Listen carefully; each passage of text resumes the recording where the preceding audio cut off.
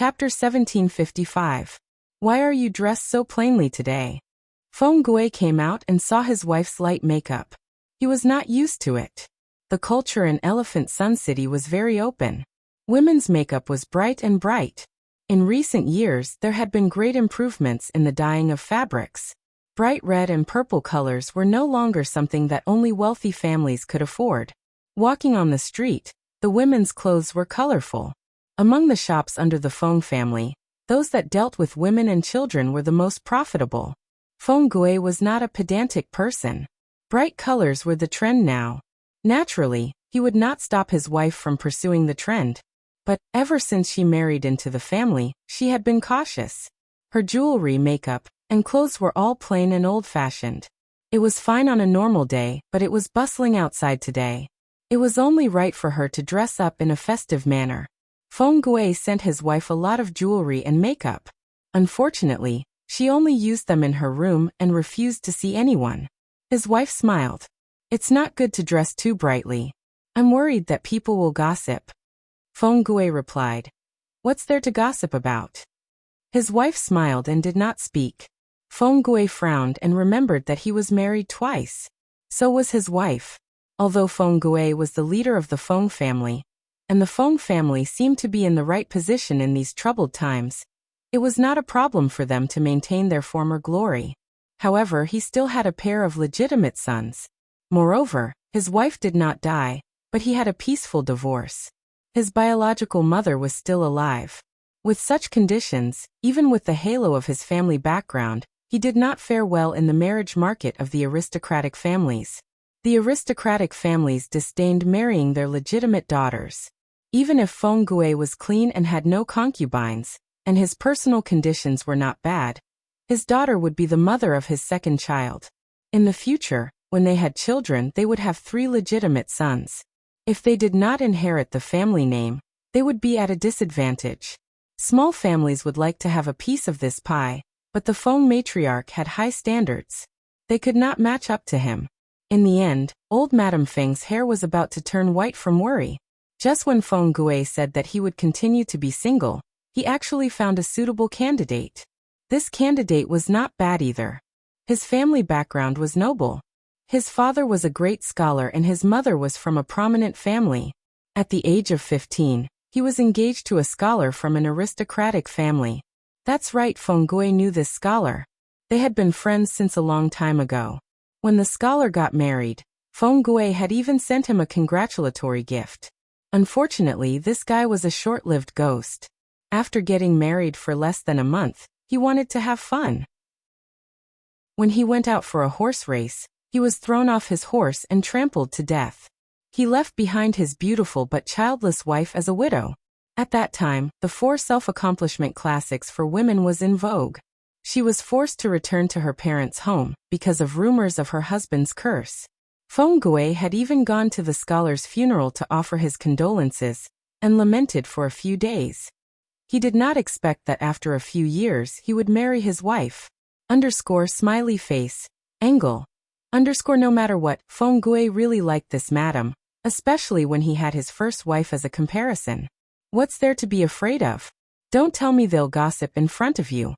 I'm afraid they don't know how to spell the word death, said Feng Gui.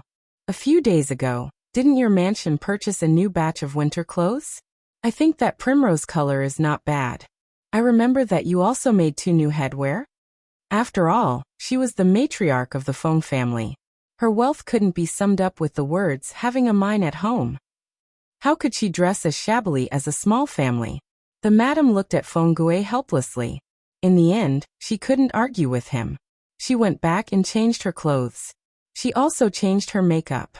It had to be said that the fresh colors and bright makeup had a great visual impact. Just by standing there, she was eye-catching.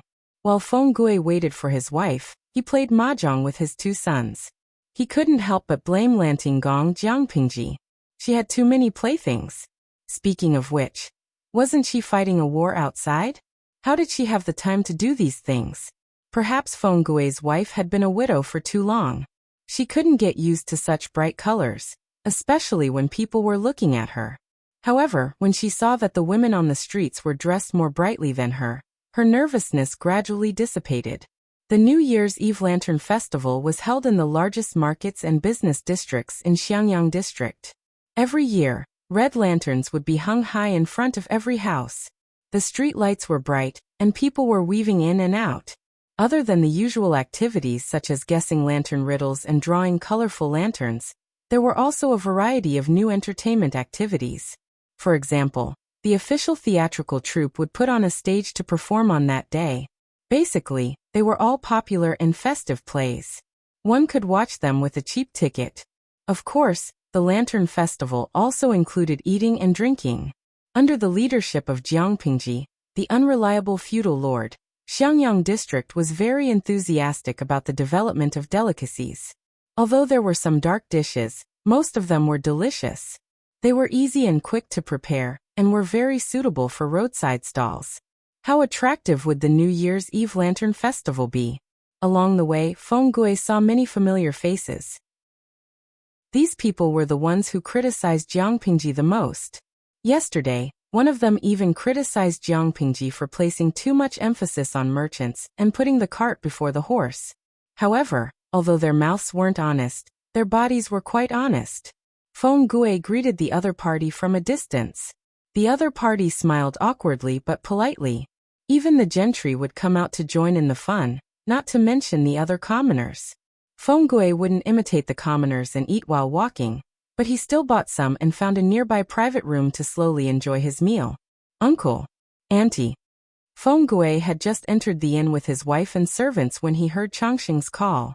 Turning his head to look, he saw his second brother, Feng Yi, standing beside Changxing. There were also a few other youths who looked either familiar or unfamiliar. Based on their temperament, most likely they weren't commoners. They were probably classmates who were on good terms with the academy. Changxing whispered something to the others and brought Feng Yi forward to greet them. "Why don't I see my two cousins?" Feng Gui replied. "They're getting old. How can they still be restrained?" They accepted a friend's invitation to go out and have fun. Although his two sons had been led astray by his first wife, Feng Gui brought them up personally, and then threw them into the Golden Scale Academy to train them. In the end, he managed to turn them around. The trauma of their childhood didn't seem to have left any lasting effects on them. Now that they stood out, they were the standard descendants of the Feng family. Feng Gui also heard that his two sons had stayed up all night fighting for the Golden Scale Academy's graduation examination. He felt very gratified. Striking a balance between work and rest was the right way. They had studied too hard recently. Taking advantage of the festival, they should go out and meet their friends and relax a little. Of course, the real reason wasn't known to outsiders. Feng Gui felt that his wife was still young. If he brought his sons out, he was afraid that others would misunderstand as a father bringing his son and daughter-in-law smiley face. Engel, I heard from Brother Rongli that my two cousins have been very tired recently. Uncle should talk to them, and tell them not to push themselves too hard. Feng Gui's two sons' talents could only be considered average. They were also the oldest in their cohort, so naturally, they were under a lot of pressure. If they were to be held back, where would the Feng family's reputation go? Feng Gui nodded in agreement. The Feng family had always been like this. When they were young, they held on tightly. When they grew up, they basically didn't care. Otherwise, there wouldn't be such a weirdo like Feng Ju. His own sons. He really should show more concern for them. After chatting idly for a while, Feng Gui let Changxing go out and have fun. With an elder by her side, the youngsters wouldn't be able to enjoy themselves. Today was a suitable day to bump into acquaintances. Feng Gui had just started criticizing his third brother, Feng Ju. When he went upstairs, he saw him. Feng Ju and his second brother, Feng Jin, were staring at each other. Chapter 1756. Feng Gui's words were not an exaggeration. Feng Ju seemed to have been avoiding his two elder brothers for the past few years. As long as it was an occasion where Feng Gui and Feng Jin were present, this fellow would never appear. There were some situations where he really couldn't avoid them, so he simply used the excuse of visiting friends and relatives, or simply claimed to be ill and stayed at home. Feng Gui felt that it was pointless.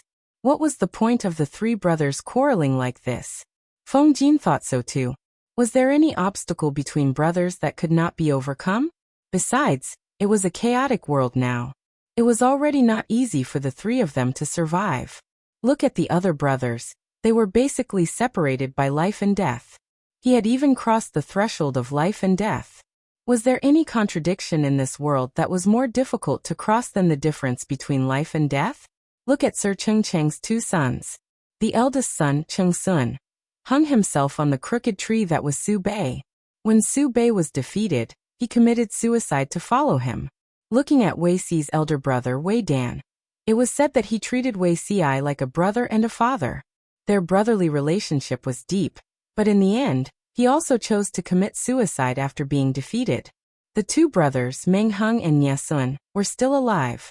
However, they had fought against each other and plotted against each other to kill each other. After witnessing so many parting of life and death, what knot in his heart could not be untied? Humph. At the end of the day, it was all Huangsong's fault. Back then, Huangsong had abducted Fengju right in front of Huangsong. This delay had lasted for more than 10 years. At the thought of this, Fengjin's hatred for Huangsong deepened. Unfortunately, Huangsong had signed an oath of alliance with Jiang Pingji, which was equivalent to a protective talisman. Fengjin could not touch him. Fengju was still watching from the side. If Fengjin really made a move, it would be even worse. At the end of the day, Fengjin had suffered quite a bit because he was afraid of harming the innocent. When Fengue came up, Fengjin and Fengju, who had been staring at each other, felt increasingly uncomfortable. It was as if they had not expected to meet under such circumstances. Fortunately, they were still rational. They maintained an awkward but polite smile and stiffly bowed to their elder brother and sister-in-law. Fengue coughed lightly. His voice sounded unnatural. Everyone's here today. Indeed, they hadn't even gathered for the new year a few years ago. Fengue had thought that they would never see each other again. Did you come out together, or did you just happen to bump into each other? Why didn't you bring someone along? What's the point of being alone on such a lively day? The Lunar New Year's Eve Lantern Festival was supposed to be spent with family. If these two left their wives and children at home, and went out to enjoy themselves, it would be too much of a jerk. Hee, if it weren't for the Feng family's background and the genetic buff, with their EQ, they would have been alone forever. Fengue chose a mat and sat down. Fengjin said, Jingxian has an appointment with sister-in-law. Jean doesn't like crowds, so I'll wait here. Fengju nodded in agreement, but his expression was a little stiff. I see. Fengue nodded his head. It looked like his two younger brothers weren't hopeless after all. I heard that younger sister-in-law is busy with government affairs, and it's rare for her to have a chance to relax. Third sister-in-law, since you're shopping with her, you must enjoy yourself to the fullest. After all, we're family. We can't distance ourselves from each other. These words were not only directed at Wei Jingxian's sisters-in-law, but also hinted at his two younger brothers to end their childish conflict. Speaking of which, it was strange. The three brothers of the Feng clan usually didn't see each other, but the wives of the three were close friends. However, Wei Jingxian was currently working for the government and didn't have much free time. Instead, it was Fengue's wife who was closer to Fengju's wife. As soon as Fengju finished speaking, the other two brothers agreed awkwardly. Initially, it was Fengjin and Fengju staring at each other. Now it was the three brothers staring at each other. The air was filled with an atmosphere that made one feel awkward. Fengue's wife had been able to maintain a warm smile at first, but under the pressure of the three brothers' awkward auras, she gradually lost her smile. Finally, Fengue put on the attitude of an older brother and asked about Fengjin's recent work situation. No matter how awkward the topic was, it was better than the three of them staring at each other in silence. As the saying goes, an older brother is like a father. When Fengue was young, he took good care of his younger brother's studies. It was normal for him to be concerned about work when he grew up. Fengjin's work was naturally smooth sailing. In the years that Jiang Pingji was at the front lines, he had lived a comfortable life. Without his lord, who would occasionally come up with all sorts of weird ideas to torture the people around her, he would secretly laugh in his bed at night. After speaking about Fengjin, Fengue wanted to show some concern for his youngest brother. Feng Ju was the father of 2 children. Even if it was for the sake of his wife and children, he should reconsider his life. Admittedly, Feng Ju wouldn't starve to death even if he stayed at home. After all, he was still a direct descendant of the Feng family. As his eldest brother, Feng Gui would provide for his family. Even if Feng Gui was unwilling to provide for them, Feng Ju was also a rich man. His private treasury was very rich. It wouldn't be a problem for him to eat and drink until he died. However, Feng Ju was the father of 2 children. Did he really want to set such a decadent image and role model for his children? Feng Ju was still a dead pig that didn't fear boiling water. His eldest brother's words went in one ear and came out the other. He listened attentively and refused to repent. The more Feng Jin listened, the angrier he got. If not for his good manners, he really wanted to give his younger brother a beating and beat the water out of his brain. What kind of bewitching potion did that scoundrel Huang Song feed his younger brother? Huang Song couldn't even turn over a new leaf. Yet Feng Ju still wanted to hang himself from this crooked tree. But the reality was Feng Gui's side. There's no one else here today. Huaijia, why don't you tell me what you think? Why would you rather waste your time than pull yourself together? Feng Ju said. How can you know the happiness of a fish if you're not a fish? You're not me. How can you know what I'm planning? Feng Gui and Feng Jin stared at their younger brother with a death stare. Such a troublesome younger brother, they should just beat him to death. Feng Jin suppressed his anger. What kind of plans do you have now? Must you learn from Cheng Jing and become a teacher in the academy? Is it better to teach and educate people? Although Cheng Jing was also unwilling to become an official, he was unwilling to do so for himself and his fellow disciples from the same sect as Langia. He wasn't wasting his time teaching in the academy either. Every day, he was enriching himself with learning. On the other hand, what about Feng Ju? Feng Jin hoped that his younger brother would go and teach as well. But on second thought, his children would also be studying in the academy in the future. If they really let Feng Ju, this traitorous scammer, teach them, that would really be misleading their children. Feng Jin was a kind and honest person. He couldn't bring up such an unkind suggestion. In the face of his 2 older brothers' threat of, if you don't tell us the truth, we'll gang up on you and beat you up, Feng Ju finally compromised a little. His eyes darkened and he let out a sigh. One look and it was obvious that this was the prelude to a long speech. There are some things that you don't know. It's not that I don't like Lu Shi, I'm just a little confused. What confused?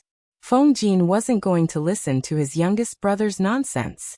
This fellow spent his days eating, drinking and having fun. He followed Huang Song everywhere. Was there any place in the entire Xiangyang district that they hadn't wandered? Not to mention Xiangyang district, they had wandered the entire Wanzhou. Feng Jin had never seen such an impudent defeated feudal lord. Confused? He thought that Feng Ju was feigning ignorance. I'm thinking, is this person Lu Shi or someone else? Feng Jin and Feng Gui were prepared to answer their younger brother's doubts. They didn't expect to hear this. That's it. That's it. Feng Ju spread his hands and said, That's it. That's it. Feng Jin was speechless. Chapter 1757. Feng Ju's desire to live was still very strong. Faced with the death stares of his 2 brothers, he revealed a little of the content. In the end, it stemmed from a dream. What dream? Feng Jin suppressed his anger. This mischievous child had always believed that man could conquer nature. He did not believe in feudalism at all. As long as it was related to numerology, he had always been dismissive. Why was he talking about a dream now and being confused for a long time? Feng Ju said. A dream related to Lu Shi. Feng Jin held his breath. He was afraid that his brother would say something profane. What good could come from a grown man dreaming of another woman? If it was any other woman, it would not be a problem even if they had a dream. However, it was different when the other party was his lord. It was as serious as the beginning of the investiture of the gods, where King Zhou, or to be precise, Emperor Xinzi wrote obscene poems about Niwa. Of course, since it was a romance, it was a made-up story. Even though it was full of flaws and bugs, the plot was good and the content was novel. Feng Jin was still a fan of the novelist's book. He would always catch up on the latest chapter. King Zhou took liberties with Niwa and destroyed the Shang dynasty. If Feng Ju revealed his dream about Jiangpingji, the Feng family would probably be devastated. Fortunately, this mischievous child was not so insensible. Nonsense. Feng Ju said. It's very strange. The Lu Shi in the dream was not called Lu Shi. Her surname was Jiang, and her name was Peng. She was called Pingji. Hearing this beginning, Feng Jin felt a little hopeless. Had her younger brother read too many romance stories in the novelist's novels? What he thought about in the day was what he dreamed about at night. How could he possibly have an earth-shattering romance with goddesses with all kinds of personas? Yes, there were such stories in the market. Even though the goddesses had various personas and there was no innuendo, it could not change the core. The domineering queen fell in love with the stubborn, kind, intelligent, and virtuous scholar, Tom Su. Feng Jin still did not understand how this kind of rubbish romance passed through Wei Xi's review. Could it be because of resonance? Feng Gui said nonchalantly, "It's just a dream." Feng Ju said, "Was it really a dream? It's too real. Everything I've experienced in my dream is as distant as the clouds in the sky, yet it's within reach." Feng Gui asked, "What's the specific content? Do you want to look for Master Yuanjing to ease your mind?" Feng Ju said, "That Jiang family and the current Lu Shi, their temperaments are similar, but also different. Their appearance is similar, and their background is the same, but it shouldn't be like this. Even though there are only a few fragmented scenes in the dream, I feel very different." Feng Ju had only had that dream once. Even though it was only once, the details of the dream were deeply engraved in his mind. It was completely different from his usual dreams. It was this uniqueness that caught Feng Ju's attention. He was so bored that he began to analyze the difference between dreams and reality. The more he analyzed, the more confused he became, and the more confused he became, the deeper he sank into the mire. At the same time, he also discovered many things that he had never discovered before. For a period of time, he almost couldn't tell the difference between reality and dream. Before sorting out these messy things, it was impossible for him to become an official, not for anything else, but because he couldn't get over the hurdle in his heart. Even if he didn't know if he had the courage to become an official. In his dream he met Madame Jiang. In a fit of pique, he ran away from home and encountered a predicament. He entered a bandit's lair and met the bandit leader, Madame Jiang. In his dream, Madame Jiang was a bandit, and she had the air of a bandit. She often killed people with a sneer. In order to save his life, Feng Ju could only change his name to Feng San, and become her incompetent advisor for a few months. Smiley face, angle, in the dream, he was quite rational at first. Later, he didn't know what was wrong with him. After drinking a few bottles of wine, he heard that the other party was going to do something big and overturn the universe. His blood surged, and he shouted that he would use force to cut off the focus of this chaotic world. To sum it up, the two of them drank for a whole night and roared at the moon like crazy people. No, that was crazy. From the perspective of a third party, Feng Ju clearly saw the hidden shrewdness in Madame Jiang's eyes after he changed his name to Feng San in the dream. Wake up, this guy knew Feng Ju's identity from the beginning and deliberately dragged him into a trap. Because the dream was seriously fragmented, Feng Ju could only sort out a general direction. They became close friends by chance, but they were destined to go astray. When he saw Madame Jiang wearing the fur coat that represented the emperor, and wearing the 12 crowns on her head to ascend to the throne, Feng Ju could also feel the excitement and joy in his heart. It was as if all the depression that had been squeezed in his chest had been released, and his heart was surging. However, this was not a fairy tale. It was impossible for it to stop abruptly at the most beautiful moment. As Madame Jiang ascended to the throne and took control of the world, the two of them, who used to talk about everything, still had a disagreement. The source of the disagreement was the Feng family, or rather the topic of scholars and commoners. Looking at himself in the dream, Feng Ju was a little stunned. It turned out that he also had such a side to him. After some fragmented scenes appeared, Feng Ju finally understood why he was so protective of the Feng family in the dream. Feng Ju was the only one left in the direct line of descent of the Feng family. He had no right to be willful, and could only carry the entire direct line. For the interests of the Feng family, he argued with the emperor, and did things that he once thought he would never do. Gradually, the decades of friendship were exhausted. The Feng family lost 2 elder brothers, and the Fengju in the dream became the person he once hated the most. It was hard to say whether the emperor had let down the Fengju in the dream, or Fengju had gone against the original intentions of the 2 of them. According to the dream, the cause of the death of the 2 elder brothers seemed to be indirectly related to the emperor and himself. Well, it was probably when they were vying for the throne. This was also the reason why Fengju was unwilling to face his 2 elder brothers all these years. 1 was enough to make him feel guilty, but 2 was simply a critical hit. Feng could not help but complain. "You took the dream seriously," Fengju said uncertainly. "The dream is too real. Maybe there really is a past life, this life, and karma?"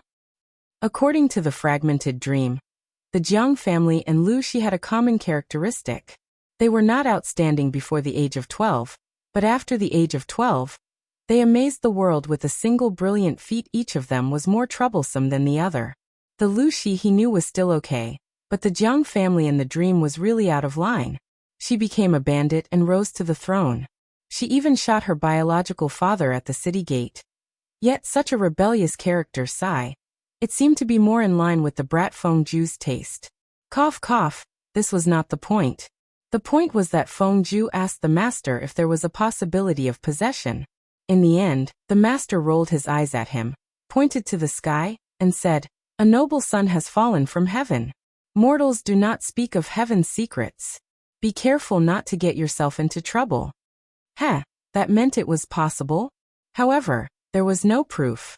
Fengju could only keep this secret and let it rot. Possession by demons and ghosts was called mischief. But how could it be called possession by a noble son sent by heaven? It was King destiny. Fengju vaguely mentioned the relationship between himself and the Jiang family in the dream. Fengjin gave him a look. If it was really a past life, wouldn't Fengju be in a hurry to become an official? What are you blabbering about? The 2 of them continued their predestined relationship. What a good plot in a novel. Fengju could not help but sigh. Lu Shi is not the Jiang family. The Fengju in the dream was the first white moon of the Jiang family. They were fair-weather friends. The Lu Shi in reality? This woman was too sentimental. Chapter 1758. What do you mean by Lu Shi is not part of the Jiang family? Feng Gui had the illusion that he was going bald from worry. His brother's illness seemed to have worsened. He went straight to the point and asked, "Huijie, tell me, what exactly do you think of the Duke of Lanting?" Fengju himself could not explain it clearly. Rationally, he was more inclined towards Huang Song. Even if Huang Song had already been defeated and lost his lofty ambitions, he and Fengju had been friends for more than 10 years, and they still maintained contact even now. On the other hand, Fengju was not familiar with the current Duke of Lanting, Lu Shi, let alone his position in Fengju's heart. However, when he recalled that frighteningly realistic dream, the usually decisive Fengju became uncertain again. The Fengju in the dream had initially given his all for the Jiang family. That dedication was even greater than what he felt for the current Huang Song. A ridiculous dream could actually have such a huge impact on Fengju. The Duke of Lanting is naturally good. If he ascends to the throne in the future, he will definitely create an unprecedented prosperous dynasty. As Fengju said this, fragmented scenes from the dream surfaced in his mind. The dynasty under the rule of the Jiang family was indeed very prosperous. The current Duke of Lanting, Lu Shi, would naturally be able to achieve that. However, there are some things that I can't explain clearly. Isn't it not bad now? When Feng Gui heard this, he really wanted to open a hole in his brother's head, and open it up to see what kind of trash was inside. What did he mean by, "Isn't it bad now"? What the hell? How is it not bad? Did he mean that he would stay at home all day and live off his parents and family? The Feng family had used a lot of resources to nurture him. They didn't expect him to be extremely powerful, but he couldn't just stay at home and live off his parents, right? Oh, old Master Fengrun had even retired. Currently, Fengju was living off his eldest brother Feng Gui. When Feng Gui thought about how he had to take care of his youngest brother's family while he was busy with family affairs, he felt terrible. It would be very embarrassing if word got out. The third son of the Feng family had been known as a child prodigy since he was young, but after he grew up, he became mediocre. Did Feng Ju want to become a classic example of what people said? Growing up is not necessarily good? Since it's so good, why are you still? Don't tell me you still think that Huang Bogeo can make a comeback? Feng Jin's eyes were sharp. It was as if Feng Ju dared to nod, he would chop Huang Song with a knife and let his corpse lie on the street. As an introverted brother complex, Feng Jin had never liked Huang Song back then. Even if Huang Song tried to please him, he would not budge. Now he hated Huang Song even more. Feng Ju was shocked and hurriedly said, "Elder brother, what are you talking about? If these words reach the ears of the Duke of Lanting, Bogeo will be in trouble." Huang Song had already given up. If Jiang Pingji became suspicious because of Feng Jin's words, that would be a tragedy. Feng Jin frowned and looked at his youngest brother with a pained expression. "You are a beautiful woman, yet you follow a thief. Huang Song was a scumbag, okay?" Feng Ju did not know that his second brother was imagining so many things, so he had no choice but to lie. Now is not the time. Look, this excuse is exactly the same as the one Cheng Jing used back then. Feng Jin asked, "When is the time?" Feng Ju was quick-witted and immediately thought of a way to cover up the lie. With a solemn expression, he said, "I was unwilling to become an official in the past because of my old friendship with Bogeo. Moreover, I did not have much contact with the Duke of Lanting, so I planned to wait and see. Now I am still unwilling, because I am worried about something." Both of his brothers had brother complex filters. They did not see that Feng Ju was prevaricating. Instead, they asked him with a serious face, "What are you worried about?" Feng Ju said, "You are highly regarded by the Duke of Lanting, and you have a youthful friendship." Feng Jin interrupted him. "If it is because of this, you don't have to worry. Will you and I care about this?" He thought that Feng Ju said this because he was worried that the two brothers would have a conflict in the future. They were of the same clan and had deep feelings for each other. They should support each other instead of opposing each other. "That is not what I mean. I am saying that you are highly regarded by the Duke of Lanting. If he wants to recommend me to become an official, he can do it at any time. There is no hurry." Feng Ju shook his head and denied Feng Jin's words.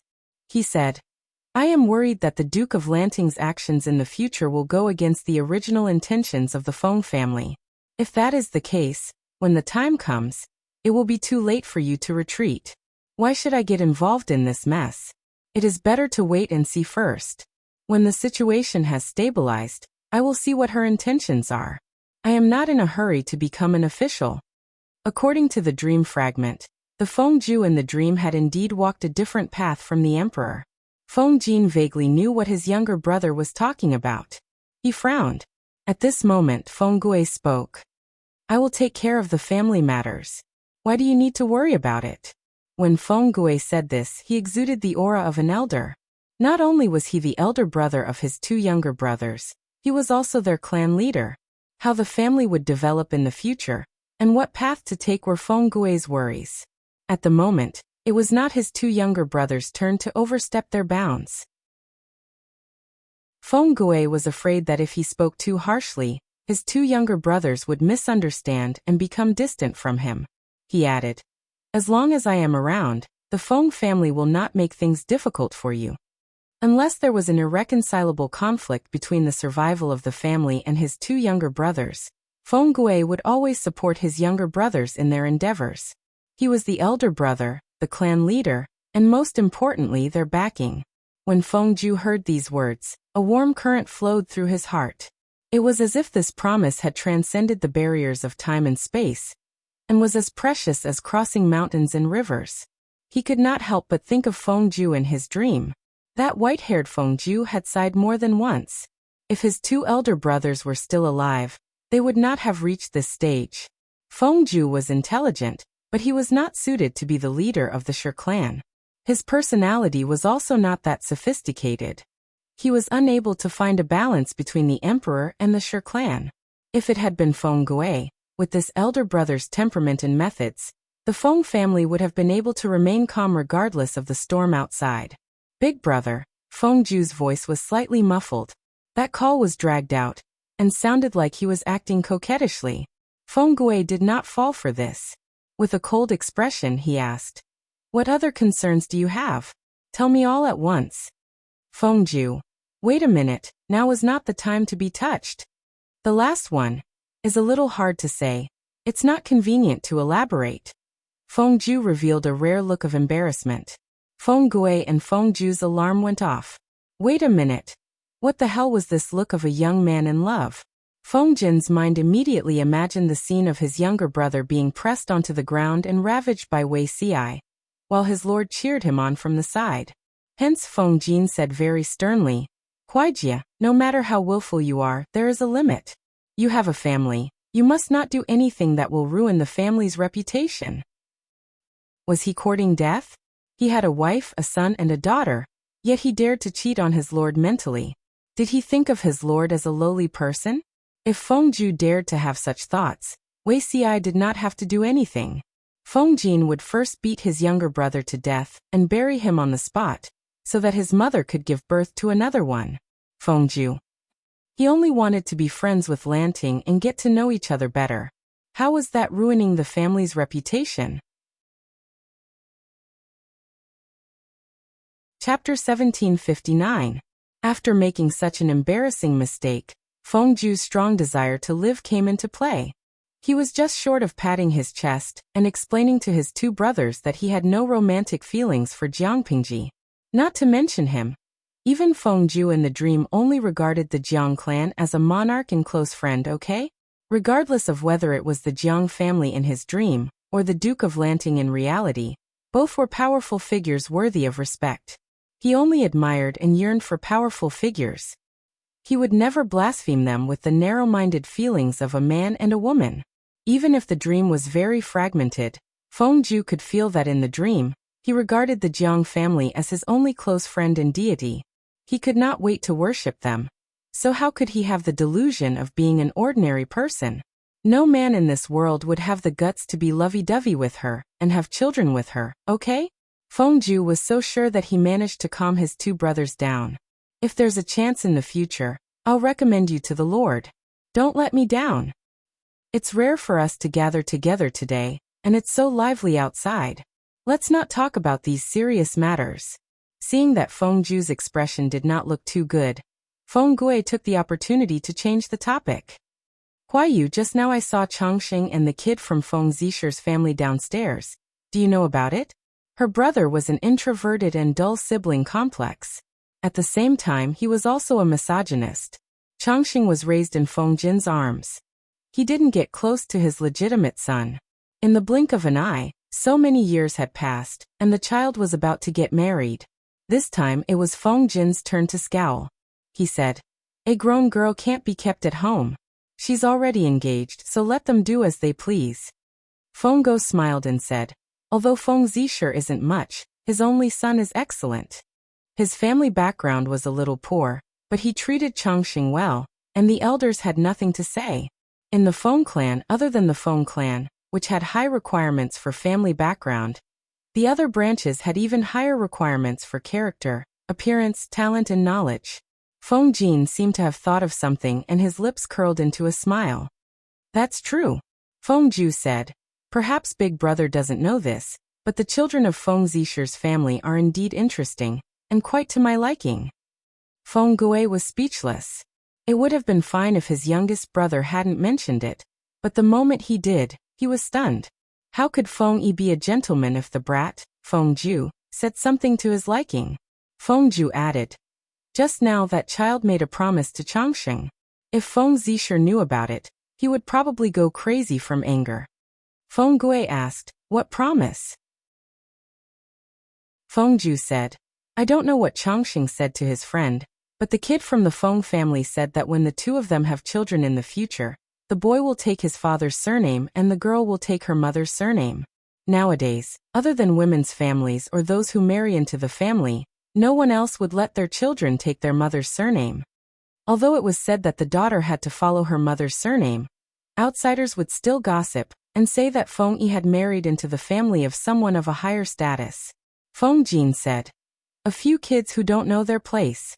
Although the current atmosphere was more open, and there was nothing wrong with a man and a woman getting along with each other, the two of them were shameless enough to talk about this before they were even married. I don't know where Changxing heard about double households. She told Rongli that she wanted to have her own household after she got married. Later, she said that it was meaningless to be the head of a single household, so Rongli promised his daughter to follow her mother's surname. Most importantly, he had not married his daughter off yet. These two scoundrels were already discussing whether they would have a boy or a girl in the future, and what the child's surname would be. Feng Jin could not help but reflect on where his family's education had gone wrong. How could they have raised such a bold daughter? Feng Gui laughed. Children's words carry no harm. It was obvious that Feng Gui did not take the matter seriously. Instead, he took it as a joke. Little did he know that the two youngsters were serious. As a loyal brother, Feng Yi could not let the unlucky Sun Lan fight alone. He should at least show some support. As a student taught by the Golden Scale Academy, Feng Yi did not have the bad habit of despising women or clinging to the family line. After all, the environment in which they grew up was relatively isolated. The academy isolated them from the outside world's influence. Whatever the Golden Scale Academy taught them, they learned it. Coincidentally, Changxing was joking with him, so he agreed to it. However, some ugly things had to be said first. It was difficult for his family to continue the family line. If there was only one daughter in the future, she might have to change her surname back to Feng.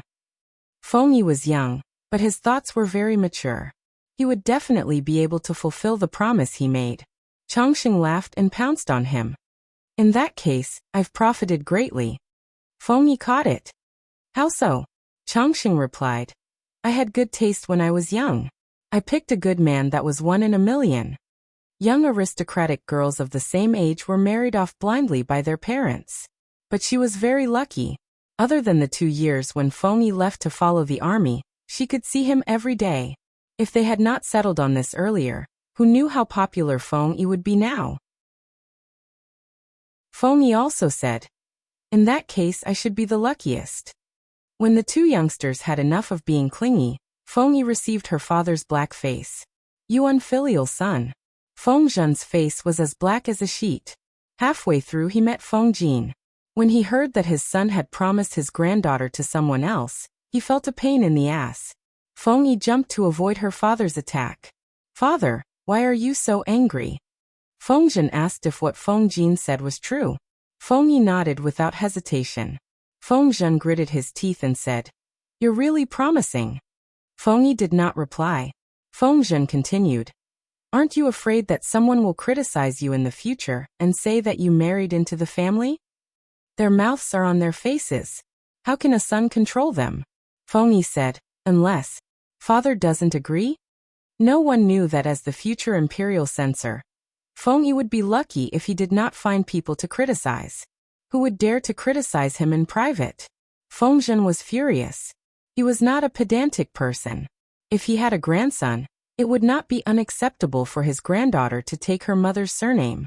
After all, the Feng family was a large family. If she took the surname Feng, her future marriage background would be more powerful. The problem was, what if I only have one daughter? Feng Zhen's health was not good, and Feng Yi was born weak and sickly. It was hard to say whether it would be difficult to have children. Feng Yi smiled and said, "Changxing is not unreasonable. If I only have one daughter, I will change my surname back." Feng Zhen. What were the brains of the youngsters these days thinking? Feng Yi continued, "If father is really worried about the family line in 100 years, why not have another child with mother while you're still young?" Feng Zhen's face darkened. He wanted to punch his own son. How could he tease his father's son like this? How could he have children so easily? How could Feng Yi be the only child? Just as the father and son were stabbing each other's hearts, hurried footsteps came from outside the room. It was Wan Xiaoer's maid. "Master Langjun, it's bad. Madam has fainted." Not only that, they also found some brown on Wan Xiaoer's lower body. But according to the time, it was not yet time for her monthly cycle. What? The father and son did not care about anything else. They hurriedly called the doctor over. The doctor's expression was solemn. After feeling the pulse for a long time, he shook his head and changed to another method. Fengzhen and his son were frightened. After a long time, Fengzhen was so anxious that he was sweating. The doctor withdrew his hand and asked the maid about Wan Xiaoer's period. After a long time. Chapter 1760. What do you mean I can't feel her pulse for now? Fengzhen almost went crazy when he heard the word pregnant, but the doctor's next words hit him hard. No one would complain about having too many children. After so many years, he was a father again. He was both happy and nervous, not knowing what to do. Poor medical knowledge told Fengzhen that a woman's slippery pulse was pregnancy. The doctor said he couldn't feel her pulse, but then said she might be pregnant. He was confused. The slippery pulse is smooth, like a pearl rolling on a jade plate. The doctor had a good temper and explained patiently. Usually, if a woman's pulse is slippery and she is not sick, then she is most likely pregnant. But slippery pulse only appears around 2 months of pregnancy, and it can't be felt if the month is too early. I asked the maids and learned that your wife's monthly letters are always on time, never late or early. But this month's letter was a few days late. There was some brown blood on her lower body, but it didn't seem like a monthly letter. So I concluded that she might be pregnant, but the month is too early and she is tired, so there are signs of miscarriage. To be safe, you should rest in bed for the next few days and drink something to protect the fetus. After a few days, we'll see if your wife's letter comes.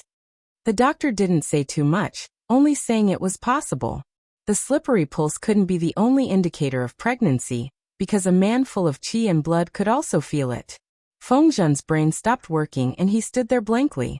If the letter comes in a few days, the doctor said, then it's not pregnancy. I will come again to feel your pulse and prescribe some medicine for your wife. A woman's letter cannot be ignored. If it ends too early or is messed up, it will easily cause the yin and yang in the body to be out of balance, causing puffiness, premature aging, and even a decrease in lifespan. Fengzhen's mind was a mess after hearing this. Then is she pregnant or not? Fengyi couldn't stand it anymore. Regardless of whether she is or not, let the doctor prescribe her medicine first. After all, if they didn't take good care of her, they might lose their long-awaited child. Fengzhen was enlightened by his son and hurriedly said to the doctor, Yes. Quickly prescribe the medicine, the best medicine. The doctor was used to big storms and didn't take Fengzhen's loss of composure to heart.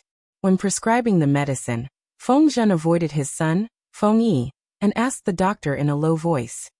My wife had a child in the past, but she was tricked by a scoundrel into drinking a poisonous substance that caused her to have an abortion. Her vitality was greatly damaged, which worsened her condition of having a cold womb. If she really is pregnant this time, will it harm her body?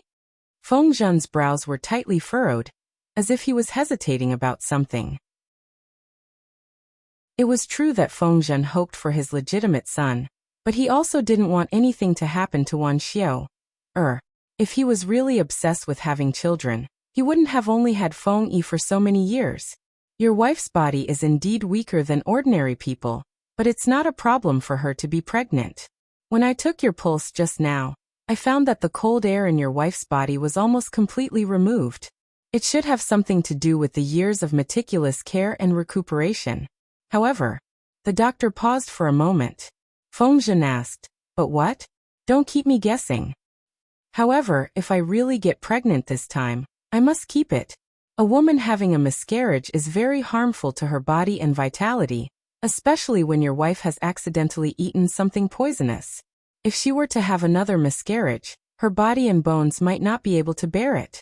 If she can't keep this child, the chances of having another child in the future are very slim. On the other hand, if she can successfully give birth and recuperate well after the birth, it can eliminate the hidden dangers in her body. Hearing the doctor say this, Fengzhen's anxious heart calmed down a little. What happened to me? Wan Xiao wanted to sit up after she woke up, but before she could do anything, Fengzhen pushed her back down. The doctor said that your old illness is acting up again. You have to rest in bed for the next few days and rest well. You can't get up as you please. Fengzhen didn't say what the doctor had guessed. He didn't want to rejoice for nothing and make Wuxia or feel bad. It was better to wait for her body to recover and confirm her pregnancy. Wuxia said, "Before I fainted, I did feel tired all over. Did the doctor say if it was serious?" Fengzhen said, "As long as you rest well, it won't be serious. I will send people to keep an eye on you for the next few days. No matter how important it is, you have to put it aside for now." Wuxia smiled and said, "It's already the new year. How can I miss out on the social interactions between families?" Fengzhen frowned. "That's not right. Your husband is right in front of you. How can he let you worry about these things?" She was doubting his ability. Wuxia realized that the people around her had a strange attitude towards her. Fengzhen, on the other hand, had his eyes glued to her body. Even if she made a big movement, he would turn pale with fright. Fengyi, that child, greeted her every morning through the door. She kept asking about her health, whether she had an appetite today, and if there was anything she wanted to eat. Needless to say, the maidservants who served her were even worse. Wuxia was speechless. She seemed to smell a conspiracy. It was as if everyone around her knew a common secret, but she was the only one keeping it from her. Could it be that she had contracted some kind of terminal illness and was about to die? Was that why Fengzhen and his son were so paranoid? Wuxia lay on the mattress for a few days. Her body felt weak. After a few more days, she was finally allowed to sit for a while. Could it be that I really have contracted an incurable disease? Wuxia's heart sank. She never thought that she could be pregnant. The trauma left by that incident was too great. The child she had longed for so long had only been in her belly for 2 months before her birth father forced her to abort her. The doctor told her that it would be difficult for her to have another child in this lifetime. Wuxia tried to nurse her body and tried to give Fengzhen one, but nothing happened. After the new year, Fengyi didn't stay at home anymore. She moved to the dormitory in the Golden Scale Academy. Fengzhen didn't agree. The dormitory in the academy was good for ordinary people, but it couldn't compare to home. Fengyi smiled and said, "Son, you have to focus on preparing for the graduation exams. Even if you don't get first place, you have to be in the top 3. That's a double blessing." What double blessing? Of course, it meant that he did well in the exams and his mother's pregnancy was stable. "Father, I'll leave mother in your care." Fengyi was worried.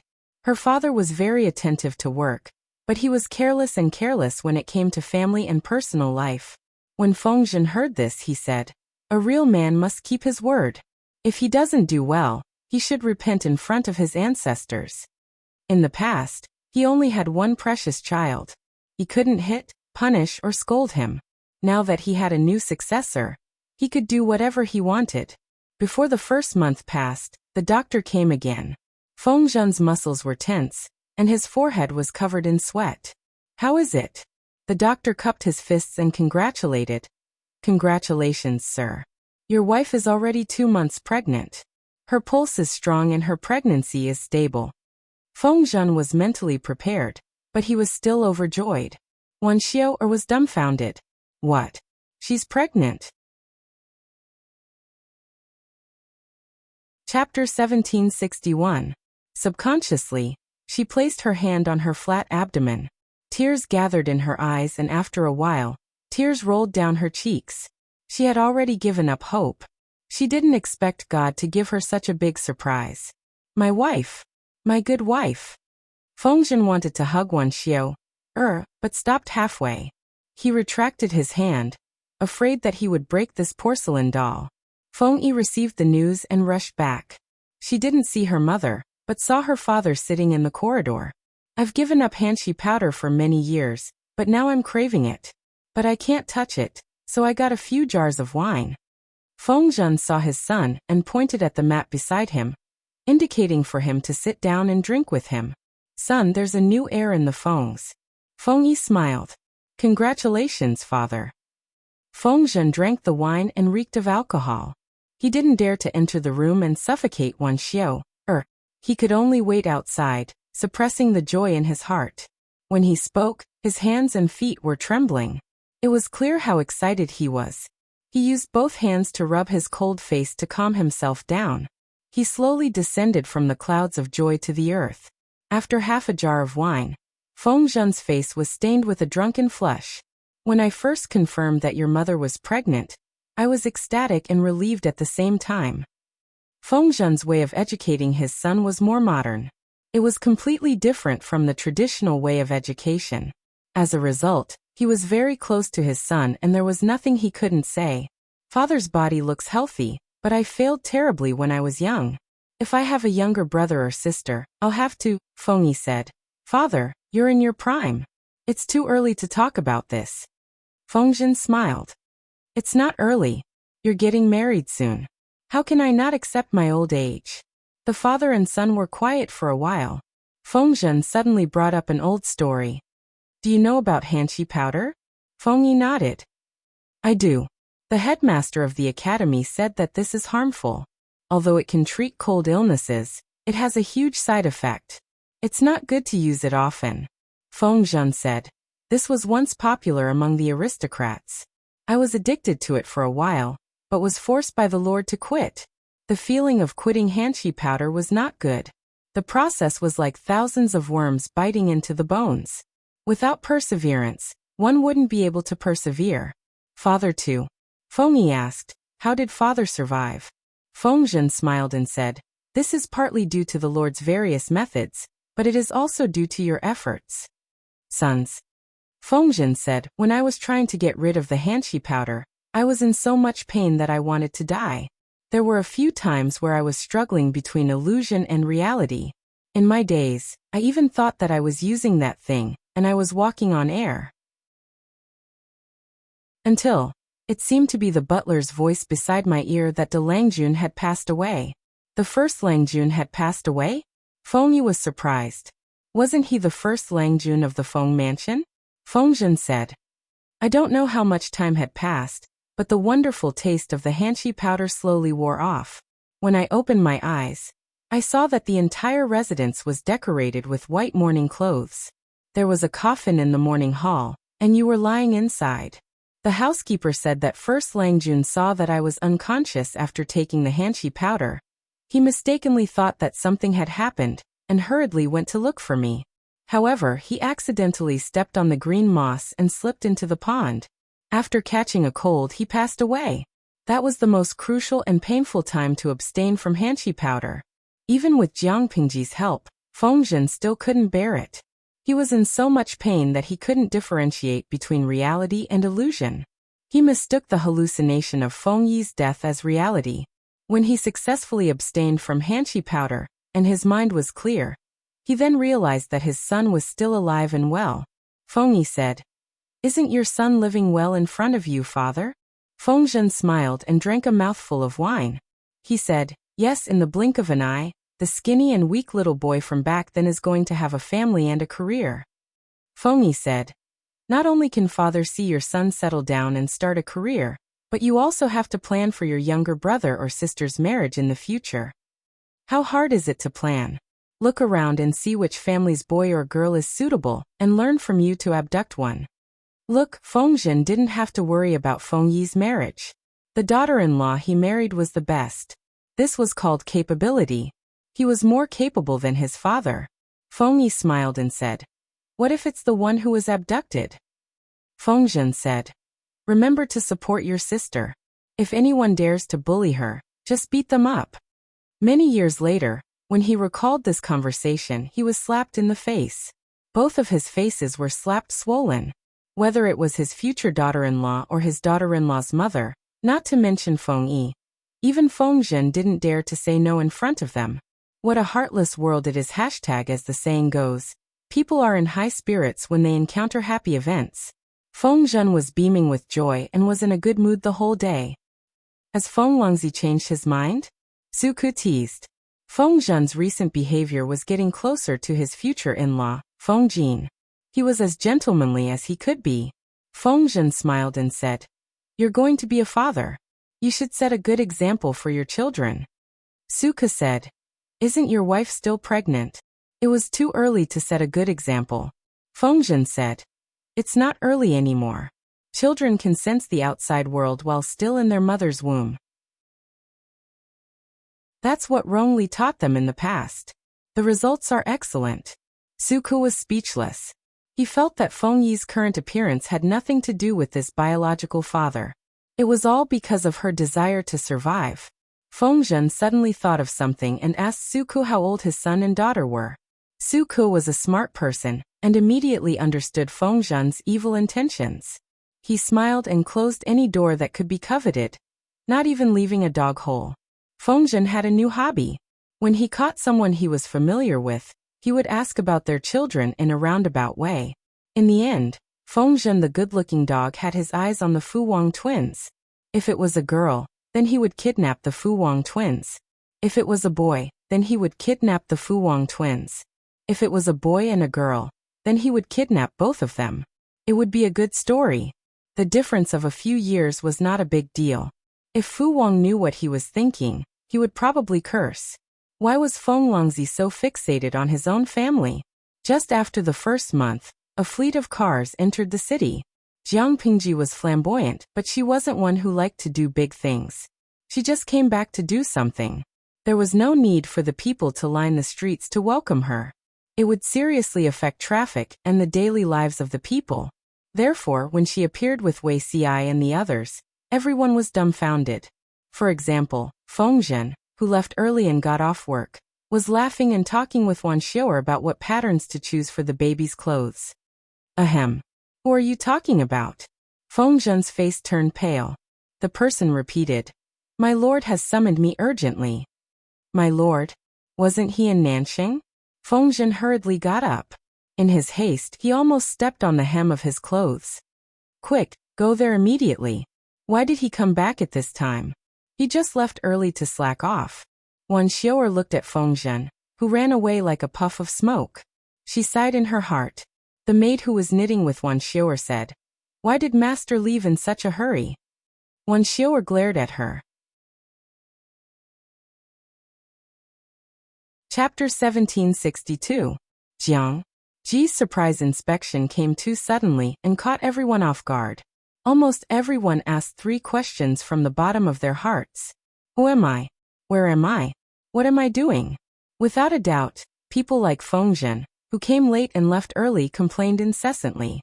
They wished they could step on Tunez's firestorm wheels, stick a pair of Lei Zhenzi's wings on their backs, and flip a godly sage's somersault cloud. Ji took the lead in front of him and destroyed the evidence of him coming late and leaving early. Unfortunately, they didn't have the ability to do so. His lord was a doer, so it was a tragedy. When Feng Zhen arrived and met his lord's half-smiling eyes, Feng Longzi had a strange feeling that he had nowhere to hide. He forced himself to smile awkwardly but politely, and shamelessly gave Jiang Qingho a smile. Ji bowed and sat down stiffly. Feng Zhen looked calm on the surface, but he was panicking inside. He kept praying that his lord didn't notice him. Just as he was sweating anxiously, Suku's question temporarily solved the problem, making him feel like he had escaped from death. Why didn't anyone tell us in advance that our lord is coming back? Butler Suku showed a disapproving expression. His lord was so old but still so capricious. Although the situation in Dongqing was much more peaceful than other places, it wasn't safe everywhere. There were always some unruly people in some places who were uncivilized and harmed the people. If these bandits bumped into their lord and disturbed her, it would be their fault as her subjects. Not only that, the road conditions were tough. No one knew which would come first, an accident or tomorrow. If his lord had an accident because of her lack of care, Suku and the others couldn't absolve themselves of the blame. Jiang. Ji said, "Just one trip back and the people already lined the streets to welcome us. Although it was grand, it was too disturbing. If it wasn't adjusted well, they would be crowded and worried about accidents. After thinking about it, I brought people back to the city quietly. That's why I didn't inform you in advance." Even in her era, once there was a large outdoor event, there was a chance of accidents, such as being trampled, not to mention the people of this era. Jiang. Ji Yinshu was not someone who would torture ordinary people for the sake of vanity.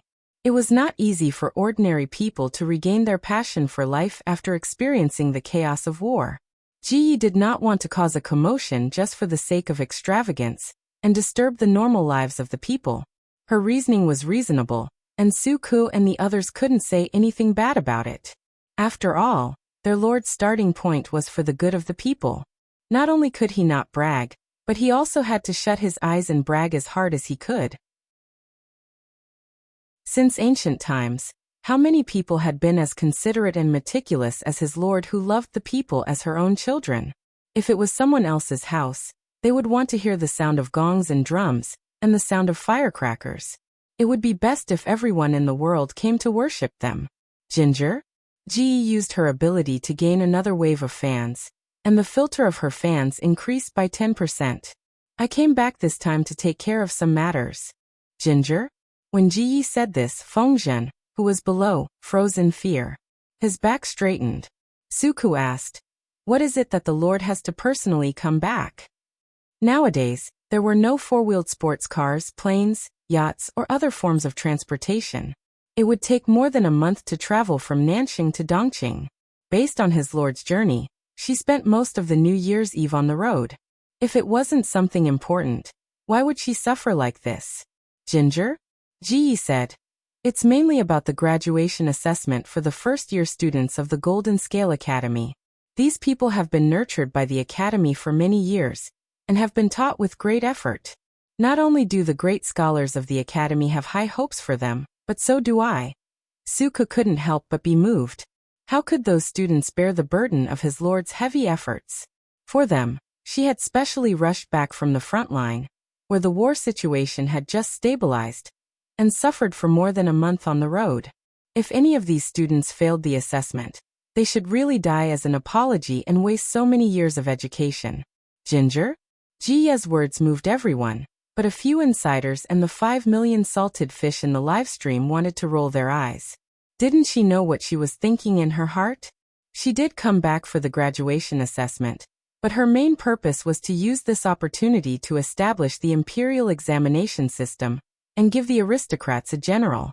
Although they lampooned, other than Wuxia and salted fish, no one knew how powerful the imperial examinations were. It was like a heavy punch, completely breaking the monopoly of the aristocrats and the bloodline inheritance that everyone was used to. It was groundbreaking. Because of the imperial examinations, the lofty aspirations of becoming a farmer in the morning and going to the emperor's hall in the evening could be realized. He had misjudged the hidden meaning behind this graduation assessment, and was destined to be defeated by Jiang Xiang. Ji was caught unprepared. After all, it's the first time. There can't be any mistakes in all aspects. Have you prepared any rules? Remote communication was not as convenient as face-to-face communication. Ji's instructions to them were very concise, and many parts were not explained in detail. Now that they were back, they could communicate however they wanted. Suku and the rest had prepared everything before the new year, and now they could use it to complete their task. Ginger? Ji flipped through it casually and said, "There's nothing wrong with this set of rules, you can use it directly." The person in charge secretly heaved a sigh of relief. But, Ginger? Ji added, and everyone's hearts that had just calmed down suddenly jumped up. She said, "There's no harm in using more formality to make the students acknowledge the Golden Scale Academy more, and to make the students who will be taking the graduation assessment more seriously." Everyone did not understand. Ginger? Ji said, "Rank the graduation assessment results, and the top 50 students will be rewarded." Reward? The chief butler who was in charge of finance frowned and asked, "How will they be rewarded?" Be it the public treasury or the Lord's private treasury, they were not rich at the moment, and it was impossible to reward them generously. Moreover, the academy had more than this batch of students. They couldn't possibly reward them generously every year, right? There were 200 to 300 students in the main academy, but there were still more than 20 branches. How should they deal with this? Suka hoped that his lord would be more clear-headed and stop squandering. She could not afford it anymore. Ginger? Ji said in a low voice. After enrolling, every student will receive a student token as proof of entering and leaving the Golden Scale Academy. The student's basic information will be recorded on it. Let's do it this way. The top students who graduate this time will receive a custom-made graduation token. The first 3 will be forged with silver, the 4th to the 50th will be forged with bronze, and the 50th and above will be forged with wood. The so-called graduation token was the graduation certificate, the proof that the students had completed their studies in the Golden Scale Academy. Although this thing was useless and worthless, it was an honor. In this era where honor and spirit were important, a small token could increase the sense of belonging a lot. After Suko heard this, he calculated the cost and secretly heaved a sigh of relief. The cost was not high, the most expensive was 3 silver tokens, and the size of the token could be discussed. However, Suko was probably happy too early. Ginger? Ji Yi took the opportunity to mention the concept of graduation uniforms. Well, to be honest, the cost of this uniform was much more expensive than any brand. Chapter 1763. Although he said so, as a good subordinate of his master, Suko naturally had to do it for her. He casually agreed, but his heart was bleeding with heartache. After finishing this matter, Jiang Yushu said. Ji Yinshu then asked about the situation in Dongqing over the past 2 years. Even though Suko and the others would send him news every month, it was still not as detailed as knowing it himself. She was able to fight at the front line with peace of mind, largely thanks to this group of meritorious soldiers stationed in the rear. Ji couldn't do anything at the front line. In terms of opportunities to make contributions, the front lines naturally had the most opportunities. Otherwise, why would those generals want to go to war? However, Suko, Fengjin, and the others were able to calm down and defend the rear so that she did not have to worry about anything. It was really commendable. Ginger? As a mature master, Ji would naturally not neglect this group of people. Raising officials was like raising a house cat. From time to time, one had to pacify them. Even if they were not given much to eat, they would still diligently contribute.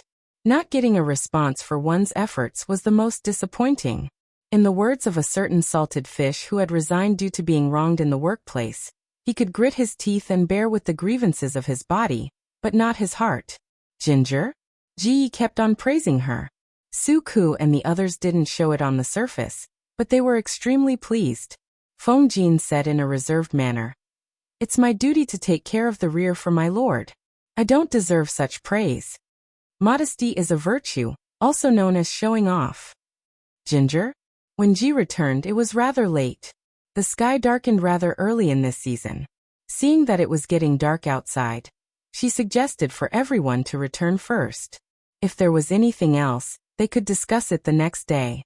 More than 20 people bowed and were about to leave. Ji suddenly called out to a certain someone. "Zisher, stay here." Fengjin's back stiffened, and he thought to himself, "The heavens want me dead." Fengjin, who had heard the commotion, glanced at Fengjin, then looked at Wei Ci. His expression did not show, but there was some doubt in his eyes. How rare. In the past, it was always Zishao who stayed behind. But now it's Zisher. Suko was a serious person, but when he said that, it was obvious that he was snickering, which sounded indecent.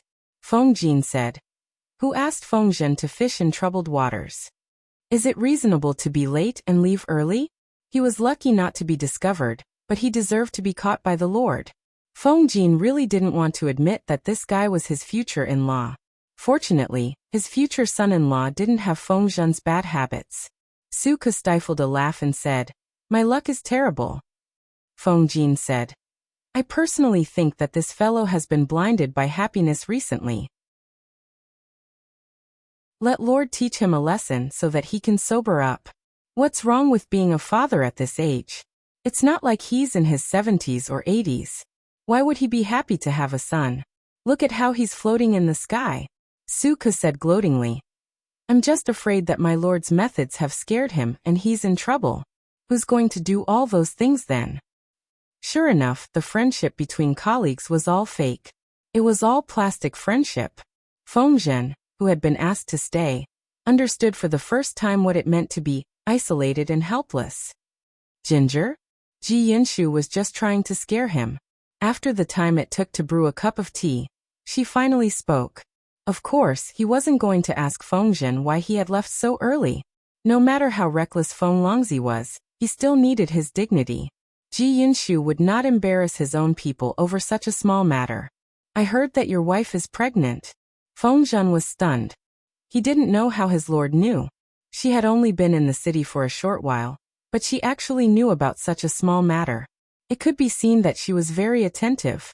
Thus, Feng Zhen's nervousness disappeared and was replaced by warmth. Yes, but the doctor said it's still early, and there were signs of miscarriage before, so we have to be more careful in the first few months. Ginger?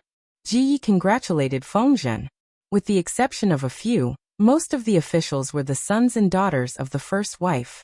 Even Su Ku, who had been separated from his wife for many years, was working hard to catch up. Now he had a son and 2 daughters. Only Feng Zhen was pitifully small, with only one son, Feng Yi. Although this son was quite good at fighting, and the other children were no match for him, he was still at a disadvantage in terms of numbers, and his ability to resist risks was also weak. If anything happened to Feng Yi, Feng Zhen would become a middle-aged man who had lost his only child. Do you have a name? Feng Zhen's nerves were taut. When he thought of his family's indescribable ability to come up with names, his heart trembled. I still don't know if it's a boy or a girl. How should it be named? Ginger?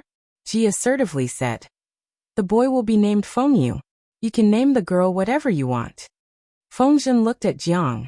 Ji looked as if she had seen a ghost. The child in his wife's womb was his.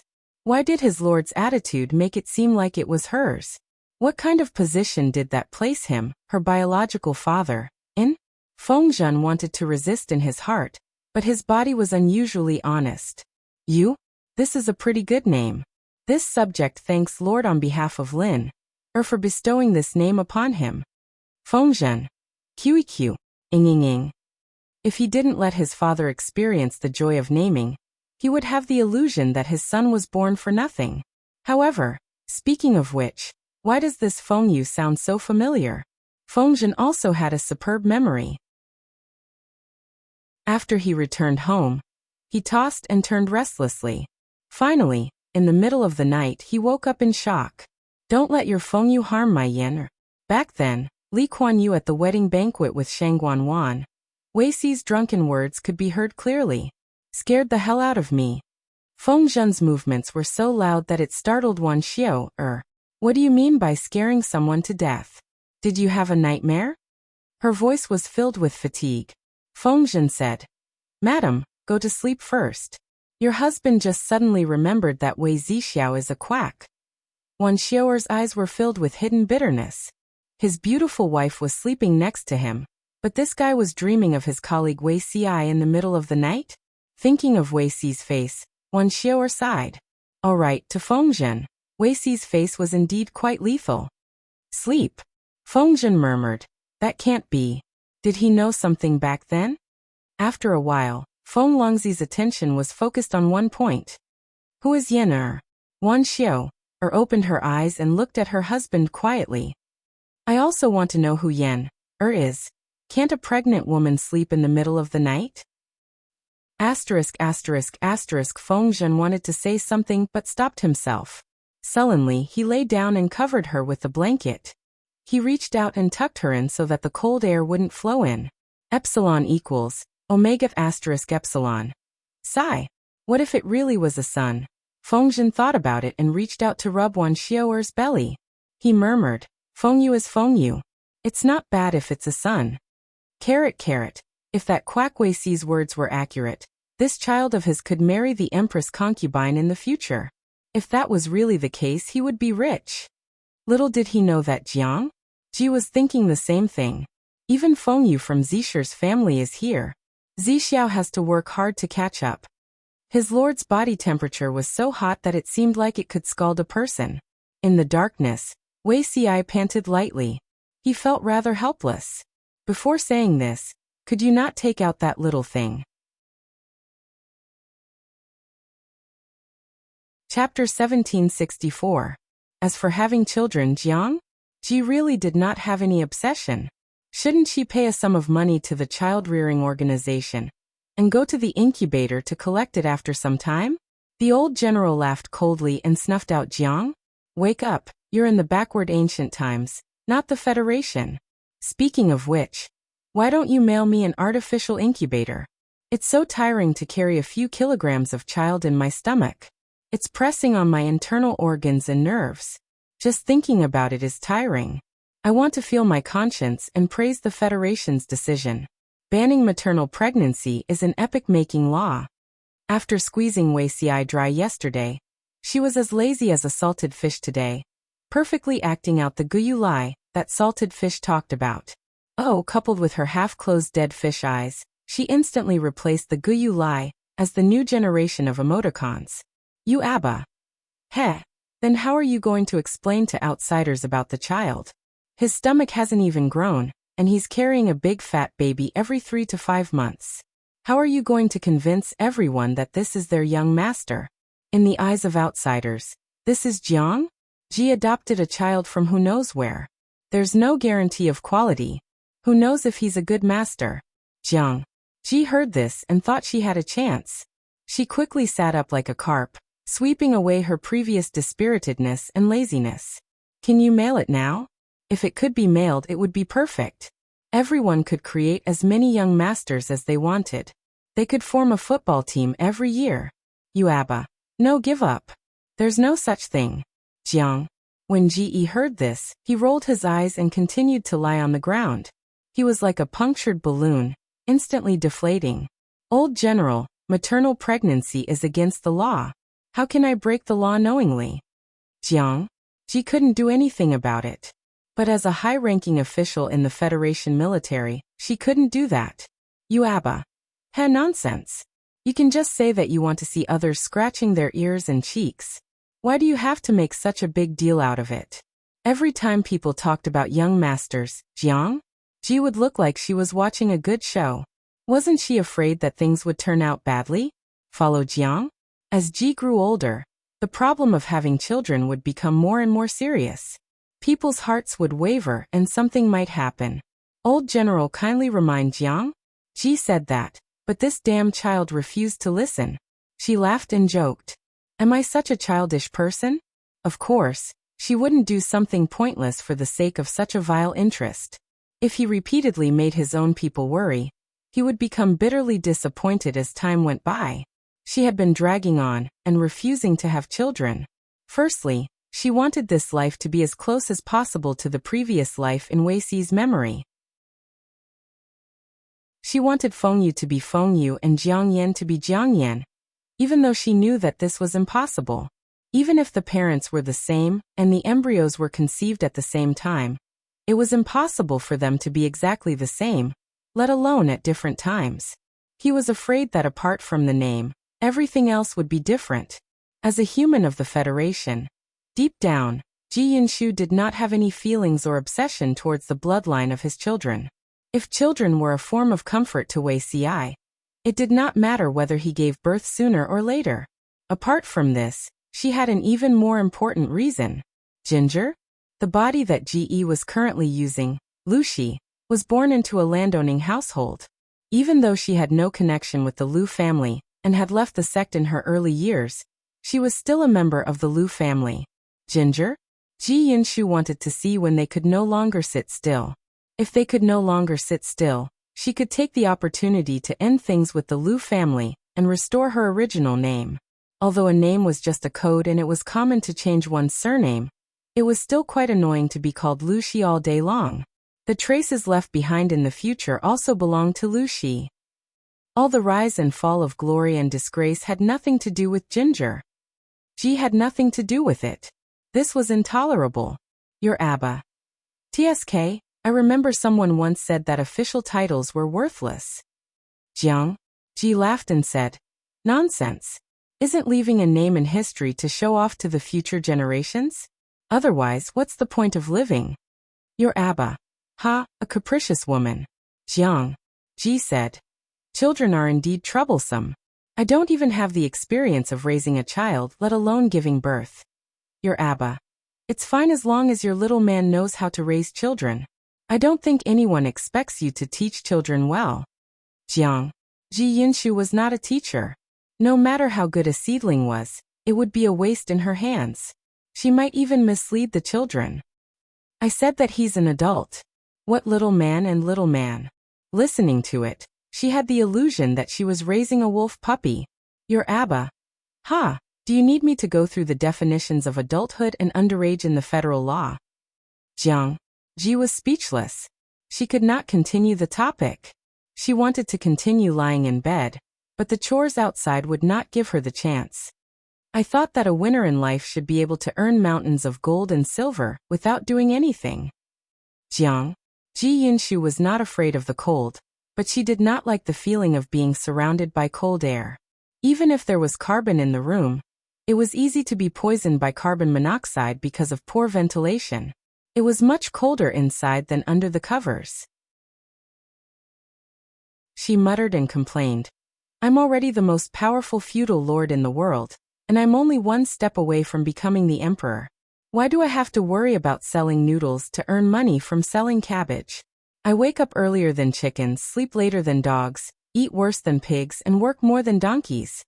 If one were to talk about envy, Jiang? Ji Yinshu was most envious of those muddle-headed rulers who used all the resources in the world to support one person. There were 3,000 beauties in the harem, and it would take 10 years to sleep with one of them in a day, of course. This was purely the imagination of poor scholars. Just like the joke that the salted fish told her a while ago, the peasants guessed that the emperor used a golden hoe to work in the fields, and the empress used a golden mallet to wash clothes. It was impossible to have 3,000 beauties, but it was possible to have dozens of them. Jiang. Ji Yinshu only had Wuxia, and the jealousy of a young man was great. As for her, carrying a golden hoe to work every day was not as good as working in the fields. The salted fish were not happy. Tudofecio. Streamer, before you say this, feel your conscience first, and then look at Zixiao and the rest, okay? If it was Jiang, Ji Yinshu could still earn some cabbage money, but Wuxia and the rest would be spending their youth and energy instead. Jiang. Ji Yinshu was too lazy to look at them. This was clearly her live stream, but the fans were all other people, and from time to time, they would diss her for their idols. Forgive her for being blunt, but the idols that these salted fish used to be fans of were now middle-aged uncles in their 30s. Lanting Xiangxue. That's the charm of a mature man.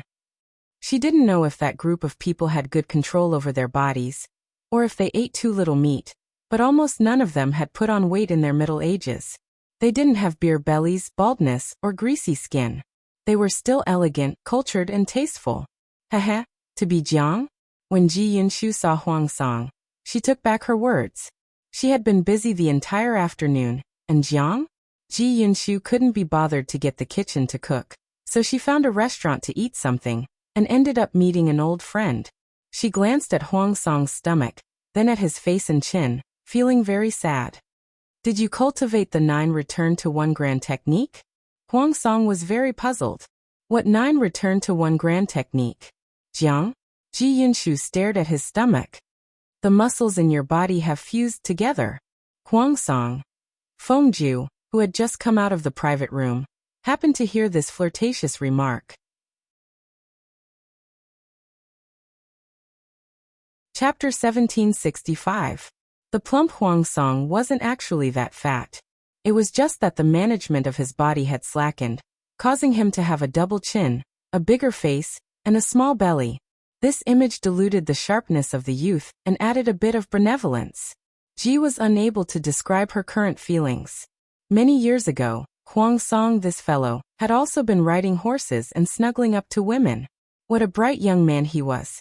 Now that the edges and sharpness of his body had been polished off, although he had become benevolent, to those who were familiar with his former appearance, it still made them feel a little sad. Ginger? Ji Yinshu would not grieve over the changing seasons. Her emotions only lingered for a second or two, before disappearing completely. Huang Song added, "This is the trend pursued by scholars nowadays. You're as thin as a bean. What do you know?" Ginger? Ji Yinshu was surprised. Had Huang Song rebuked her? Although those famous people have nothing to do all day and seem to be a pain in the ass, there's nothing wrong with their eyes. Why would they chase after plump bodies?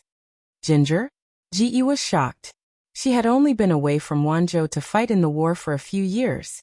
That group of young, middle-aged and old people who spent their days eating, drinking, and having fun and gathering people to mourn the passing of spring had actually changed their taste in beauty. Compared to before, Huang Song's attractiveness had dropped by more than 20%. And this was still considered a trend? That's right. The modern trend was the fashion circle, while the current trend was the celebrity circle. Whatever the celebrities, socialites, in the celebrity circle chased after, the direction of the trend would shift. That year when Hanshi powder was popular, it was a trend in the circle of celebrities to avoid bathing to catch lice. They preferred fair skin, long legs, and beautiful features. Let's not talk about the future. When GE went to war in the past, she remembered that it was popular among the celebrities to have thin waists and big breasts, regardless of gender. Plump is popular now? Judging from Huang Song's reaction, it seemed that his style was quite popular. It should be a model in the celebrity circle. However, this was not the main point. The main point was, who are you calling beans? Huang Song snorted.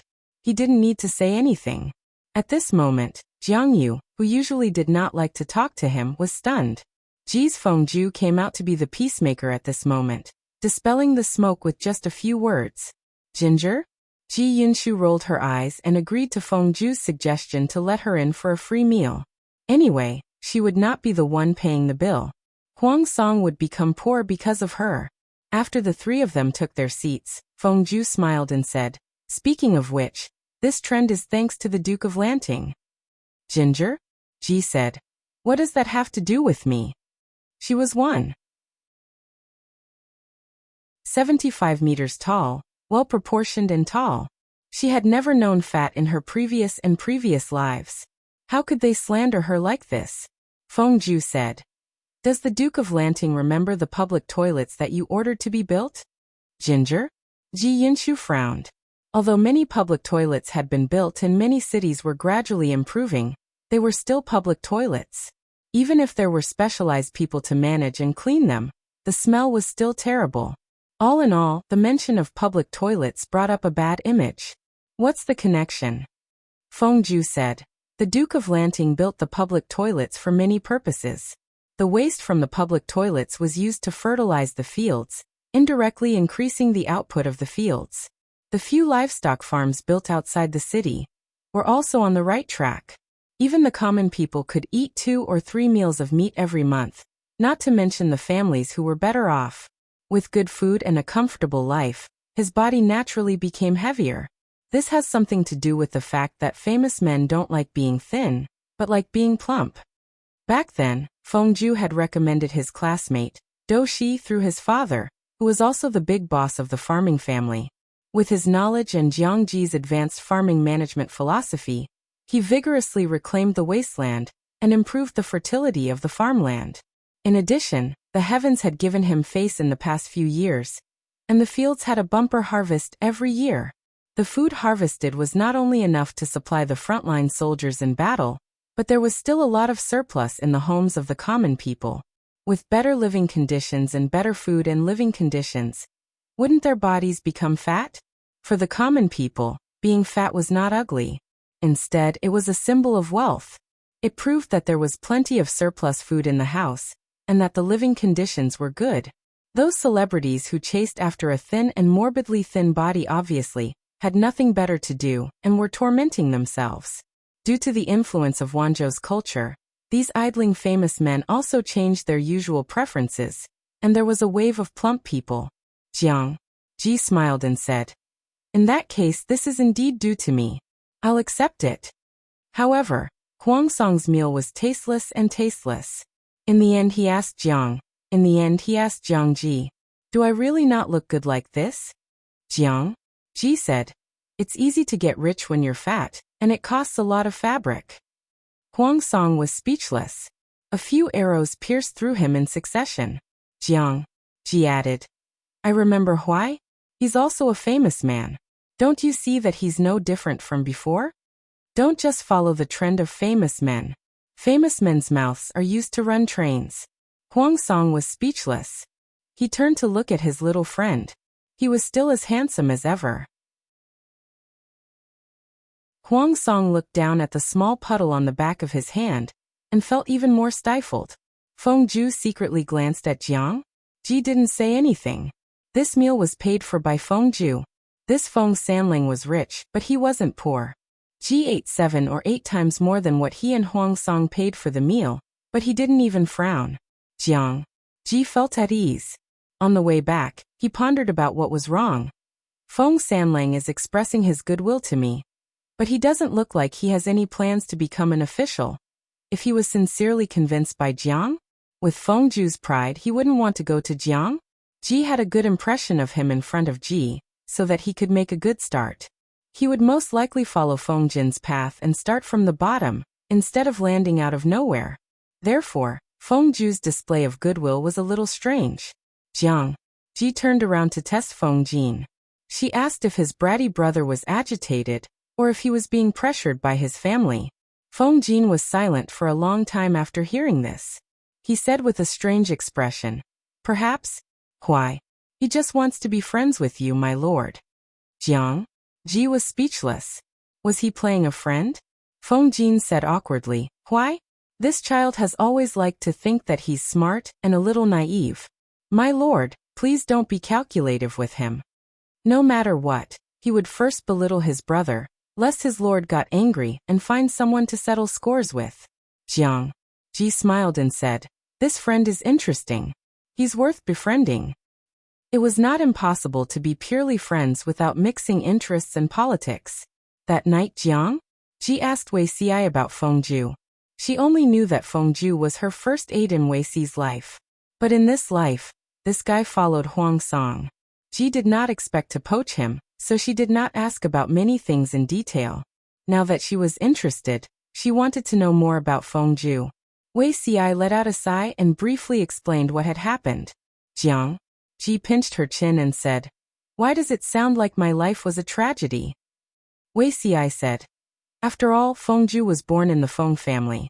No matter how rebellious he was, the family was his natural responsibility. In order to protect the family, Feng Ju might not feel good about going against his former best friend, who is now the emperor. What about you?" Wei Xi smiled very sadly. "Isn't my clan leader the lord?" Chapter 1766. Ji looked at the middle-aged Huang Song, then turned to look at Zixiao. Jiang. Ji realized that someone was still too thin. Hence, she had a new hobby recently. She would feed Wei Xi when she had nothing to do. In the words of the salted fish in the live streaming room, it was a large-scale scene of dog abuse. Yet, they watched happily and wished they could die of sweetness. For example, the following scene. "Is it sweet?" Jiang? Ji stuffed a lemon-flavored lollipop into Wei Xi's mouth when he wasn't paying attention. Wei Xi had recently gotten used to the strange sweet food that his lord had gotten from somewhere. It looked strange but tasted very good. He was stunned for a while, and was about to taste it carefully. He didn't expect someone to take the lollipop away and lean forward to kiss it. She smacked her lips and said, "It does taste quite sweet." Wei Xi was speechless. His lord's various flirting methods were really unbearable. Wei Xi was not used to it at first, but he calmed down after a few times. Jiang. Ji returned the lollipop to him and said with a smile, "It's a new flavor. I heard it's a limited edition Christmas." Although Wei Xi was in his early 30s, he actually likes sweet food. However, the sugar-making technology in this era was very backward. Artificial sugar was mostly made from starch. The sweetness was not strong and impure. The finished product was not easy to preserve and the production was very low. Even landowning households couldn't eat sweets as they pleased. For example, stone honey, a solid product made from sugarcane, was still a precious tribute during the Great Xia dynasty. Not many people had the right to enjoy it. Now the technology had improved a little, but the supply was still limited. Those who were not rich were not qualified to enjoy it. Jiang. The snacks that Ji took out were bought by the old chief. They were beautifully packaged and had a wide variety. Wei Xi was not used to this kind of thing at first, but he deeply liked it after eating a few more pieces. Jiang. Ji was also happy to feed him. "It sounds very precious." Wei Xi did not ask where these things came from and deliberately ignored this point. His lord was special. There was no need to make a fuss if she had some inhuman means. Jiang. Ji said. It's said that Christmas is a foreign festival. The products produced during the festival are produced and sold in limited quantities. Wuxia asked a question that came from the bottom of his heart. Sell it better? No, sell it more expensive. Jiang? Ji Yunshu said. It's just a gimmick. It's nothing more than making use of people's mentality of the rarer something is, the greater its value to inflate the price of the item. It's still the same thing, just that it's being sold under a different name, and the packaging material is different. Wuxia was a little surprised when he heard that. He did not expect that there was such a business method. The merchant who came up with this method is indeed a genius. This seemed like a strategy used by strategists to plot against the human heart. Ginger? Ji laughed. Aren't businessmen supposed to earn the most money with the least cost? If you're not talented, how can you earn money? Wuxia said, but if that's the case, isn't it too unfair to the people who sold the goods? It is not advisable to disrupt the market price. Merchants made too much money. They could earn several years' worth of ordinary people's money just by reselling their goods. Wouldn't the people be jealous? At that time, every household would follow suit. Who would be willing to farm in peace? Without food production, the entire society would be in chaos, and there would be endless troubles. Wuxia knew that promoting commerce was beneficial to economic development, but he also had to restrain the merchants to prevent them from harming the country. If it's a healthy competition, it's fine. Ji said, I have the intention to support the merchants, but I won't let them bite me when they grow too big. From the beginning, I have to set up complicated rules, so that they are always under my control. The people's agricultural taxes should not be too high or too heavy, but tax is the foundation of a country. If the taxes related to agriculture are too little, it will naturally have to be made up from other places. Wuxia laughed. My lord is indeed not willing to suffer losses. Jiang? Ji said, of course I'm not willing to suffer losses no matter what. She saw that Wuxia loved sweets so much, and an idea popped up in her mind. She could not always let the old chief buy on her behalf. Who knew what messy place he would go next time, and what would happen if there was no sugar? She might as well develop it herself and improve the current sugar production process. When Wuxia heard that his lord wanted to expand the scale of sugar cane cultivation, he suddenly had a déjà vu. My lord is only doing this because of CI. This is not appropriate. Jiang. Ji laughed. Sugar should be a snack suitable for all ages. Not only do you like it, children like it even more. I like it too. The production of this thing is small, and not many people are qualified to enjoy it. If it can be produced on a large scale, the sales will definitely not be bad. Wuxia said, but this thing is not a necessity. How can we waste precious arable land for it? Jiang. Ji said, look at Wanzhou. Because the people's lives are rich, the circle of celebrities now has a trend of plentiful beauty. From this, the better the people's lives are, the more they need to enjoy life, not to eat and wear warm clothes. I'm doing this because I want to put it in the private treasury. After a few wars, the private treasury is so poor that even mice can't take a fancy to it. How are we going to raise children in the future? Even if the country had not yet been founded, everyone knew that Jiang Ji would definitely become the empress. Once she became the empress, she would be part of the royal family. In the past, the emperor's expenses were linked to the national treasury. Since Ji's debut, her private and public treasury had been independent. It would be the same in the future, when the country was founded. The royal family would spend money on smuggling, and the national treasury would not be touched to prevent the emperor from being extravagant and causing chaos in the country. In this way, whether the royal family lived well would depend on whether the private treasury was plentiful. Jiang Ji naturally had to think of a way to get a stable income for the private treasury. She felt that promoting snacks was not bad. She could benefit the people's taste buds and earn some money. Jiang Ji analyzed for Wuxia. You can't just look at the surface. You have to look deeper. The birth of a new industry will also create a large number of jobs, so that the idle people can settle down. With something to look forward to, they naturally won't think of creating trouble. Don't look at it as a small piece of candy. It can feed thousands of people. Zixiao, don't you think I'm right? I'm really not using my official position for personal gain. At most, she could get inspiration from him. While benefiting the people, she could also satisfy the little man's desire for good food. Wei Xi was speechless. He clearly knew that his lord had made up this excuse, but this person had the ability to make her words sound convincing. The so-called sugar in this era was mostly maltose, commonly known as maltose or marinated sugar. The other was maltose. Sugar was made from sugarcane, but it was very rare because sugarcane was precious and the production was low. Only the nobles had the right to enjoy it. Jiang Ji had made this decision on a whim, but the people under her could only bitterly carry it out. There was no choice. They couldn't win against their lord. His lord wrote down in detail how to grow sugarcane, how much sugarcane could be produced from 1 mu of land, how to extract the syrup to make sugar, and the production process of various flavors of sugar. At the end there was a large analysis. She calculated how many jobs this industry could create, how many people could have jobs, and the final profit. It was reasonable and well-founded.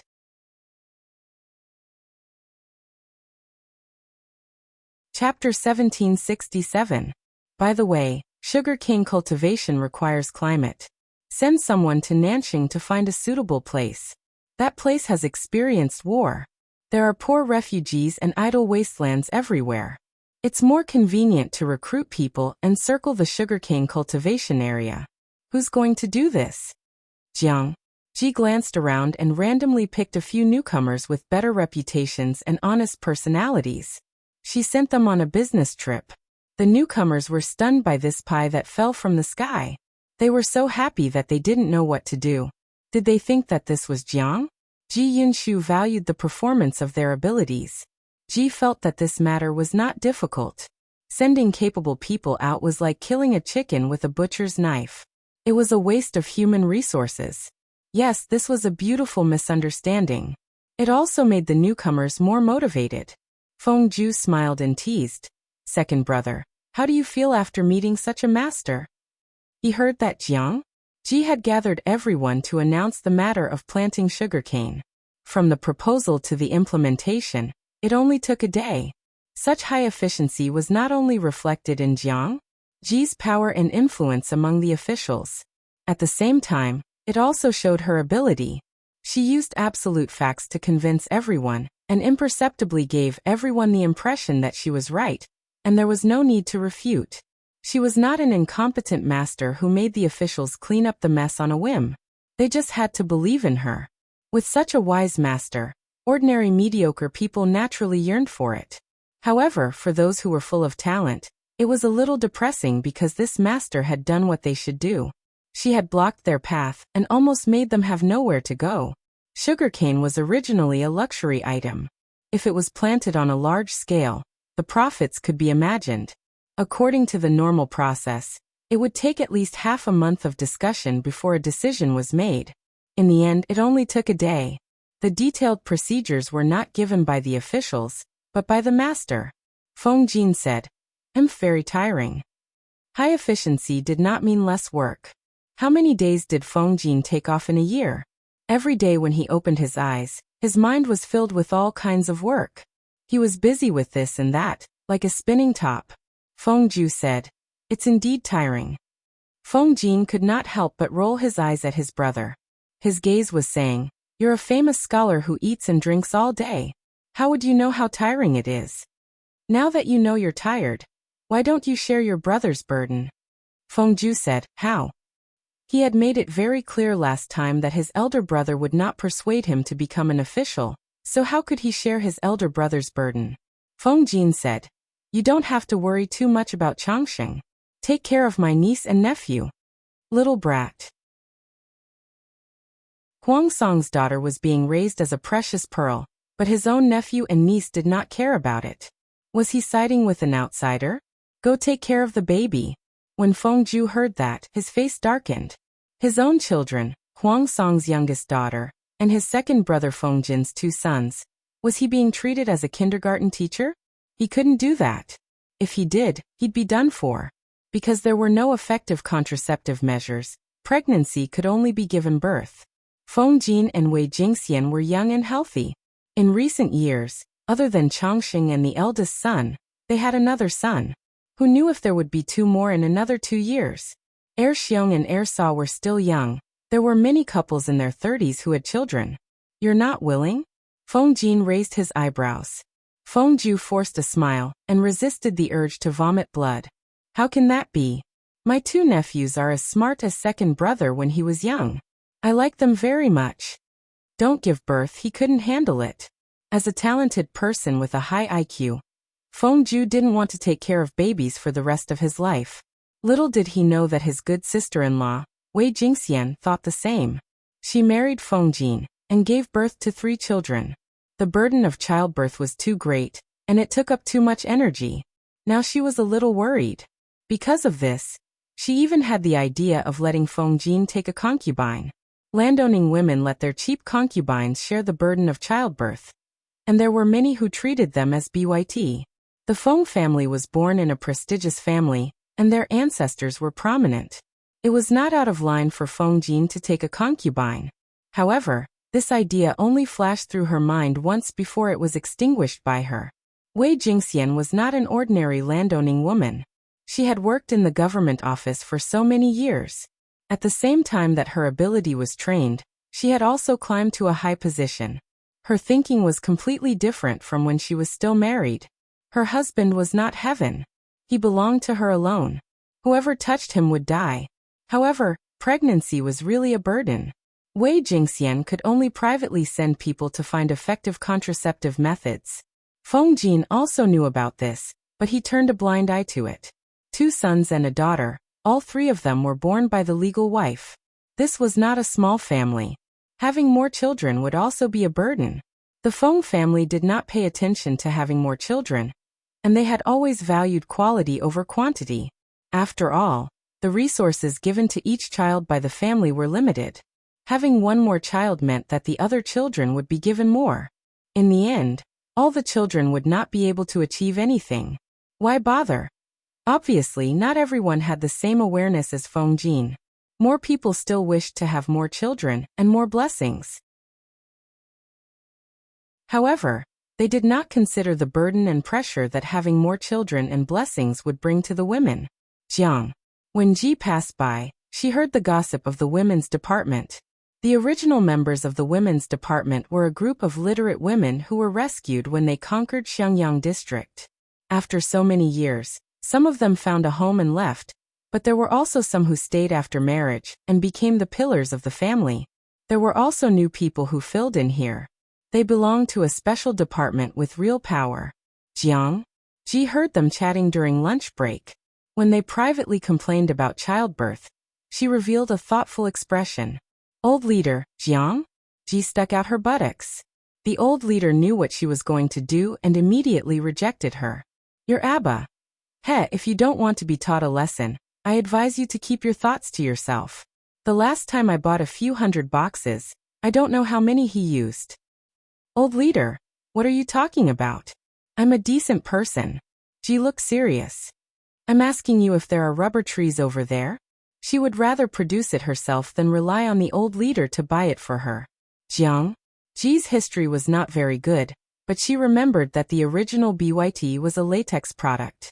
It would definitely not be a problem to research in this direction. Thinking of this, she felt a headache coming on.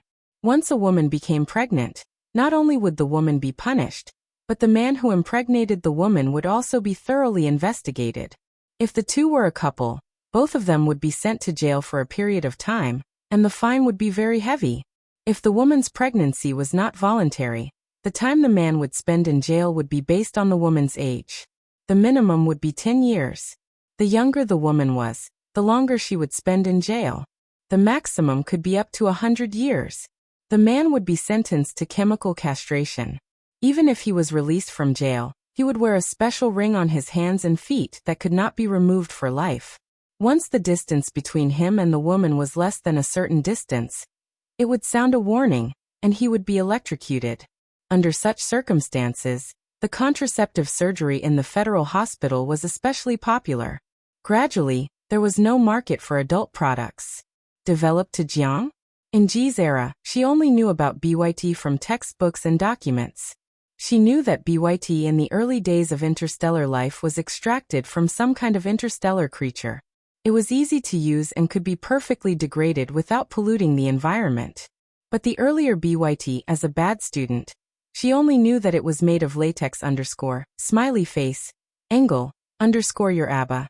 Jiang Xiaojiu, you've really opened my eyes. Asking her to buy rubber trees just to make BYT.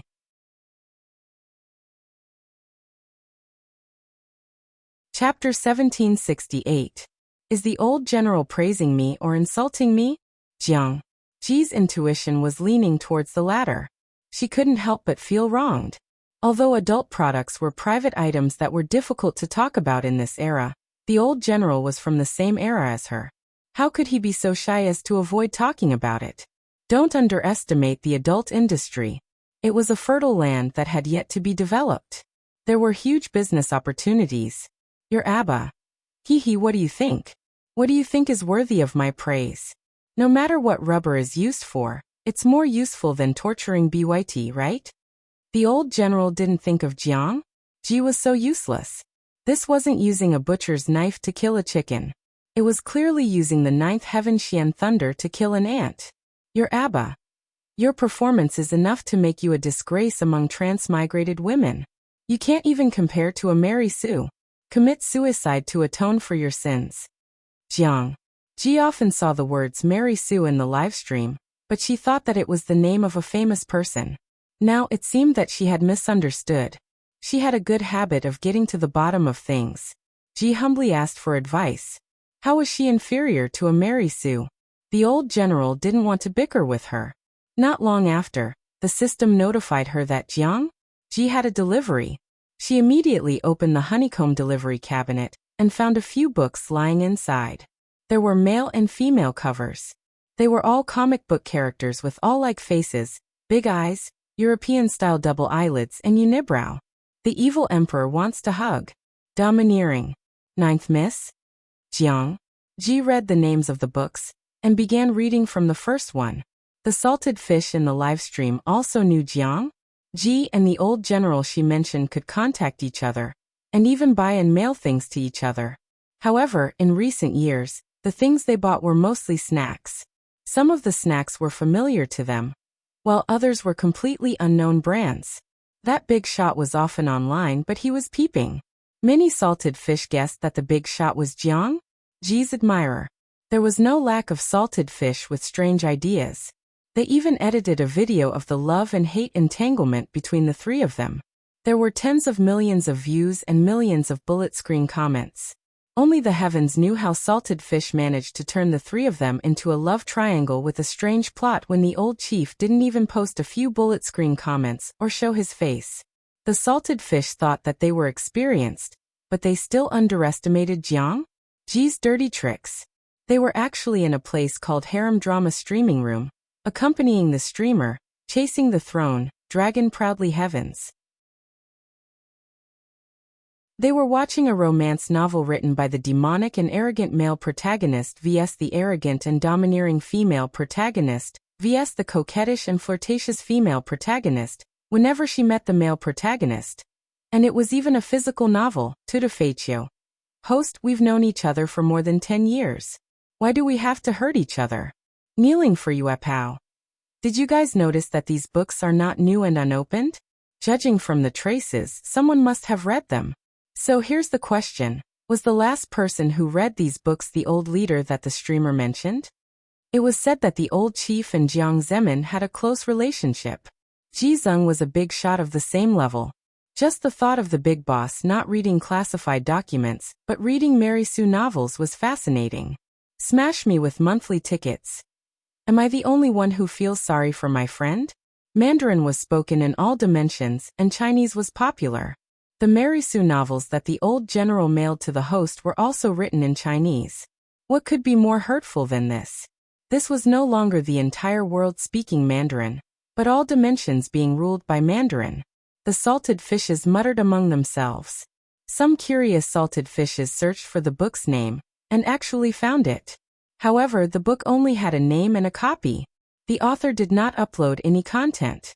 Taking a closer look at the book's creation date, it was probably Jiang? Ji Zeng read the book for a few minutes. Salted Fish immediately understood. He was impressed by the author's ability. If this wave of popularity was good, the book might become a god. Some readers in the book review section ridiculed that the search volume and popularity was something that even the male genre's platinum hero could not compare to. Jiang. Ji Zeng had a little habit of reading books. Before reading a book, she would first look at the book's title and copy. The book's title and copy were in standard red text format. She thought that she would not read such a lame novel, but in the end it was delicious. She read for the entire morning, lying on her left side, lying on her right side, lying on her back, and crossing her legs. She did not want to get up at all. The Salted Fishes also accompanied her to read Mary Sue novels for the entire morning. At first, they complained that they did not want to read such silly and sweet Mary Sue novels, but as they read, they became engrossed. Jiang? Ji flipped faster, and the Salted Fishes made a lot of noise. You ban. Are you stupid? There's a recording in the livestream room. If you can't watch it in time, can you rewind it frame by frame? The Salted Fishes. How infuriating. They were actually mocked by the other Salted Fishes. Wuxia found Jiang. Ji did not see her for the entire day. When she came to look for her, she found that her lord had unknowingly moved from the room to the outside. The floor was wiped exceptionally clean by her clothes. Wuxia had never seen such a strange book. Ji was engrossed in reading, so he did not disturb her. Instead, he went forward to take a closer look at the cover. There were strange words with missing arms and legs, and Wuxia naturally could not appreciate the beauty of artistic words. Zixiao, you're interested in this too? Jiang. Ji put down the book and happened to meet Wuxi's eyes. No matter how engrossed she would not let down her guard against the outside world. She knew before Wuxia even got close and wanted to see his reaction. Wuxia said, May I know what this is for? Jiang. Ji threw it to him. A novel. It's quite interesting. Although the content is a little weird, the plot is quite well understood. Wuxia subconsciously took it and took a look. He found that the quality of the paper of this book was better than the best bamboo paper. The thickness and size were the same. The tiny words on it were neat and beautiful. Every stroke seemed to have been copied. Wuxia rubbed the words with his fingers and found that the surface of the paper was smooth. His fingertips could not feel the uneven marks of the writing, and the ink was not scattered. This was not something that could be achieved by a human. Wuxia raised his head and looked straight at his lord. His dark eyes were filled with curiosity and surprise. Could this be the woodworking workshop's latest printing technique? When he asked this, Wuxi's voice was faintly trembling. It was not from shock but from excitement. What about Jiang? Ji's words poured a bucket of cold water on him. No, the woodworking workshop wants to develop this kind of technology, but it is still far from it. Maybe it can be achieved in this lifetime.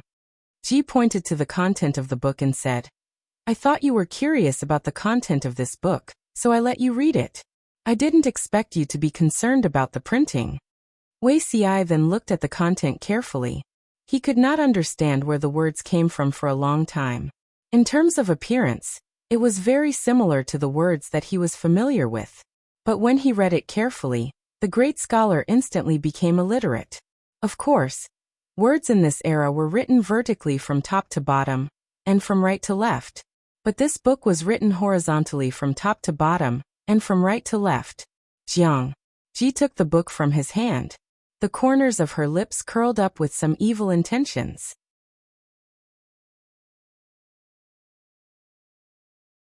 Chapter 1769. There were many extremely embarrassing descriptions in this book. She only hoped that Wuxia would not be too frightened. Just as she recited a paragraph, Wuxia frowned in confusion. What is the Dark Shang Emperor? Ginger? Ji glanced at it and said, Male lead's name. Wuxia said, Since ancient times, a single character is the most precious. Moreover, who would give their child the character Shang? Did he think the child didn't die early enough? It's probably a random combination by a naming software. After all, as you know, many novelists hate to give people names. It's too difficult to give people names. Ji could not help but grumble.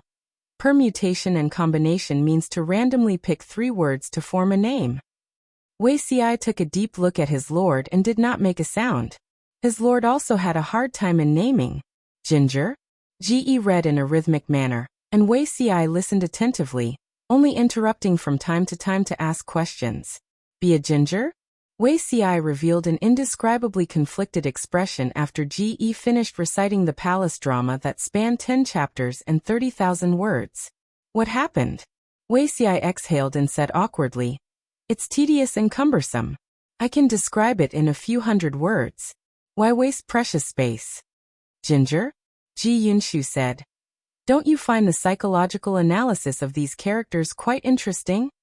Wuxia said with a pained heart. Even if it's just a tiny character, no matter how densely packed it is, it would still take a lot of ink and waste paper.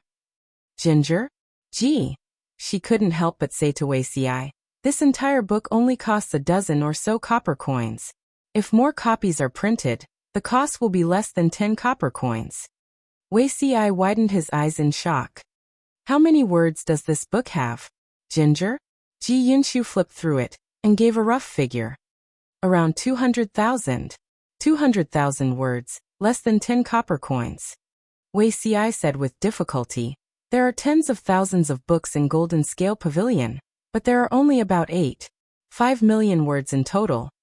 In other words, 400 coins was enough to buy a book collection the size of the Golden Scale Pavilion's library? What did that mean? Even the poorest family could build a Golden Scale Pavilion after a year of hard work." Ginger? Ji poured a bucket of cold water on him and said, "I told you I might not be able to reach that level in my lifetime." Wuxia was stunned for a moment, thinking about the situation in his past life. In his previous life, the book industry had flourished because of the improvements in printing and papermaking techniques. It had indeed reached a height that Wuxia dared not imagine in the past, but it was impossible to reach the scale that his lord had mentioned. Ginger? However, I'll definitely succeed within 100 years. 100 years? Wuxia sucked in a breath of cold air. Even if it was 100 years, it was already shocking enough. Going back 100 years, studying was still the privilege of the minority, and it hadn't changed much in the present day. The landowning households were monopolizing it even more. If it weren't for the sudden appearance of his lord who resisted the pressure from the aristocrats to nurture a group of ordinary students in the Golden Scale Academy, who knew how long this situation would have lasted? If it were to be traced back to 100 years ago, every family would be able to obtain a copy of the Golden Scale Pavilion's book collection. Just thinking about that scene made Wuxia's fingers tremble with excitement. Ginger? Ji said. "It's not a good thing for some things to develop too quickly. Only when the time is right will there be fertile ground for development. For example, in the popular investiture of the gods some time ago, King Zhou of Shang was criticized like a dog. Oh, it should be King Zhou.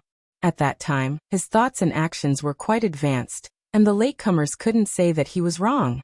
However, he didn't conform to the times and became a failure in the end." Wuxia tried hard to calm himself down and looked at Jiang. The Mary Sue novel in Ji's hands was a little more passionate.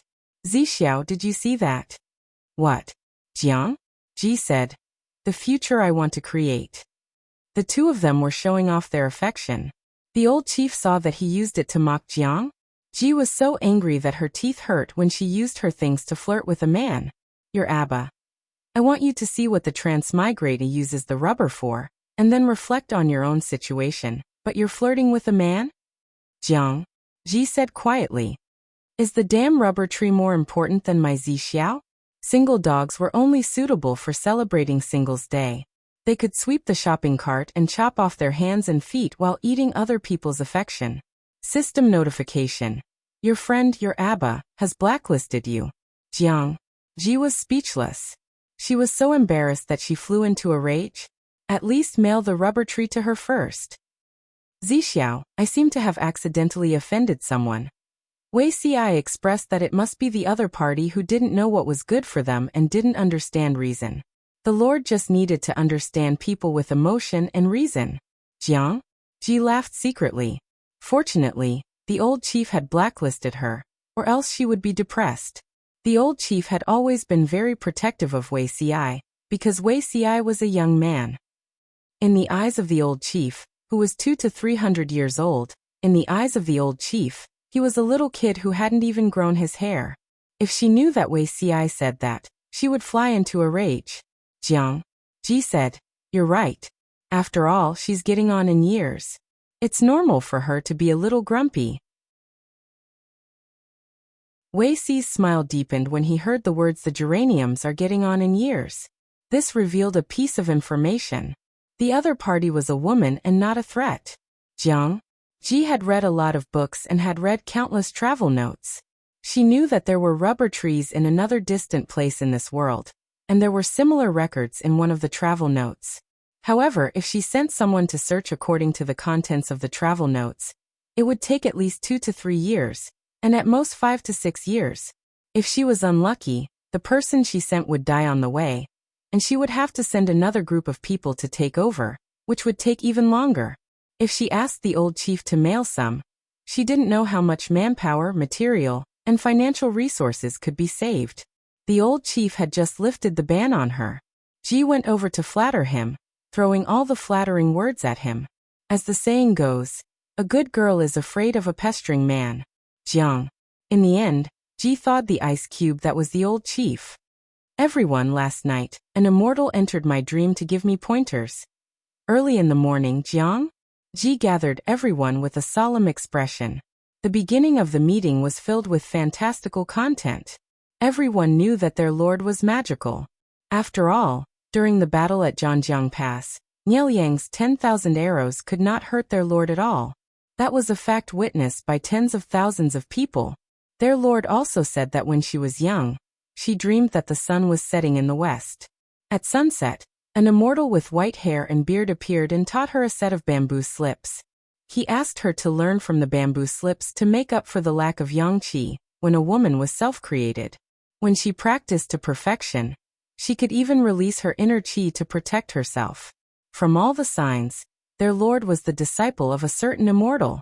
Now their lord said that an immortal entered her dream to give her pointers, so it was most likely true. Feng Jin frowned and asked, "What did the immortal say?" Jiang. Ji felt that Huayu was getting better and better, so she gave him a small credit. "A few days ago, I was troubled by something. The immortal said that she sensed something and specially helped me by landing the item somewhere in the west of the city.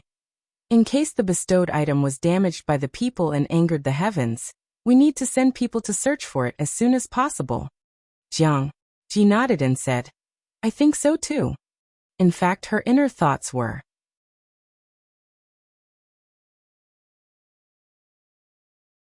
Chapter 1770. Jiang Pingji as an adult, expressed, multiple choice questions were for kids. Of course, an adult would want all of them.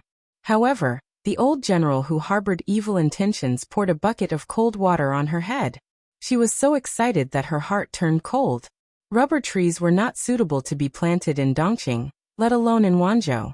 They would die if they were transplanted there. That's not right. Why are they not suitable? Jiang Pingji dug out the relevant plot of the Mary Sue novel in disbelief, and went through it from beginning to end.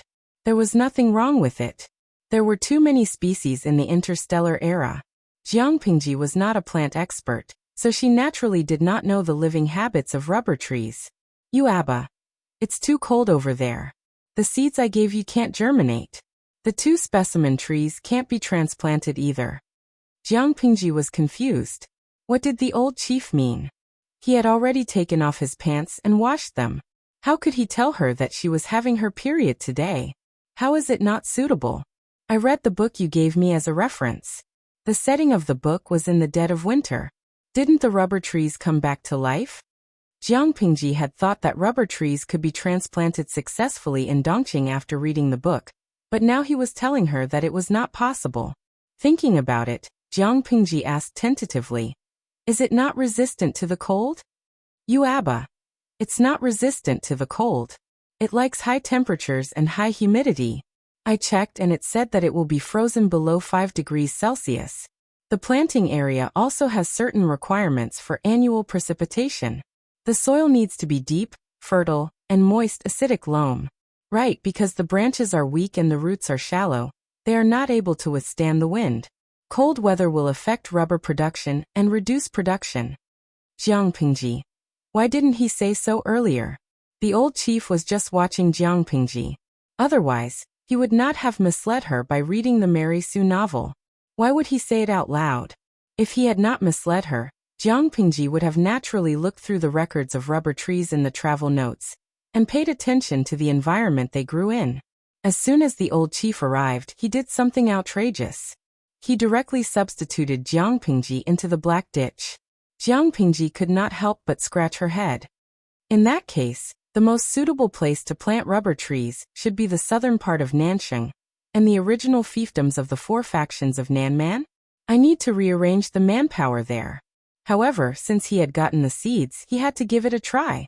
You can first place the seeds in a greenhouse and simulate the hot and humid environment in the south to cultivate the seedlings. After a few months, you can transplant them to Nansheng. Time was precious and should not be wasted. Jiang Pingji did not want to be taken advantage of by the old chief. She immediately asked the old chief to send her a few barrels of latex. Your Abba. What do you want latex for? She bought a plane ticket worth a few thousand RMB and flew to the destination to dig up 2 rubber trees. He also sold her hundreds of caddies of seeds. According to the shop owner, the germination rate of these seeds was very high and the quality was trustworthy. After doing all that, he asked her to mail a few barrels of rubber latex. TSK, Jiang Xiaojiu, have you paid me for my hard work? No, not a single cent. Humph. What a fickle woman. Jiang Pingji said. Dongqing can't plant the rubber trees you sent here on a large scale. The temperature here is below 0 in winter. Won't the rubber trees freeze to death? Without a tree, latex can't be produced. Without latex, how can we study the 108 uses of latex? Jiang Pingji was righteous as a gangster. If the old chief helped her now, wouldn't he be helping himself in the future? This was what the old chief should do. Jiang Pingji's conscience was not condemned at all. She ordered him around with great vigor. After a while, Jiang Pingji did not receive an answer from the old chief. Instead, she received a golden notification from the system. Your friend, your Abba, has blacklisted you. Jiang Pingji. What had the old chief experienced in the years since he retired? To be honest, her temper was getting worse. She blacklisted people for no reason. In just a few days, she had blacklisted her twice. Was she really going through menopause? Although she was blacklisted, Jiang Pingji was not worried that she would be blacklisted forever. She sent someone to count the rubber seeds one by one and put them in the warehouse. Although she did not know much about rubber tree seeds, based on her experience as a genetic warrior, she concluded that the seeds were poisonous. The toxicity should not be strong, but it could be fatal. If it was accidentally ingested, nausea and vomiting would be fine, but it would be terrible if someone died. After doing all that, Jiang Pingji threw the misleading Mary Sue novel aside and ignored it. Wuxia was very interested and asked her for the book. What's so interesting about this book? Jiang Pingji's attitude was typical of eating with one's bowl and cursing after putting it down. She had finished reading the novel and enjoyed herself. Now she only felt disgusted. She was not ashamed but proud of her double standards. Wuxia said, there are many things worth learning and studying. What's there to learn? It's the same as when men and women practice together. After a moment of comfort, it becomes boring. Wuxi's ears turned red as he listened. His resentful eyes fell on Jiang Pingji. He asked, is it the same, my lord? Will it be boring too? Jiang Pingji's strong desire to live made up for it, so as not to hurt the little man's self-esteem. Wuxia did not say anything else. He left with the books. The evil emperor wants to hug the domineering ninth mistress. His back was full of accusations. Who was he accusing? He was accusing Jiang Pingji, the big pig trotter who fell out with him before he even put on his pants. Haha, boring? Then he should obediently cultivate his body and mind. Jiang Pingji reached out to Wuxi's back, but she could not stop him. When she looked up, the screen was densely packed with bullet screens that mocked Jiang Pingji for being single because of her ability. A few people were clamoring to be the one to take over. Piao could say, "I feel sorry for Zixiao." This kind of flirtatious words hurt a man's self-esteem. Yi Manqing Mao. The streamer is indeed a model straight woman who is single because of her ability. Piaoling Yushang. I'm an honest man. I want to take over Zixiao. Do I queue up to receive it or go through the procedure? Dong Dong Xiahua Kai. To the one above, go through the procedure and fight with the streamer. If you win, you can be the one to take over. Jiang Pingji was angry. These salted fish were getting bolder and bolder. They even dared to covet her Zixiao. Although the salted fish said flirtatious words, it did not mean that they did not do anything serious.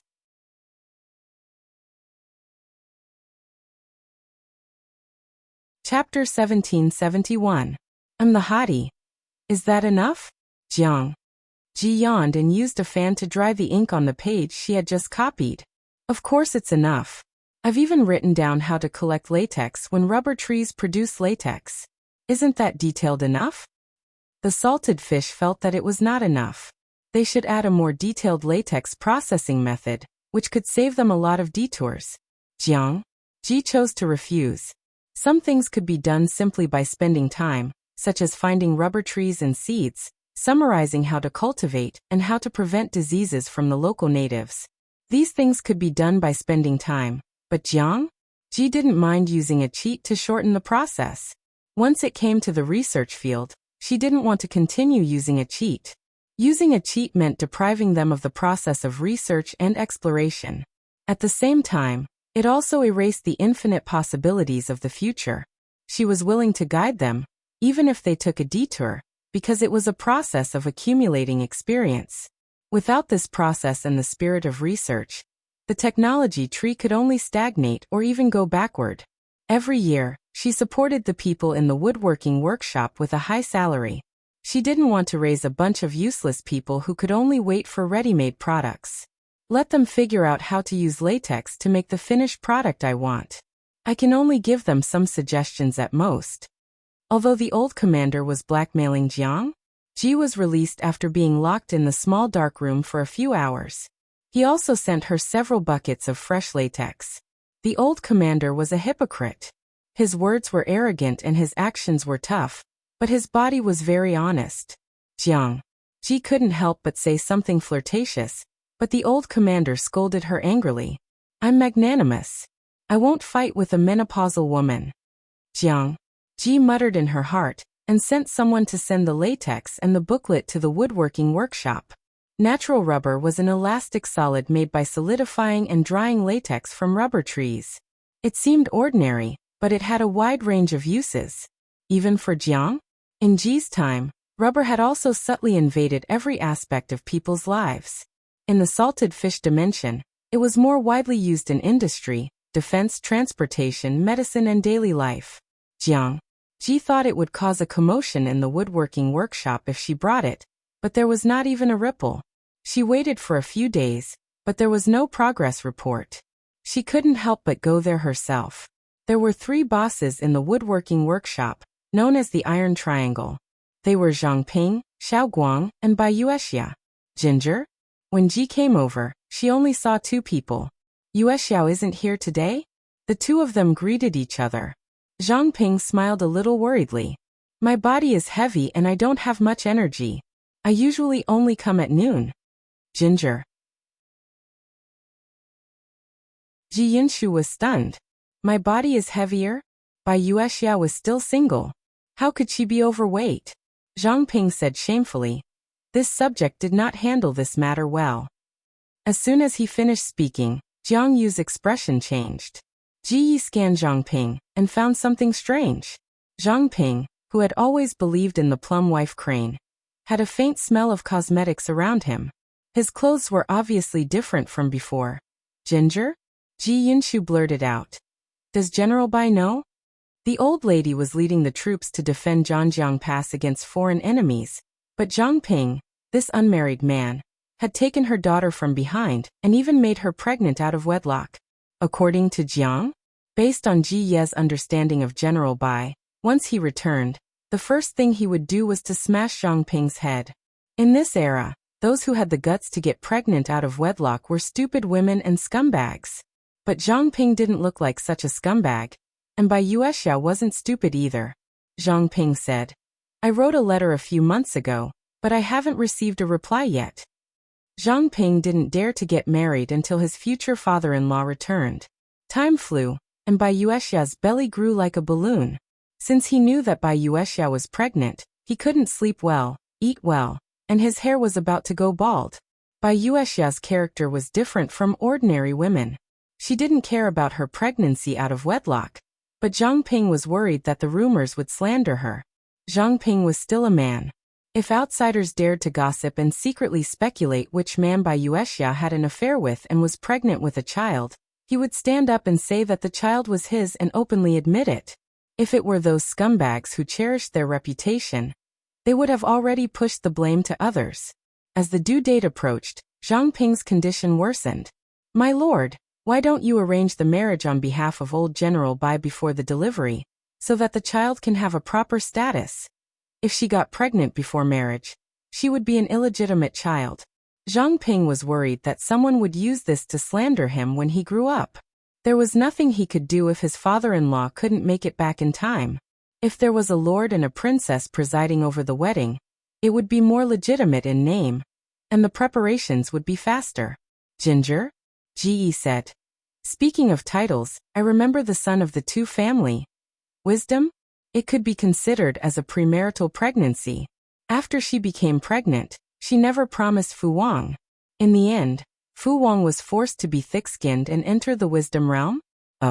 After so many years, there were some unpleasant words in the outside world, but no one dared to spread them to the ears of this couple, because they were not people to be trifled with. The pair of twins had been studying in the Golden Scale Academy for a few years now. Relying on their parents, they were the two tyrants of the academy. From the looks of it, Bai Yuexia's matter wasn't a big deal. Zhang Ping was stunned, as if he hadn't thought of this. "Let's wait for General Bai to come back and arrange the marriage. If your future father-in-law wants to kill you, I'll stop him for you." Zhang Ping was a scholar, and his physique was not as good as an old general who had experienced hundreds of battles. If his father-in-law really got angry, Zhang Ping, an old unmarried man, would be beaten to death. It doesn't matter when you get married. As long as you don't change your mind, everything can be discussed. Otherwise, even I can't protect you. Ginger?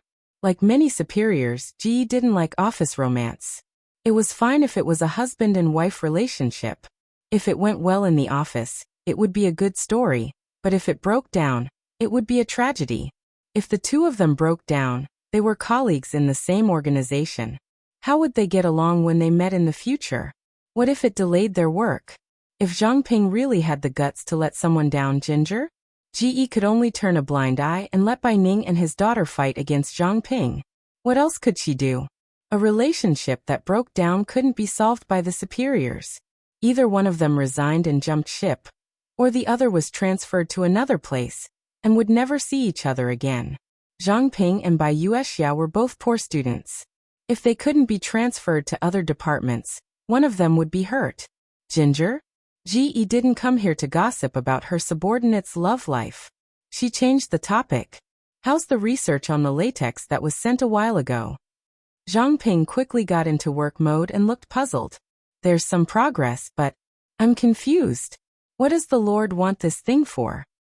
Ginger? Ji choked for a moment and hesitated. Should she do BYT for birth control or tires? After this thing solidifies, it will be very useful. Zhang Ping said respectfully, "I'd like to hear the details. For example." Ginger? Ji still didn't say BYT openly. She thought for a while and came up with a reliable excuse. "This thing can be used to make shoe soles. The straw shoes worn by the soldiers are too worn out, and wooden clogs are not convenient to walk in a hurry. This thing is different. The Lord is right. This thing is strong and elastic. If it is made into shoe soles, the soldiers will indeed suffer a lot less." Zhang Ping was inspired and made inferences. "Elastic. Oh right, Maybe it can also be used on carriages to reduce the bumps when driving.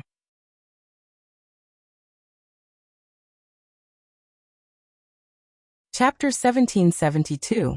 Ijia Shusheng. Ha ha ha. Even the streamer has times when she is neglected. Look at the grievance in her eyes. Lousy, most handsome in the world. I think Zhang Ping is digging his own grave. Doesn't he know that pleasing the streamer is more important than pleasing his father-in-law? He can ignore anyone but Jiang? Gee, Zhang Ping is destined to be alone for life. Shanyamuxi Muji. What's the matter? No matter how charming the streamer is, it's impossible for all the men in the world to revolve around her. Zhang Ping and Xiao Guang are technical researchers. What's so strange about them being so engrossed in their research and forgetting everything else? If the streamer makes things difficult for Zhang Ping and Xiao Guang because of this, then she's not the streamer I know. Can't you guys have a limit when it comes to jokes? It's just a job. Zhang Ping doesn't have to hang on to Jiang. Ji is a crooked tree. At most, they'll just break up. Poor priest sees your chrysanthemum is poisonous. That's a big deal.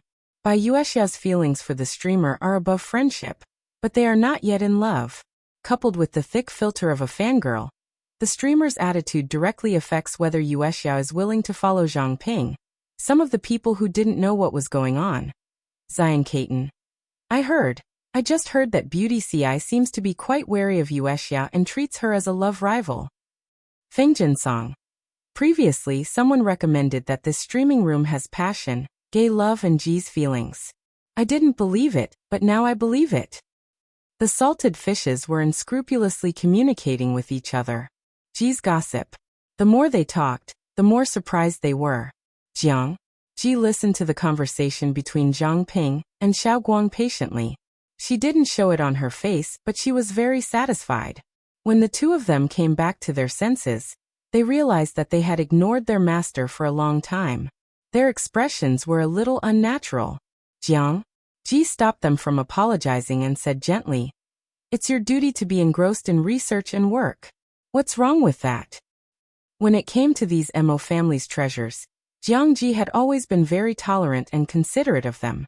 Even during the 2 years when the economy was at its worst, she didn't embezzle the woodworking workshop's funds. Of course, she wouldn't get angry because of a momentary rudeness. "Tell me about your plans." Zhang Ping bowed and said, "Yes, Your Highness, please follow me and observe." Jiang. Ji Yunshu stayed in the woodworking workshop for the whole afternoon, and only left reluctantly when the golden crow descended. Before leaving, Zhang Ping asked her about something. How much of this latex can be harvested in a year?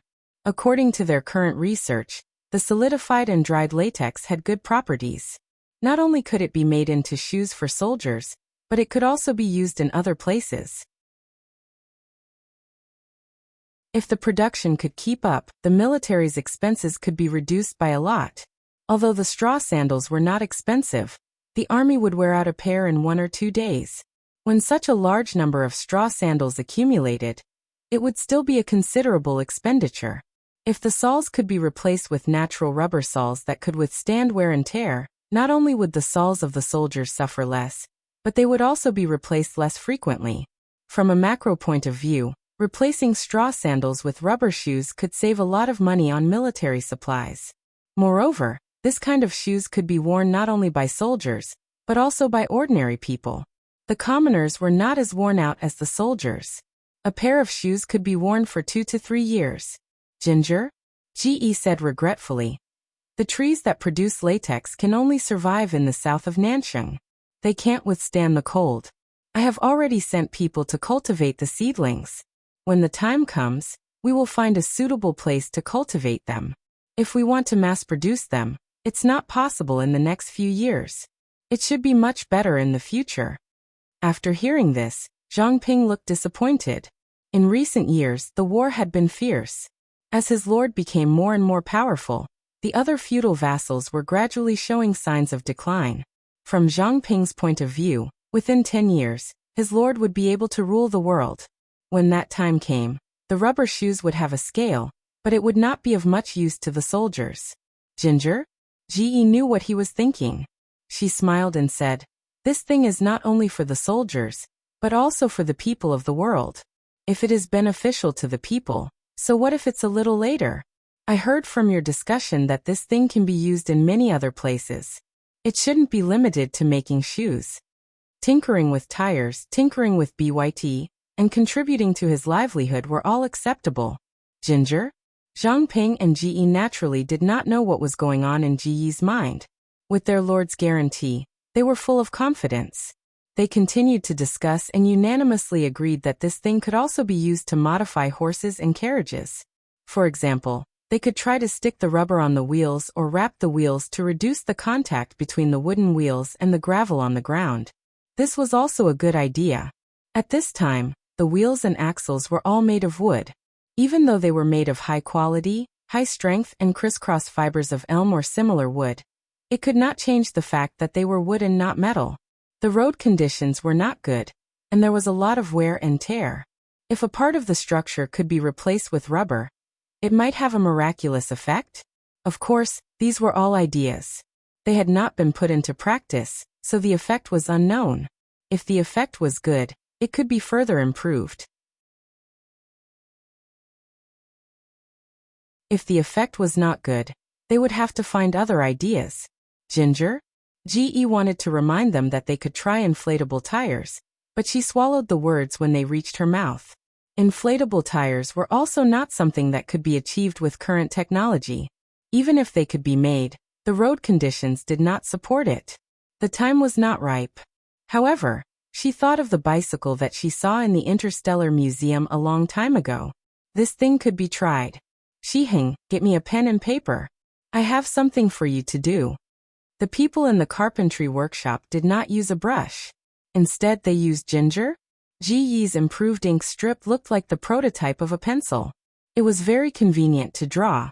With 2 whooshes, she drew a bicycle and a rickshaw pulled by a man. Ginger? Ji Yi's drawing skills were actually not bad. Everything was drawn in detail. The tires were naturally not inflatable. They were all solid rubber. Zhang Ping and the others would adjust how to save effort. This thing is, Zhang Ping and Xiao Guang came over and looked at the paper in a daze. The rickshaw was a bit like the cart of today, but the style was very different. They could still understand. The bicycle. In their eyes, it looked really strange, not to mention making it. I am slow-witted. Please enlighten me, my lord. Ginger. She did not make things difficult for them. She told them her idea. The people of today would definitely not accept a bicycle. She just wanted to make one, and take Zi Xiao for a ride. The rickshaw was used to enrich the types of carriages and horses. She said, I first came to the carpentry workshop on a public carriage. It is cheap, but the smell is too strong. Even with the simple carriage plate, the horses but was facing the passengers, and the smell was strong. It was really not a good experience.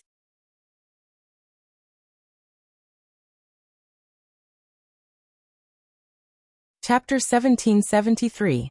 Who had an easy life in this world. Having a proper and stable job, even if it was manual labor, was also a form of hope for the people. Jiang, Ji said. Not everyone can afford a carriage. I think no one will object to it if it's a convenient way to travel.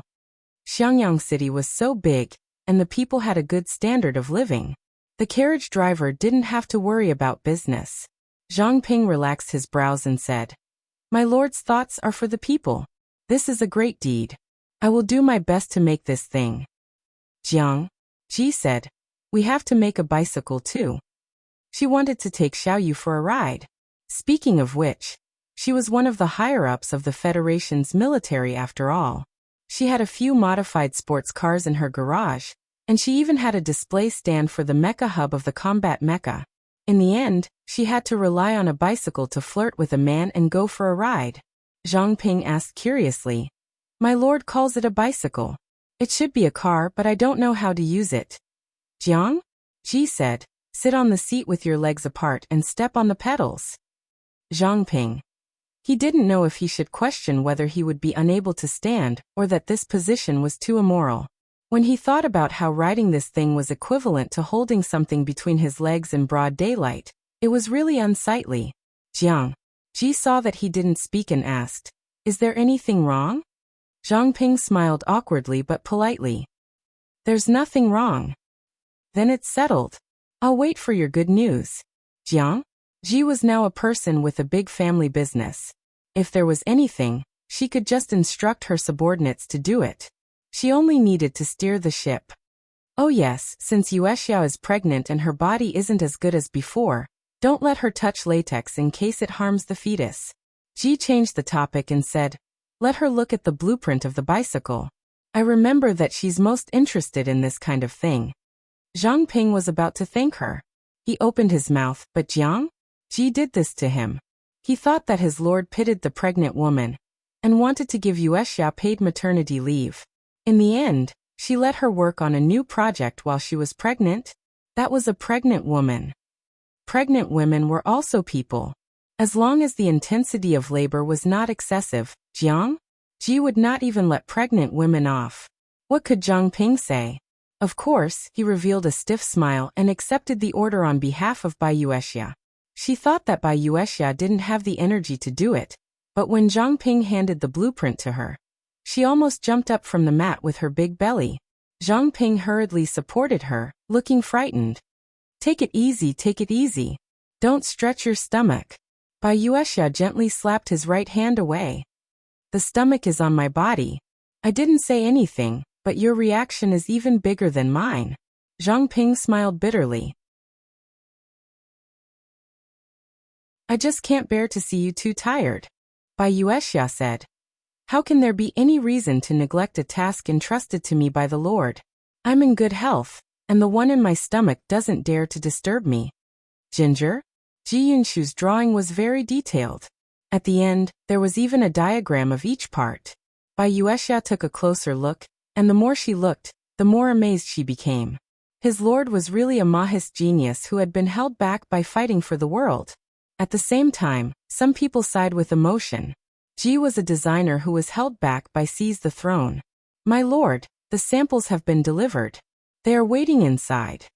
Ginger? After leaving the woodworking workshop, he bumped into Wei Ci on his way back. She asked, what kind of clothes? Wei Ci replied, didn't the lord hand over the finished drawings to the embroiderer to cut paper for the graduation clothes? The samples have been made in a hurry. Ginger? Ji slapped her head. She had almost forgotten about this matter. Let's go and see what it looks like. Ginger? Ji's drawings had been modified by Wei Ci. Her drawing skills were more suitable for drawing mechanical drawings, and Wei Ci was good at other things. She was looking forward to seeing what the final product would look like. The elderly embroiderer and tailor were given to Ginger. Ji bowed respectfully before bringing the neatly folded samples over. Ginger? Ji said. Why don't you let someone wear it to see how it looks? What would it look like if it was folded? The tailor said. This old servant doesn't dare to. How can this old servant try on the clothes of the nobles? Usually the clothes that they made were directly worn by the nobles. They would never let the nobles wear them after they had tried them on. The clothes had to be new, not second-hand. Ginger? Ji said. Fine, I'll find 2 people to try. The clothes have to be worn to know what's wrong with them. The embroidery of the clothes was done by the embroiderer. It was neat and meticulous, and the overall effect of the clothes was the same as Ginger? Ji had imagined. No, she let the person who tried it on turn around, only to find that the iron-eating beast emblem on the back of the clothes had been changed. Ginger? Ji had drawn a black and white chibi version of the panda head. It looked very cute, but it did not match the overall style of the clothes. After Wei Ci's modifications, the original cute chibi style turned into a noble, cool, and indifferent style. The panda head was drawn with black silk threads. At first glance, it looked like an unfamiliar word, but upon closer inspection, one could see that it was the head of the iron-eating beast. The head was surrounded by a circle, and there were a total of 8 meandering lines in all directions, like willow leaves and burning tongues of fire. Ginger? Ji smiled and said, not bad. Wei Ci had previously said that he wanted to make a small change to the emblem. Ji was busy and did not ask in detail how to make the change, and let him do it. Experts could tell once they made a move, and they were much more professional than her. Wei Ci lowered his head and smiled bitterly. Could he say that this emblem was the royal emblem of the Jiang royal family in the previous life? Back then, His Majesty also wanted to use the iron-eating beast as the emblem, but the drawing was not very good. A few important ministers made several changes before the current version was achieved. This emblem was in the center of the back. It was not big, and the size was only a circle formed by the thumb and index finger. It was not very eye-catching, but it could not be ignored. I am very satisfied with the sample, and the finished clothes will be made according to this. Jiang Ji smiled and said to everyone, "The senior students of the Golden Scale Academy have also resumed school. Follow my orders and go to the academy to make the clothes for the students. They must be well-fitting, so that they will look energetic when wearing them." There were only slightly more than 200 students graduating in the first batch, so there was still time to make the clothes. This was the first batch, so there was no experience. If it was the next batch of students, the graduation clothes would have to be prepared a long time in advance. The clothes are ready. Has the Lord thought about what questions to test them? Jiang Ji said. Why do I have to set a question too? Wuxia said. After all, this is the first batch. If the Lord values them, the outside world will naturally value them more. That makes sense, then let me think. Jiang Ji rolled her eyes and smiled. Ji Yunshu rolled her eyes and said with a smile, "What a coincidence I have it." Ready-made? Sugarcane and rubber trees, aren't they ready-made? Jiang Ji, when Ji was in school, every examination paper was closely related to current affairs. This detail tells us that students should also develop the habit of being concerned about the affairs of the outside world.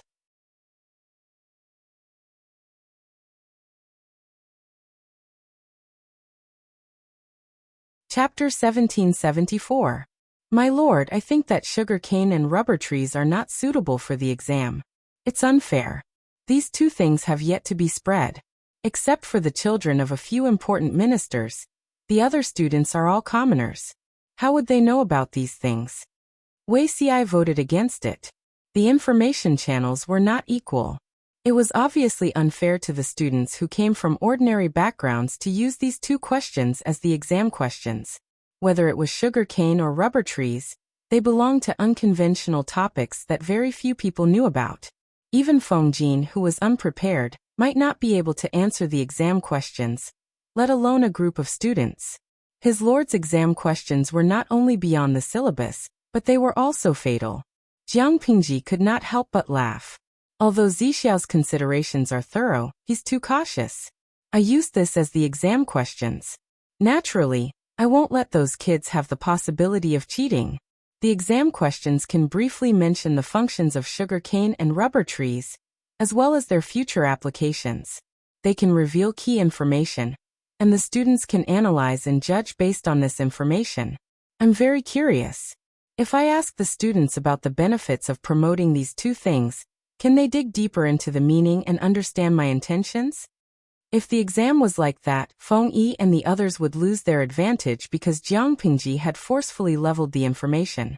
Jiang Pingji said, "The graduation exam is not difficult for these students.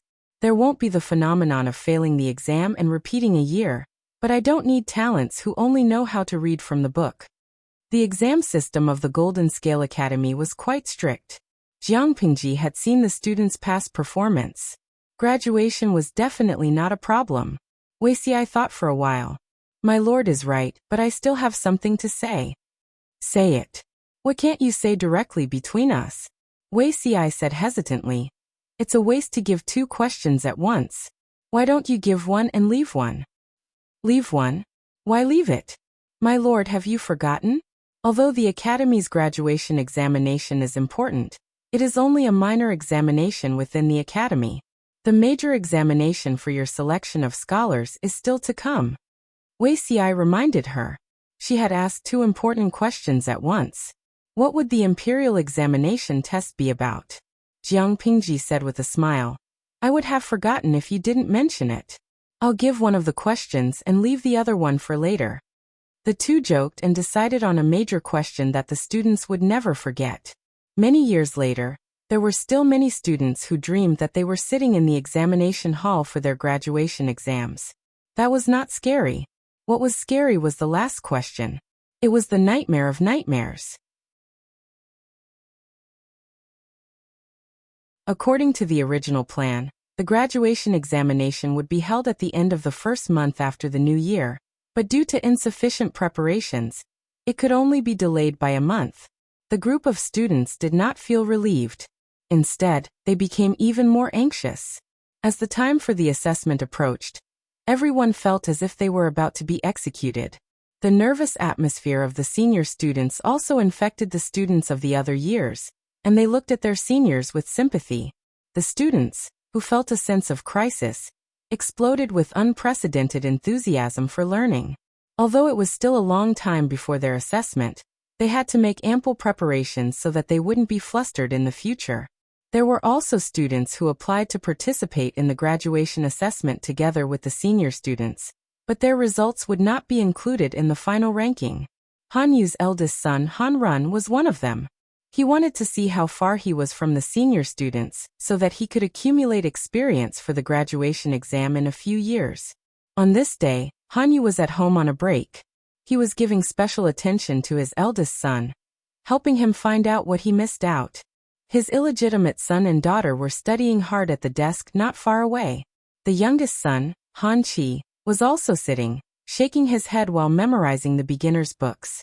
At this time, an uninvited guest came to the house. Han Run was hard at work when he caught a glimpse of a silhouette from the corner of his eye. "Father, the housekeeper is here." Han Run thought the old housekeeper had something important to report, so he didn't dare to delay. Han Yu frowned and turned to ask, "What's the matter?" The old housekeeper looked embarrassed. "Master, there is a guest visiting." "Who is it? Why didn't you give me a visiting card?" It was rare for Han Yu to have a day off. He declined many invitations from his friends, and specially stayed at home to help with the children's homework. He didn't want to see an uninvited guest without a visiting card. The old housekeeper's eyes fell on Han Run, and the young Han Chi. He wanted to say something but stopped. Han Yu understood. The uninvited guest, who was related to the two sons, seemed to be the one from Shangyang County. Who was it? Of course it was Madame Tao, who had divorced Han Yu a few years ago. For the sake of the two sons, Han Yu didn't get angry. He asked calmly, "What is she doing here?" Madame Tao's maiden family was destroyed by the Lord. Madame Tao escaped as a married daughter. Later, her eldest son, Han Run, settled her in a private house in Shangyang County. Since the two of them divorced, Han Yu hadn't paid attention to Madame Tao's recent situation. He didn't understand the purpose of her visit. The old housekeeper said, "I heard that she seems to be pregnant.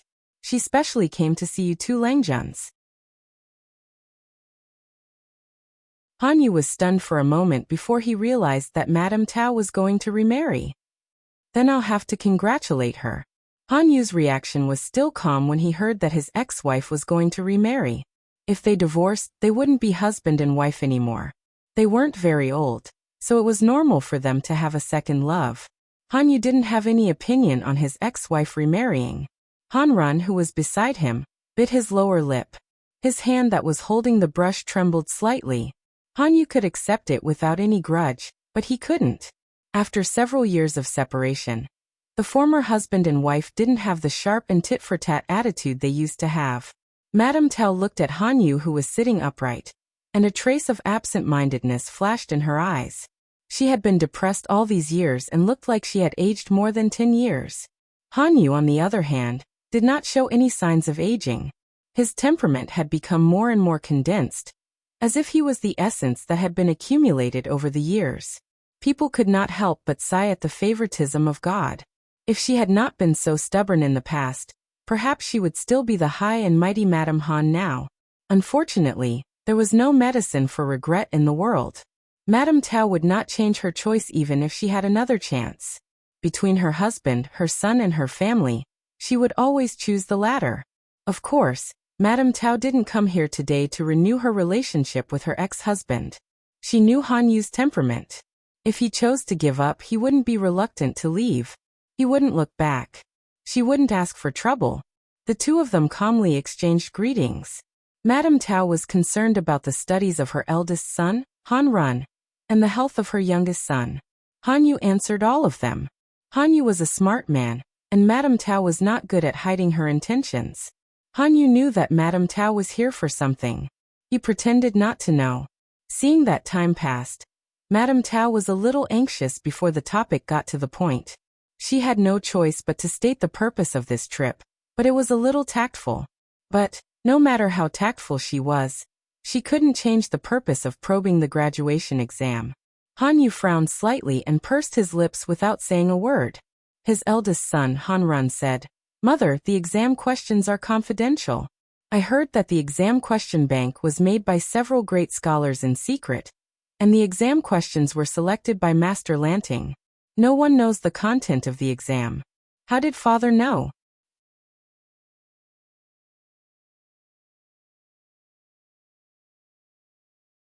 Chapter 1775.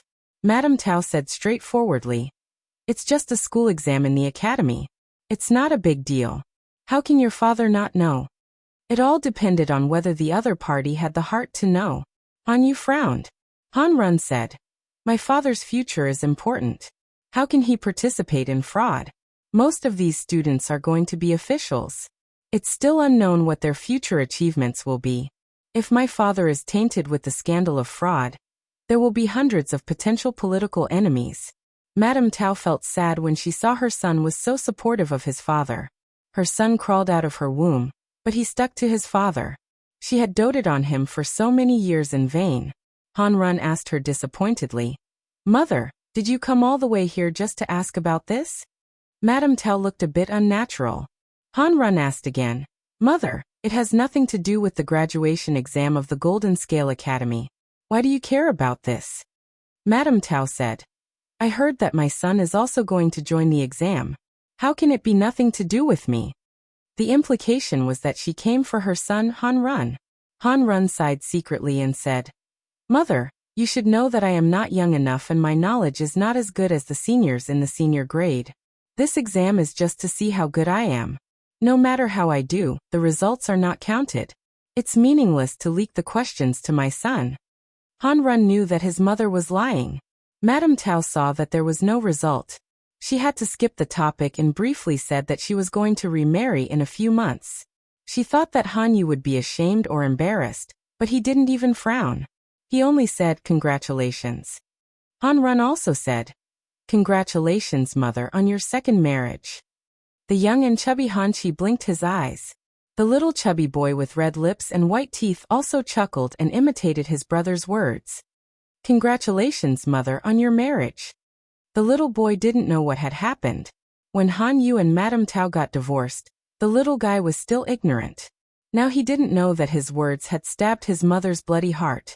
Madame Tao was so ashamed that she covered her face and ran away. Han Run couldn't bear it, and turned to look at his father. Han Yu thought for a while and said, "Check the family she remarried into. This question is most likely related to her future husband's family." Sure enough, they found something. The family that Mrs. Tao remarried into was also a gentry family. Her family status was not as high as Han Yu's, but it was still a good choice. Her remarried husband had a legitimate son left behind by his deceased wife. This legitimate son was also a student who was about to graduate. However, the other party was a transfer student at a later stage. Because he still had a sense of disdain in his bones, he thought that the Golden Scale Academy, a grassroots organization, could not compare to his family's school. He did not study seriously in the first 2 years. Later on, when he woke up and wanted to study hard, he couldn't keep up with his studies. The graduation exam was too noisy. He was afraid that he wouldn't do well in the exam. Coincidentally, his stepmother was Han Yu's ex-wife. The father and son planned to get in through the back door. Han Run looked at the results of the investigation and remained silent for a long time. "Mother, you met the wrong person. Even a blind man would know that the Duke of Lanting valued this examination. If there was a scandal of cheating in the examination and leaking the examination questions, wouldn't it be a slap to her face? What happened to the opponents who had once made her unhappy? The weeds on his grave were 3 feet high. If they found out that Han Yu was the one who leaked the questions, it would mean that the Master of Lanting was a bad judge of character. It would be the same as slapping her. At that time, No one could predict how angry the Lanting Guild would be and how they would retaliate. None of the people involved would be spared, including Madame Tao. That was courting death. Han Yu took a sip of tea. Everyone has their own fate. Han Run felt a little sullen for no reason. He asked his father, "Father, have you ever thought about remarrying?" His mother had already remarried. He couldn't force his father to remarry, could he? Han Run was a little angry when he said that. After all, it was not good for him to have a stepmother and a stepsister. Han Yu said, "When she is a little older." He didn't remarry because he considered the situation of his two sons, especially his youngest son, Han Chi, who was still too young. If he had remarried not long after his divorce, he couldn't guarantee the character of his new wife. As a man, he couldn't meddle in the affairs of the house. He was worried that his youngest son would be wronged. According to Han Yu's plan, he would at least wait until Han Chi was older and could go to the Golden Scale Academy before he could consider remarrying. He couldn't not remarry. Every family had their own relationships. The housekeeper was not omnipotent. Many social engagements required the personal presence of the master. Moreover, all the children in the house were unmarried. Their marriages still needed their legal mother to manage. Even for this reason, Han Yu would remarry at the right time. Now, remarrying would affect his work efficiency. Why would he need a woman if he was obsessed with work? Similar situations were happening in every family. Everyone was secretly trying to get the exam questions. They didn't know that their tricks were nothing in front of Jiang Pingji. As a person from the future, how could she not pay attention to cheating in exams? Even in this era, she still had a set of rather detailed security measures. These scumbags who were still in the early stages of cheating wanted to leak the questions. It was better to daydream before it got dark. They were not the only ones who were concerned about the exam papers. The salted fish in the streaming room were also concerned. Fuguedo. Speaking of which, you are drawing lots so casually. I suddenly feel sorry for the students. Waha mineral water. Streamer, you are too casual. The candidates will cry if they know the truth. Jiang Pingji received the question bank from the scholars of the Golden Scale Academy. She was too lazy to look through them one by one. She just drew lots. Faced with the complaints of the salted fish, Jiang Pingji said seriously, "It's just a small exam for more than 200 people. It's not the federal comprehensive exam. How can it be considered casual?" The Federation Army commander personally came to draw the questions. In a sense, the standard is much higher than the comprehensive examination. The federal comprehensive exam that Jiang Pingji mentioned was similar to the college entrance examination that the audience knew. However, there were still differences between the two.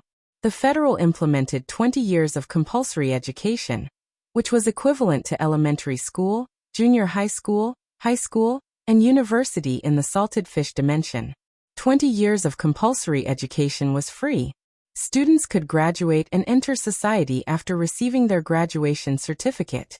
The so-called comprehensive exam was the federal exam after 20 years of compulsory education. Students who had good enough grades and didn't want to enter society at this age could participate in the comprehensive exam at their own expense. Those who passed the comprehensive exam could enter the most prestigious university in the Federation. It was difficult to enter such a university, and even more difficult to leave. The elimination rate was as high as 60%. Those who could survive were the best of the best. The comprehensive exam was so important that they might not be able to invite the head of the army to attend. A small graduation exam of the Golden Scale Academy could make her do it. How could it be considered casual? As she spoke, Jiang Pingji's sharp eyes saw a mass of black and white slowly crawling toward her. She conveniently threw the freshly made exam paper aside. "Yo, mama's darling, give me a kiss, where's your daddy?"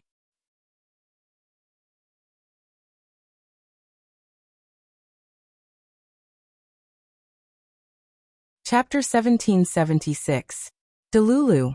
I don't know if I should be envious that the host has a panda, or envious that the host can kiss the panda QAQ. Kazimo, who loves climbing trees. We're all adults. Of course we're both envious. While the salted fishes were chatting and gossiping, there were also newbies in the livestream room who raised questions. Exodus. I've long heard of such a live streaming room. Although it's my first time getting a seat, I did a lot of homework before coming. If I remember correctly, the host got this panda during the battle against Meng Zhan, didn't she? How many years has it been? Why hasn't young Master Panda grown up yet? I'm a fan of young Master, and have always been looking forward to young Master sweeping the weaklings. Or did he change to another one? According to Baidu, pandas have an average lifespan of about 25 years. It had been 7 or 8 years since the panda in Jiang Pingji's hands first appeared, but it was still in the form of a cub. Fairy Queen's Crimson. Upstairs, young Master hasn't changed at all. It's just that he hasn't grown up. Even though every panda looked exactly the same in the eyes of outsiders, veteran panda fans were able to distinguish the names of every panda, like they were their family treasures. This young panda cub was the #1 online celebrity among pandas, so of course, she was no exception. They were very sure that the panda had never changed. It had always been the same one, but they didn't know why it didn't grow bigger. Of course, there were advantages to not growing up. Pandas were the cutest when they were a few months old. Jiang Pingji answered Salted Fish's question with a smile. It can't grow big. Maybe it has become a spirit. This explanation immediately provoked the Salted Fishes to denounce and ridicule him. Fugue Do. After the founding of the People's Republic, animals are not allowed to become spirits. Arctic Ocean Soda. Underscored, the laws of the heavenly Tao here can restrain a panda from another plane? Of course not. So this panda must have become a spirit. Wawenmin ran. Speaking of which, if this little guy transforms into a human form, wouldn't she be the first female panda emperor? I think this is a good joke. Can anyone draw a picture of the officials bowing down to His Majesty the panda? Ye Qingqiu. The person above must be a newbie who fell into the trap in recent years, right? When His Highness Panda first appeared, the host recognized him as her daughter, and jokingly called him young master. Many big hands had already drawn pictures of him. I'll introduce you to a few tentacles. You'll see them when you flip through them. Although the panda did not appear often, it had a lot of fans thanks to the halo of a national treasure. It was a pity that the appearance fee of the young master panda was too high. Jiang Pingji also ran around all year round, so it rarely appeared.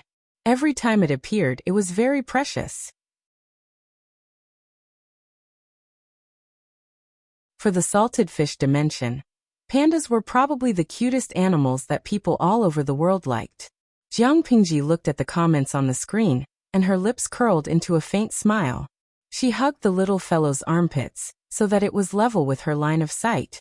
I've already said that you've become a spirit. Nan Nan. Why don't you transform into a human for Mama to see?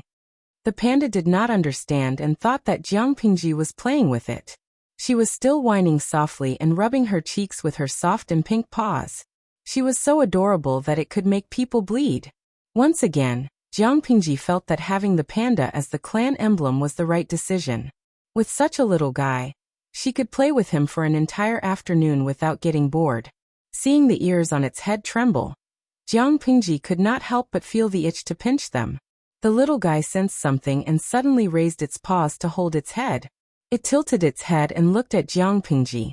It was so surprised that its small mouth opened slightly. At that moment, a bullet screen appeared in the streaming room. Kai Hong Tang. So what if he's adorable? He can't take color photos for the rest of his life. This is where he can never compare to the baby. Jiang Pingji laughed softly in her heart. She hugged the little guy and made it face the screen of the streaming room. She said to the screen, "Baby, open your mouth." The salted fishes were confused. The little guy, who was suddenly carried by Jiang Pingji, was also so confused that its mouth was half open. Who told you that my big baby can only take black and white photos? Look at the little guy's pink tongue. It's so adorable. Salted fishes. After playing with his daughter for a while, her father also followed the sound and came over. Jiang Pingji said, "What kind of father are you? You let your little girl run around? Aren't you afraid that she'll be caught and slaughtered?" Seeing that his lord was carrying a familiar iron-eating beast in her arms, Wei Si's slightly nervous expression relaxed. He regained his composure, and a confident smile appeared at the corner of his lips. "I'm not afraid even if she gets lost. Who would dare to covet the eldest lady? Iron-eating beasts were ferocious beasts. People feared them more than they loved them. Their impression of them was still limited to their powerful combat power and rapid explosive speed. Other than Wuxia, not to mention the entire Xiangyang district, even in the entire Wanzhou, there was no other family that raised iron-eating beasts. Wuxia's iron-eating daughter had long become a well-known anecdote. The fact that the little guy had not grown up for so many years had also become a strange story.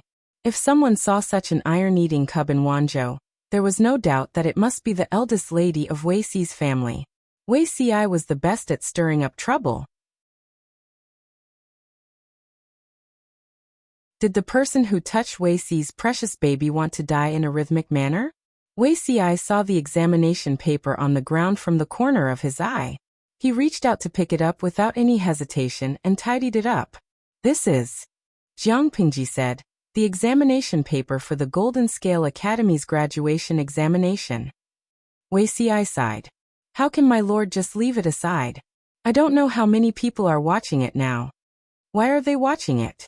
A few people wanted to do better in the examination, but the majority still wanted to expose a cheating scandal and ruin Jiang Pingji's plans.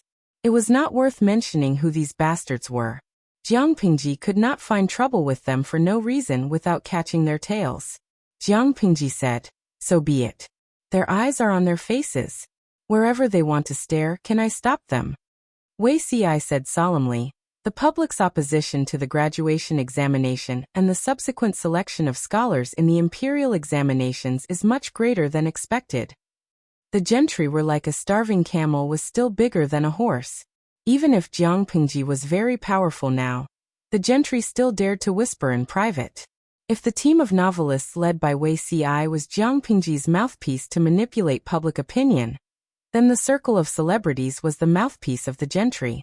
The latter's influence was indeed not as great as before, but its prestige still remained.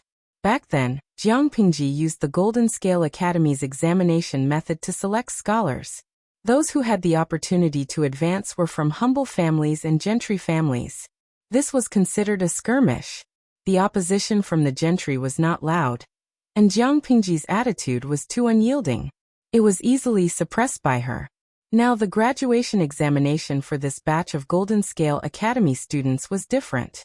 Among the more than 200 students, other than a few who were born in gentry or commoner families, most of them were descendants of commoners who had died in the war. Well, these students were commoners who were of a higher class than commoners.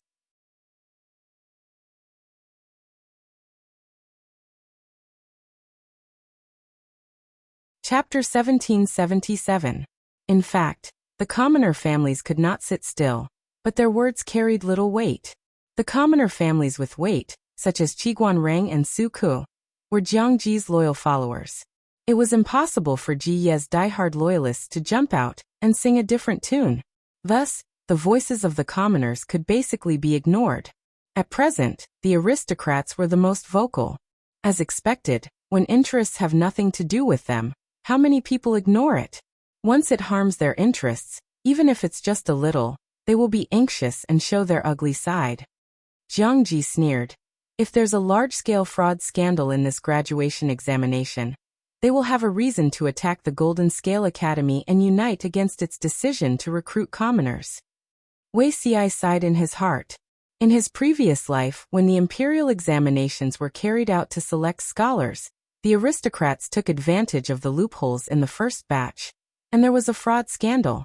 The aristocrats thought that they could unite to force Her Majesty to change her mind, and even threaten the foundation of the country. In the end, Her Majesty drew her sword and killed people at the Grand Court Conference.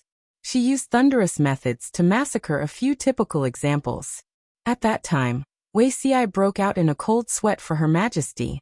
In the end, Her Majesty did what she was supposed to do. She even used the unborn child in her womb to create the illusion of dystocia, to lure out the Red Lotus group hidden in the dark, and tricked the rebellious aristocrats into taking the opportunity to rebel. The ending was delightful. Her Majesty seized another opportunity to carry the whole scene to the end. Wuxia was puzzled. Her Majesty had been fishing for many years, but why didn't those aristocrats learn their lesson? They were tricked by her again and again. Not only did they lose their lives, but they also brought disaster to their entire families. Of course, Wuxia was not qualified to say that because his son, Wei Tsong, was also a victim of Her Majesty's fishing. Wuxia was willing to bet that if there was a fraud scandal this time. If there really is a scandal, what does my lord intend to do? Jiang? Ji sneered. Killing people justifiably is good. Wuxia smiled bitterly. This was the expected answer. He asked the question that had been puzzling him for a long time. My lord, everything you do is for the sake of 1,000 years, but they repeatedly obstruct you. Is it just because it hurts their interests? Wuxia was also from an aristocrat family, so he could see clearly where the root of the chaos was. In the general trend of the world, after being united for a long time, it must be divided. And after being divided for a long time, it must be reunited. But under the appearance of separation and reunification were the corpses of millions of people. Wuxia could not understand the decision of the aristocrats to bury so many innocent lives and the country for their own selfish desires. Of course, Wuxia also knew that not everyone had the selflessness to sacrifice themselves and their families for the sake of the world. For example, himself. Wuxia looked at Jiang Xiang silently. Gee, yes, he also has selfish desires. Ginger? Ji said, some people do it purely for their own and family's benefits, while others are purely short-sighted and short-sighted. If these people had my vision and breadth of mind, it might not have been my turn to take this position. Zixiao, don't you think that these people are similar to keyboard warriors? When it had nothing to do with them, they would take the moral high ground and point at the world, playing with their little cleverness, and spew out whatever good words they wanted. Once it involves their own interests, they tend to be vicious and stupid. Wuxia was a little confused. He uttered a question that came from his soul. What is a keyboard warrior? Those who boast that they are the smartest people in tea houses and taverns, giving advice and giving free rein, Jiang Xiang added with a cold smile. Ji added with a sneer. And those smart aristocrats who like to think they are smart, think they are in control of the whole situation, and should listen to their commands. In one sentence, you up no cano bb. She was now a vassal, and she was the lord. She knew what the consequences of her actions would be. Their vision was not as far-sighted as hers, and they still wanted to point fingers at her. Sooner or later, she would use the god-slaying saber to cut them down. If they don't know what's good for them and really cause trouble for me, creating a scandal of fraud, it will give me a reason to start a massacre. Jiang Xiang? Ji looked calm on the surface, but in her heart, she was already sharpening her knife. To her disappointment, this year's aristocrats were too weak. They did not cause any big trouble, and the graduation assessment was carried out as scheduled. Wuxia analyzed the situation and found the reason. Firstly, the current lord was more popular than the emperor in her previous life. She was still in a honeymoon period with the officials, and there weren't as many conflicts as in her previous life. Secondly, with the Golden Scale Pavilion's skirmish when it came to selecting a swordsman, everyone was like a frog in warm water. Now that they had medium rare, facing the Golden Scale Pavilion's plus version of selecting a swordsman, although they were hopping and jumping, their little tricks were not effective. Instead, they were suppressed by their lord. Thirdly, and most importantly, the Feng family was now standing on the lord's side. In his past life, it was a few noble families who took the lead in stirring up trouble. Now that the landowning households had a backbone, they were able to work together to stir up trouble. Now that there was no leader, no one dared to be the first bird to take the lead. After being hit by the lord's first wave of energy, they were naturally in a state of disunity. Loose sand could not form a climate. Feng clan. Wuxia glanced at Feng Xiang from the corner of his eye. He sighed in his heart. Comparing the two lives, he pitied Feng Ju even more. If it weren't for fate, the Feng family's path wouldn't have become narrower and narrower. In the end, they would have been frozen by His Majesty for 10 years. It was hard to say whether the new emperor would be willing to use the Feng family. Her Highness Jiang Yan seemed to be open-minded, but she was as vengeful as His Majesty. Before her anger subsided, she would not give the Feng family a good attitude. the prosperity of the landowning households was closely related to the imperial court. The first generation could still have a foothold away from the imperial court, but if the second generation could not recover, it would not be easy to remember again. Wind. The big shot sensed something and turned his head to meet Wuxia's gaze. He smiled and nodded, which was considered a greeting. Wuxia struck up a conversation with him. I heard that your son is also participating this year? Wind. He said, the eldest son is in this batch, the second son is still a little short of maturity. Both his sons were participating. Wind. He was very worried. The eldest son's talent was relatively mediocre, but he was born into the lineage of the leader of the main branch. The second son was fine. He had never planned to debut in this batch. He could fight again even if he did not do well.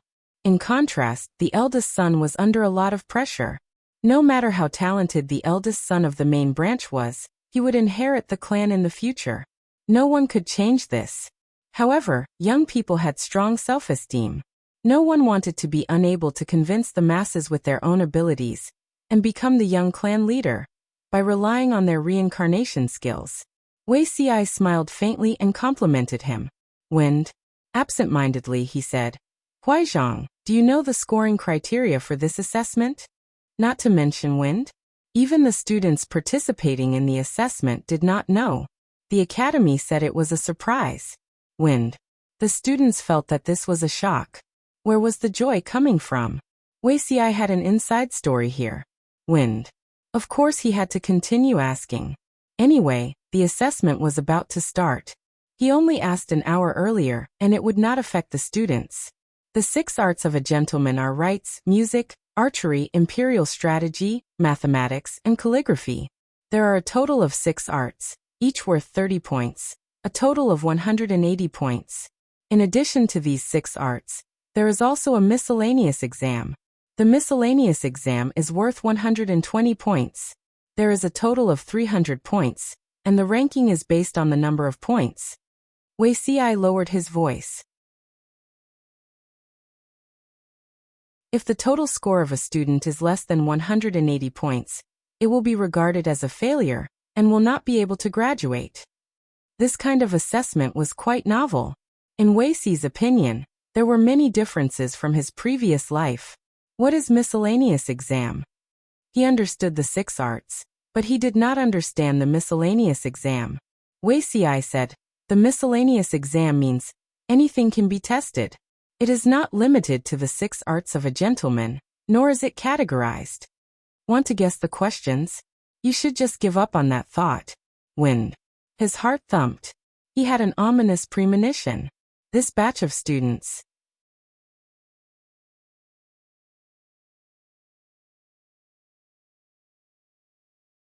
Chapter 1778. Wuxia seemed to see through Feng Gui's worry and comforted him with a smile. All the famous scholars know their limits. The exam questions will not be too difficult for the students. Feng Gui forced a smile. If Wuxia hadn't said that, he wouldn't have been worried. Now that he said that, he felt less confident. The famous scholars of the Golden Scale Academy naturally knew their limits, but the Duke of Lanting, who set the exam questions, was someone who didn't follow the rules. Feng Gui didn't dare to think about the difficulty of the exam this time. Feng Gui was deeply worried, but there were also some heartless fathers such as Feng Zhen, who could not stop talking. Wuxia wasn't far from him and couldn't help but feel sorry for Feng Yi. Today was Feng Yi's big day. It was good for Feng Zhen to be worried, but why didn't he react at all? Feng Zhen smiled as he took a handful of raisins from the snack plate and said, "What's there to worry about? If he can't pass, he can repeat the exam." Wuxia and Feng Gui were shocked. Was Feng Zhen being serious? Wuxia said, "This is the first batch. It's significant. Failing the exam and having to repeat the exam. Aren't you afraid that Rongli won't be able to take the blow? Although the possibility of this was small, what if something unexpected happened? For example, if he didn't know everything in the exam, or if he guessed wrong?" Feng Zhen tilted his head and thought seriously before replying. If that's the case, repeating the exam is a good thing. If he can't take this blow, what kind of achievements can he make in the future? He might as well continue to stay in the Golden Scale Academy and enjoy its protection, being a fool who only knows how to drop books. Anyway, Madam still has one in her stomach. If Rongli can't make it, then we'll nurture the next one. From a certain perspective, Feng Zhen was a devil with small accounts. He had a strange obsession and fondness for new accounts, but he was not interested in old accounts that he had already raised. He was a classic case of forgetting his old love with a new love. How could Feng Yi be more likable than an unborn son? As soon as he said this, Feng Gui noticed that his second brother, who was a few seats away, suddenly turned his head and stared at Feng Zhen with his death stare. Feng Gui was stunned. He then remembered that Feng Zhen's eldest son, Feng Yi, was his second brother's future son-in-law. If Feng Yi didn't do well, not only would he lose face for Feng Zhen, he would also lose face for Feng Jin. Feng Jin was a misogynist. He wouldn't tolerate his daughter marrying poorly. Feng Zhen sensed something and followed his intuition to look over. Coincidentally, his eyes met Feng Jin's death stare. He laughed awkwardly and said, "Rongli is talented and attentive to the assessment. Not to mention the top 3, but the top 10 is definitely not a problem." Wei Xi saw that Feng Zhen had no backbone and could not help but secretly give him a kick. Noticing that Feng Jin's gaze had become even more unfriendly, Feng Zhen kept a smile on his face, but he was cursing in his heart. He wanted to beat Wei Xi to death with the soles of his shoes. He unilaterally announced that he had completely severed all ties with Wei Xi, his friend who had a kind face but a wicked heart. This child is born at the right time. I wonder if it's a good thing or a bad thing.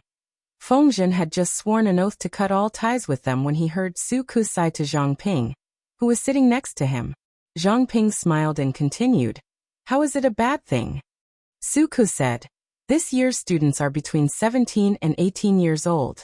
What were we doing at this age?" Zhang Ping fell into deep thought, not knowing how to answer. When their generation reached this age, they naturally began to work hard to make a living, and at the same time, they had to study hard. Why was it said that it was difficult to study from a poor family? Precious and profound books were all in the hands of the aristocrats. If you wanted to study, you had to visit them. You might not even have a chance to take a look at the books even if you tried your best to persuade them. Because of the complicated environment, they learned early on how to use what they learned for their own benefit. On the other hand, the students of the Golden Scale Academy had come at a good time. Sometimes thinking about it made one feel jealous. The students of the Golden Scale Academy had been studying for 11 or 12 years. What they worried about the most every day was not where to get books to study or how to manage their family business and make a living. Instead, they worried about how to finish the seemingly endless textbooks and how to finish the homework given by the teachers.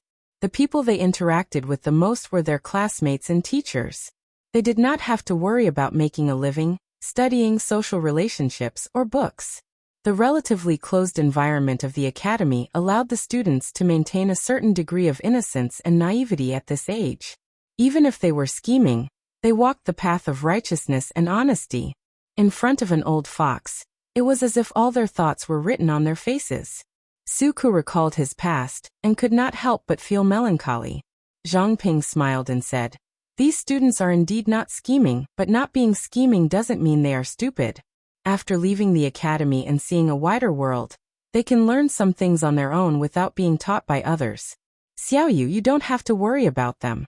A high EQ could not make up for a low IQ, but a high IQ could make up for a low EQ." Su Ku nodded in agreement. Zhang Ping's words were not unreasonable. While everyone was whispering, the students participating in the assessment arrived at the drill ground one after another.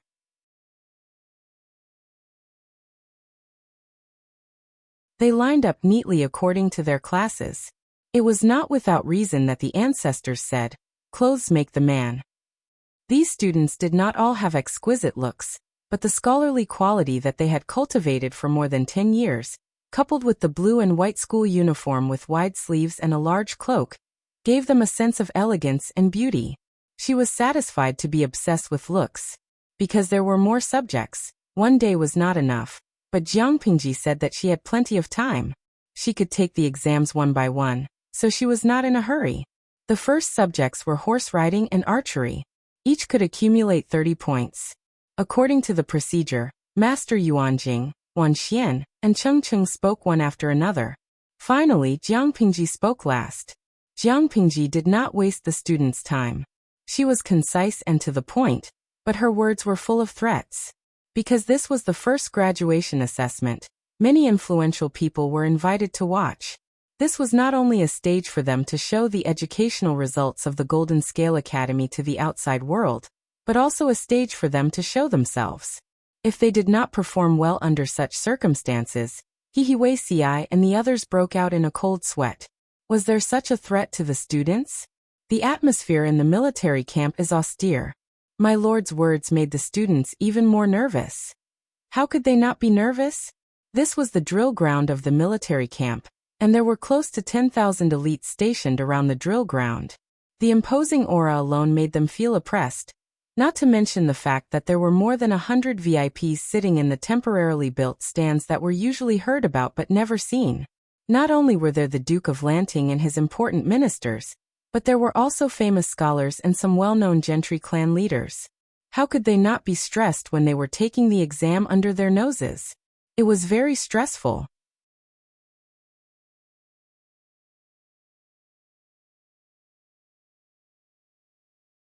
Chapter 1779. If it was inappropriate, it had to be changed to teach the students practical things. Was this Jiang? The Academy's martial arts masters naturally followed Ji Ye's original instructions. Therefore, the writing taught by the Academy had been improved. The assessment was more in line with the current battle forms. The horse riding test was divided into 5 scoring tasks, each of which was worth 6 points. Ming Hilwan. To steer the horse so that the bells hanging around the horse's neck and limbs would be in sync. Even if it wasn't a song, it definitely couldn't make any clanking sounds. If the horse could play a more complete song, needless to say, it would be a perfect score. Song of Chasing Water. To let the rider ride the horse steadily on the bumpy road. Similarly, the horse's bells could not be messed up. Passing the monarch's watch. This was a bit of an etiquette test, but it also tested the rider's riding skills. The rider had to drive through the narrow gate and at the same time, salute and pay respect. If he did not do well, points would be deducted. Dancing on the thoroughfare. This was considered an obstacle course. The rider galloped back and forth, accurately performing all kinds of movements, according to the examiner's instructions. Chasing birds. This should be considered an actual battle. Accurately driving the prey, making it easy to shoot. The drill ground was large enough to allow 50 students to take the assessment in a group at the same time. The horses used were all relatively docile mares. Some people couldn't help but frown when they realized that the test of the 5 royals was not a chariot but a warhorse. They were more conservative in their bones and worshipped the ancient style. They couldn't quite accept such changes with the times. It's like a bunch of devils dancing wildly. It's so nondescript. A famous scholar who was invited to watch secretly rolled his eyes and whispered to his friend in a low voice. His friend laughed. I heard that this was Duke Lanting's idea. The scholar snorted coldly and was full of disdain. When he saw that the rider was a woman, he was so angry that his beard almost curled up. He kept saying that it was improper for a woman to perform the 5 royals in front of so many people. How could he watch? He couldn't watch. If he wasn't afraid of Jiang Ji would get angry. He wanted to flick his sleeves and leave. He silently said in his heart, comforting himself to give Jiang some face. If he didn't want to watch, he would close his eyes and ignore. There were many others who had the same thought as this scholar. On the contrary, Feng Zhen and the others watched with great interest. The examinees were divided into groups to draw lots. The first group only had 16 female students. Sun Lan's luck wasn't too good. She was in the first group, and her warhorse was also randomly assigned. Mar, give me some face today. If you do well, I'll buy you a few boxes of horsegrass to reward you. His mouth was mumbling something when he heard the sound of clothes rubbing against each other. He turned his head to look, and saw that the girl next door had steadily climbed onto the horse's back. She clamped her legs on the horse's belly, and the horse obediently walked towards the examination hall. Sun Lan's face darkened as she looked at the bare back of the horse. Ginger? Ji was a demon who did not play by the rules. Naturally, she would not let her students have an easy time. Sun Lan almost cried. At least give me a stirrup. Yes, Jiang? Ji Yunshu ordered his men to remove the stirrups from the horses, leaving only the saddle. Stirrups had only been around for a few years. At least for Li, when this guy joined the army, he was used to riding without stirrups. Now that stirrups were popular, the threshold for riding a horse had also been lowered. In order to test the true abilities of his students, Jiang Yushu had made a decision. Ji reasonably removed the stirrups. This not only meant that it was more difficult for the students to ride a horse, but it was also difficult for them to ride it. The only fortunate thing was that this batch of war horses were not big, and they were very docile and obedient. If it were the heavy horses of the heavy cavalry battalion, any one of them would be taller than an adult man. How would these students be able to get on a horse? Fengzhen looked at Sun Lan's miserable expression and almost laughed himself into convulsions. Zhang Ping was puzzled. I wonder what the Lord's intention is in removing the stirrups? Fengzhen said mysteriously, Shiheng, you may not know this. If you don't rely on stirrups to get on a horse and ride a horse, your waist is not bad. Zhang Ping. The scene suddenly became dirty. Wei Xi coughed lightly at the side, indicating for this group of old drivers to take it easy. Why were they racing in such a formal setting? Fengzhen continued to watch and discovered a somewhat strange phenomenon. These children's waists are not good. The way they mounted the horses was different. Not at all romantic or elegant. Look at the girls next door. All of them were valiant and heroic. Yes, Fengzhen discovered that the girls in the girls' class were a bit fierce. The way they mounted the horses was natural and smooth. Not to mention the 5 royals, just their waists alone were very promising. The more Wei Xi listened, the more he felt that something was wrong. He gestured for Fengzhen to go. Fengzhen continued to cast a death stare at Fengzhen. Fengzhen.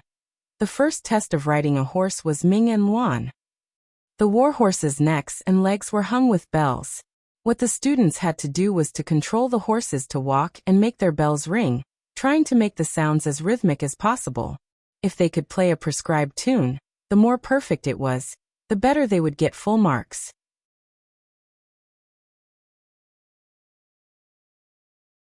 This test not only tested the horses, but also the students' music theory. Before the test began, the students were given a short period of time to communicate with the horses under them. At the same time, they were given a buffer time to adjust their emotions. Isn't this kind of test unfair to the later students? Some people were doubtful. After all, the first group would be told the songs, so the preparation time was short. However, the later groups would have plenty of time. Continue to watch. The Duke of Lanting wouldn't even consider this.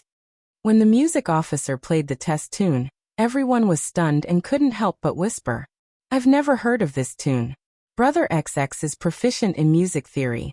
Do you have any impression of it? Brother XX naturally hadn't heard of it either, because this tune was created by the audience in the salted fish dimension. It was the familiar Christmas song Jingle Bells. Although the tune was unfamiliar, the rhythm was clear and concise. It was the kind that could get addicted just by listening to it.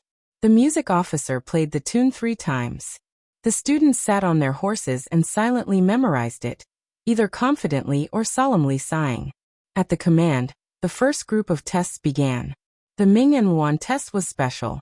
The first group of 50 people was divided into 5 groups of 10 people. If 50 people performed at the same time, the bells would be too messy and it would be inconvenient to score. Sun Lan nervously grabbed the reins. Beads of sweat appeared on her forehead. The rhythm was not very clear, but it was not out of tune either. Jingle Bells was only a short segment. The performance didn't need much time. The scoring criteria were not only limited to the tune, but also depended on whether the person riding the horse's movements were smooth, and whether they looked confident. Sun Lan estimated the approximate score in her heart. She couldn't get full marks out of 6, but she could get 4. Sure enough, Ming and Luan are free marks for the female class. Sun Lan rode to the side and watched the performance of the next group. She found that the performance of the 2 female students in the first group was quite outstanding. Not only were their tunes on point, but the horses under them also cooperated smoothly. There was no doubt that they would get full marks. Looking at this performance, they could also get high marks in the next 4 tests. The horse riding test not only depended on one's ability, but also a certain element of luck. After all, the test content had to cooperate with the horses. There was no doubt that the horses under the female students were not only docile but also obedient. Well, it should be said that they were too obedient. Not long after, the test of 50 people ended. Only one of the 16 female students did not get full marks. The reason for not getting full marks was that the tune was out of tune. Of the remaining 34 male students, only 10 of them got full marks. The rest all got 4 to 5 marks. Sun Lan's performance was better than he expected. She actually got 5 marks. The few celebrities who were originally disdainful were also silent. Even though they were still very disdainful, they had to admit that the performance of the female students was perfect and impeccable.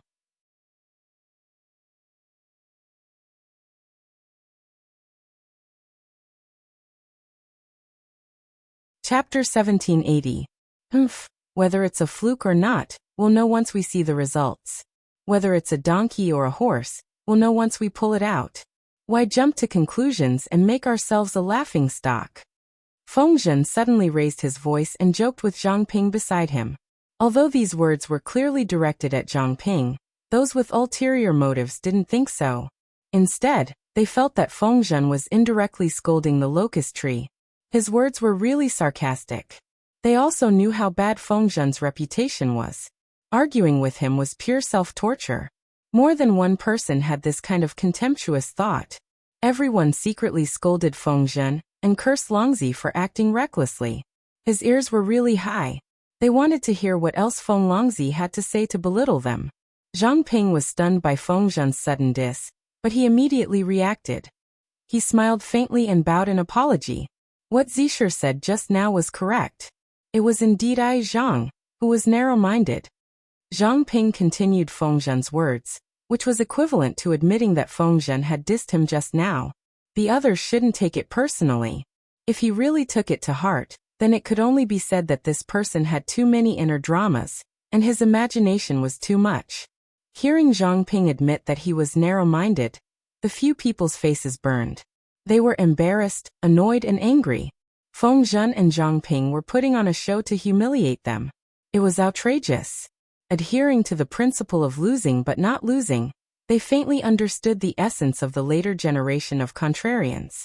Regardless of the facts, they could argue from any angle. Thus Feng Zhen heard someone's soft and low voice. She spoke in a low voice that Feng Zhen could definitely hear. Everyone knows that most women are physically weaker than men, but that doesn't exclude the fact that there are female heroes like the Duke of Lanting, who are born with godly strength. They're just a rarity.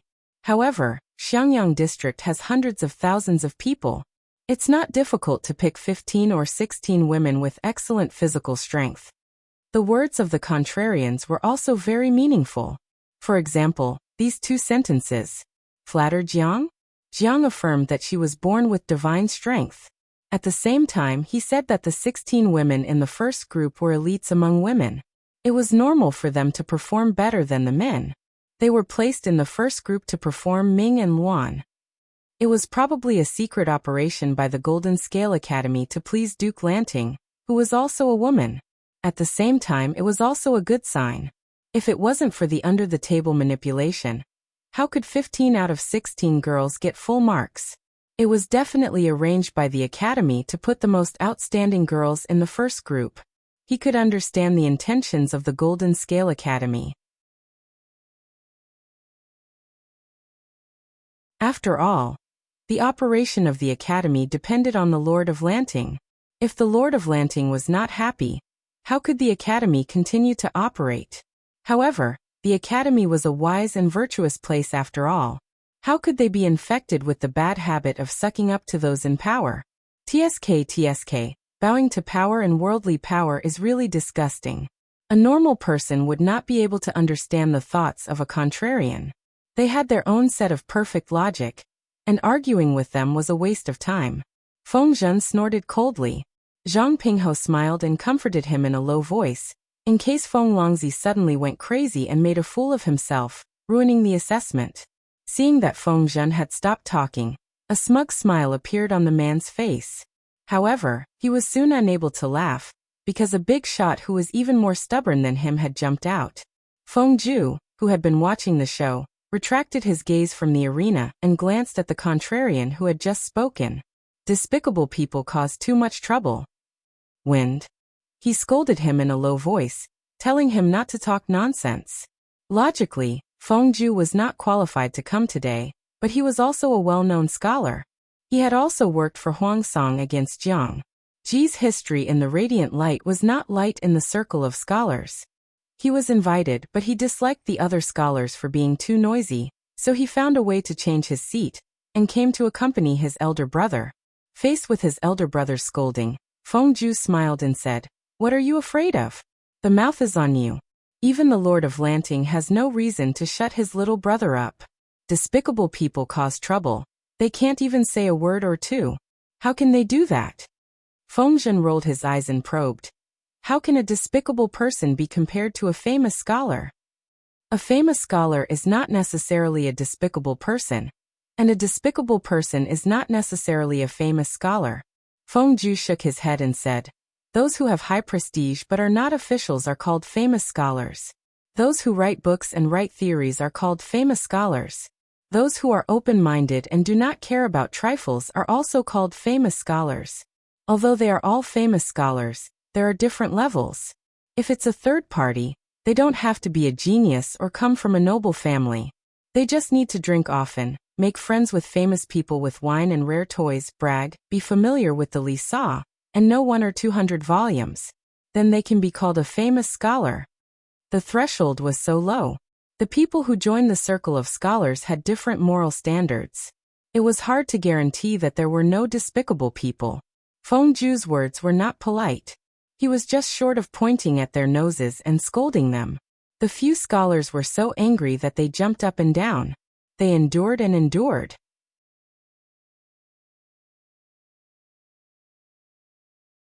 Under the comfort of their friends, they did not challenge Feng Zhen or Feng Zhu to a duel. Seeing that they were so angry that they were grinding their teeth, Feng Zhen felt happy. He poured a cup of wine and toasted in Feng Zhu's direction from afar. Feng Zhu smiled and raised his cup in return. The two looked at each other and smiled. They drank the wine in their cups in one go. To this Dalong Feng? Erlang Feng Zhen's feelings were the most complicated. They always felt that Feng Zhen and Feng Zhu were like tortoises looking at mung beans. They liked each other, and did not know what kind of trouble they would cause in the future. These people were shooting their mouths off. Jiang, how could you not hear them? Her eyes fell on the drill ground, but her ears perked up to listen to the gossip. The attention of the idle people was also on the students at first, but after watching a few groups of Ming and Luan, the novelty wore off and they began to pay attention to other places. Now they found that there were people quarreling elsewhere. Tudu Feiqiu. A Feng Longzi is a real man, but his words are too strong. Polo Mei Haoqi. Little Angel Shihing is the cute one. The way she cooperated with Feng Longzi just now was too spoiled. The host is really something. Little Angel Shihing's appearance rate is too low. As a fan of a small group of idols, she would be moved to tears if she could get candy once every few years. Zhang Ping was one of the 3 giants of the carpentry workshop.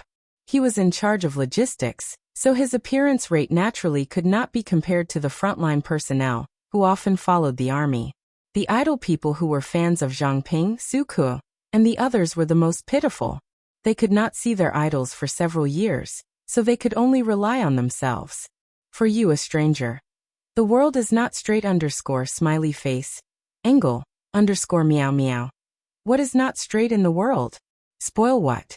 Wasn't it said a few days ago that little Angel Shihing was no longer single and had a girlfriend? Although passion, gay love, and Ji's love coexisted in this broadcast room. And it was normal to look at people who were gay, but Jiang? The people around Ji were really straight. The prodigal Feng Zhen had a big sister complex, and the technical geek Zhang Ping had hooked up with Bai Yuexia. No matter how gay they looked, they were pure colleagues. Seeing that the idle people were about to quarrel again, Feng Ju joined the battlefield and extinguished the budding flame.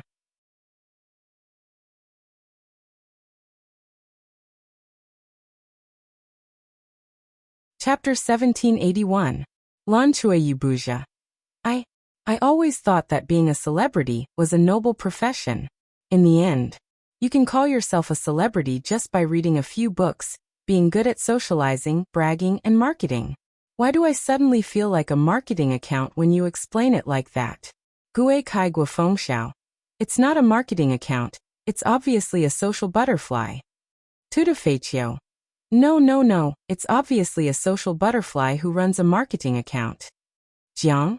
Ji glanced at the bullet screen and almost couldn't hold back her laughter. It was true that there were high-quality and cultured people in the celebrity circle, such as Feng Ju, who was really talented, and Zhang Ping in the past. He belonged to the category of people who had a high reputation but did not become an official. However, there were also speculators who used fame and connections as capital to advance their careers. With such an analysis, there was indeed a sense of déjà vu from a marketing account. Jiang Ji had been developing for many years. Those celebrities had often used their fame and connections to diss Jiang Ji. If it wasn't Jiang Ji had the ability, and Wei Ci was good at controlling public opinion, maybe her reputation would really be discredited by these celebrities. Why did people say that one should not offend these scholars? Wasn't it because they had pens in their hands and could control public opinion? Once they started to control public opinion, Jiang Ji would be defined as a tyrant. In the future, there would be countless people who would discredit her. Don't look down on these celebrities. It was no joke if they united to discredit a person.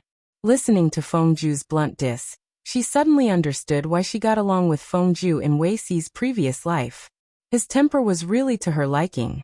If she didn't like it, she would argue back. If she couldn't argue back, she would show her fists. She wouldn't suffer any losses. It was nonsense to say that a gentleman's revenge was never too late. If there was enmity, it was the right way to take revenge on the spot. For example, these girls from the Golden Scale Academy were indeed given to Jiang Ji fought for a breath of air.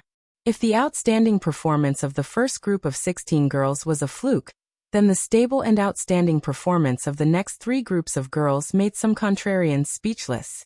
Those girls' outstanding writing skills were obviously hard work. Anyone with a discerning eye could see that. What about those who couldn't tell? Of course they were blind.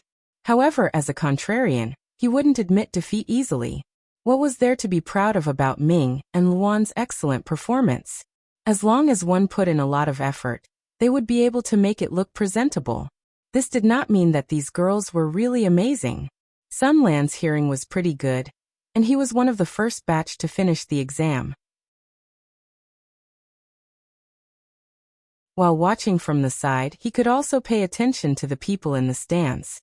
What are you thinking about? The third group, Feng Yi, had completed the test and was riding over. There was a thin layer of sweat on his forehead, and his jade-like face was dyed red.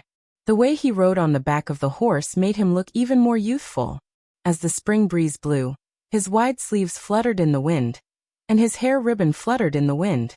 This youth's graceful bearing made him a dazzling existence in the crowd. Sun Lan glanced at her friend and smiled. I'm thinking that those people with loose tongues, do they think their faces are too thick? That it doesn't hurt to hit them? Feng Yi had a puzzled look on her face as she jumped off the horse. She carefully tidied up her appearance and handed the reins to the groom. The groom had to lead the horse away for the next group of students. What talkative person? You mean them? Feng Yi was smart. Even if she didn't hear what the scholars said, she could roughly guess what they were talking about. Sun Lan sighed. The male class lost completely in the horse riding event, but those scholars are still looking for excuses. It makes us even more incompetent. Forcefully maintaining their dignity was the most fatal thing. The senior male students of the Golden Scale Academy had tacitly accepted that they were outclassed in horse riding and archery, but outsiders who didn't understand the situation were still looking for excuses for them. Sun Lan was thin-skinned. The more she listened, the more ashamed she felt. She really wanted to beg them to shut up. Feng Yi smiled. This can't be helped. In their opinion, women are naturally weaker than men. They shouldn't perform so well in horse riding, and archery. Once the facts exceed their expectations, they will naturally find all kinds of excuses to justify their arguments. Unintentionally, Feng Yi understood the nature of the contrarians.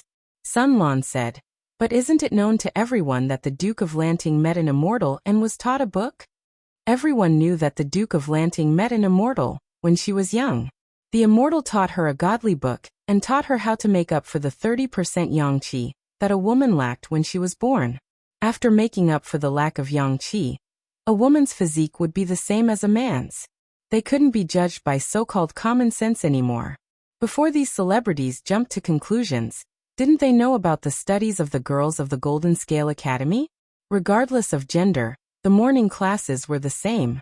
In the afternoon, the men learned horse riding, archery and swordsmanship, while the women learned needlework, horse riding, archery and martial arts. The girls learned the same martial arts as the Duke of Lanting. They learned for more than 10 years.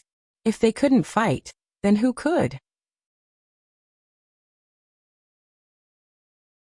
Didn't they know that the male students of the Golden Scale Academy didn't dare to provoke the girls? Feng Yi pondered for a while before coming to a conclusion. There will always be people who don't believe in heresy. Sun Lan said, "That makes sense." While they were talking, Feng Yi's results were also out. His Ming and Luan only had 4 points. 4 points? Didn't they say that Feng Zi was all-powerful? Why didn't he cover up his son's shame? The celebrity who was dissed by Feng Zhen was proud. Feng Zhen bragged about how outstanding his son was every day, but he only got 4 points. His results were below average. Feng Zhen didn't feel embarrassed. He felt embarrassed for the other party. He had been bragging for so many years, and now he was finally going to break. Feng Zhen was very calm and wasn't affected in the slightest. Feng Yi's physique was like his. Performing Ming and Luan required physical and mental strength. The troublemaker even removed the stirrups. It wasn't just difficult. The rider had to use the strength of his waist and legs to control the horse. It was normal that Feng Yi didn't get full marks. Zhang Ping saw his calm expression and was even in the mood to encourage his son with his eyes. He was very curious. His son had embarrassed his father, but Feng Longzi wasn't angry? Feng Zhen rolled his eyes and said, "Among the 5 royals, Ming and Luan and passing the monarch used the least energy. Rong Li's physique is like mine, weaker than the average person. If he tried his best in the first section he could get full marks, but for the song of chasing water, dancing on the thoroughfare, and chasing bird to the left, he wouldn't be able to do it. In this way, the losses outweigh the gains. It's better to play it safe." The 5 royals only got 30 points. If he did well in the other 5, wouldn't his score be pulled back? There's still 180 points for the miscellaneous exam. Why do you care about these 2 points? Hearing this, Zhang Ping sighed. Feng Longzi didn't seem reliable. Previously, he'd been complaining about practicing a smurf and not caring about his eldest son, but he saw it more clearly than anyone else. From this aspect, he seemed to be a good example of a good father. Zhang Ping was going to be a father soon. As a newbie, the shortcut to gaining experience was to learn how other fathers did it. Feng Zhen had a good son. The details of his education would naturally attract Zhang Ping's attention. Looking at it this way, there were indeed merits to be gained. Zhang Ping said, hearing Zisher say this, "It makes those talkative people even more laughable and lamentable." Feng Zhen smiled and said, "That's true. Otherwise, why would my lord put me in an important position, while they can only jump around?" Smiley face, angle underscore.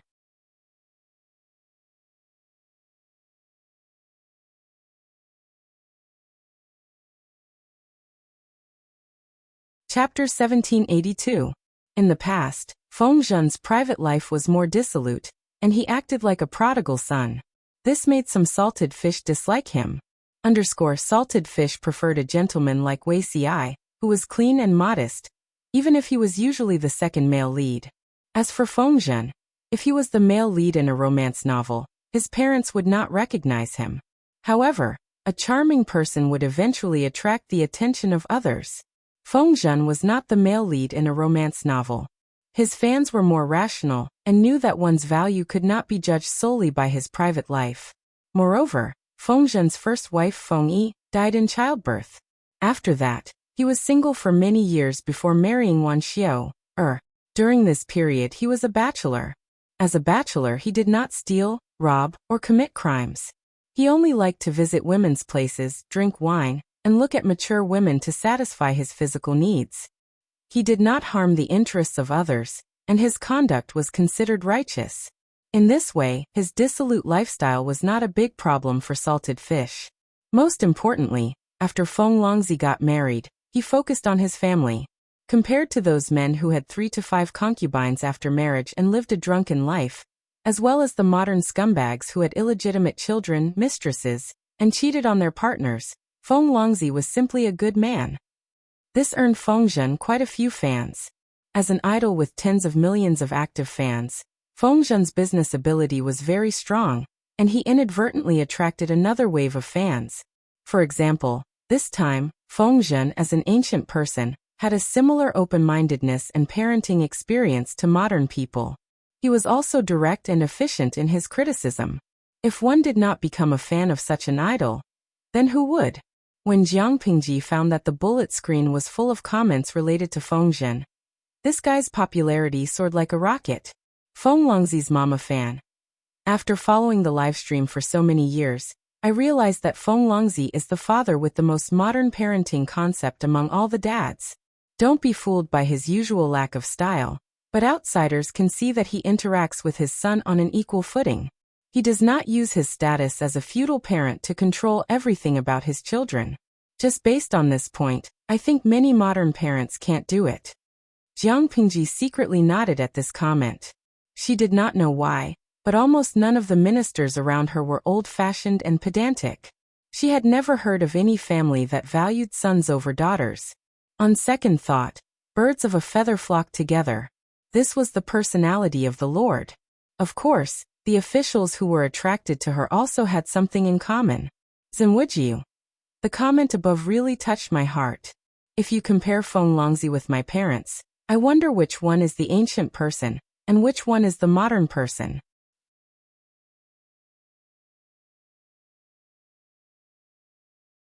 My parents' way of educating me was to beat and scold me. When I was young, it was my younger brother who stole 50 cents to buy candy.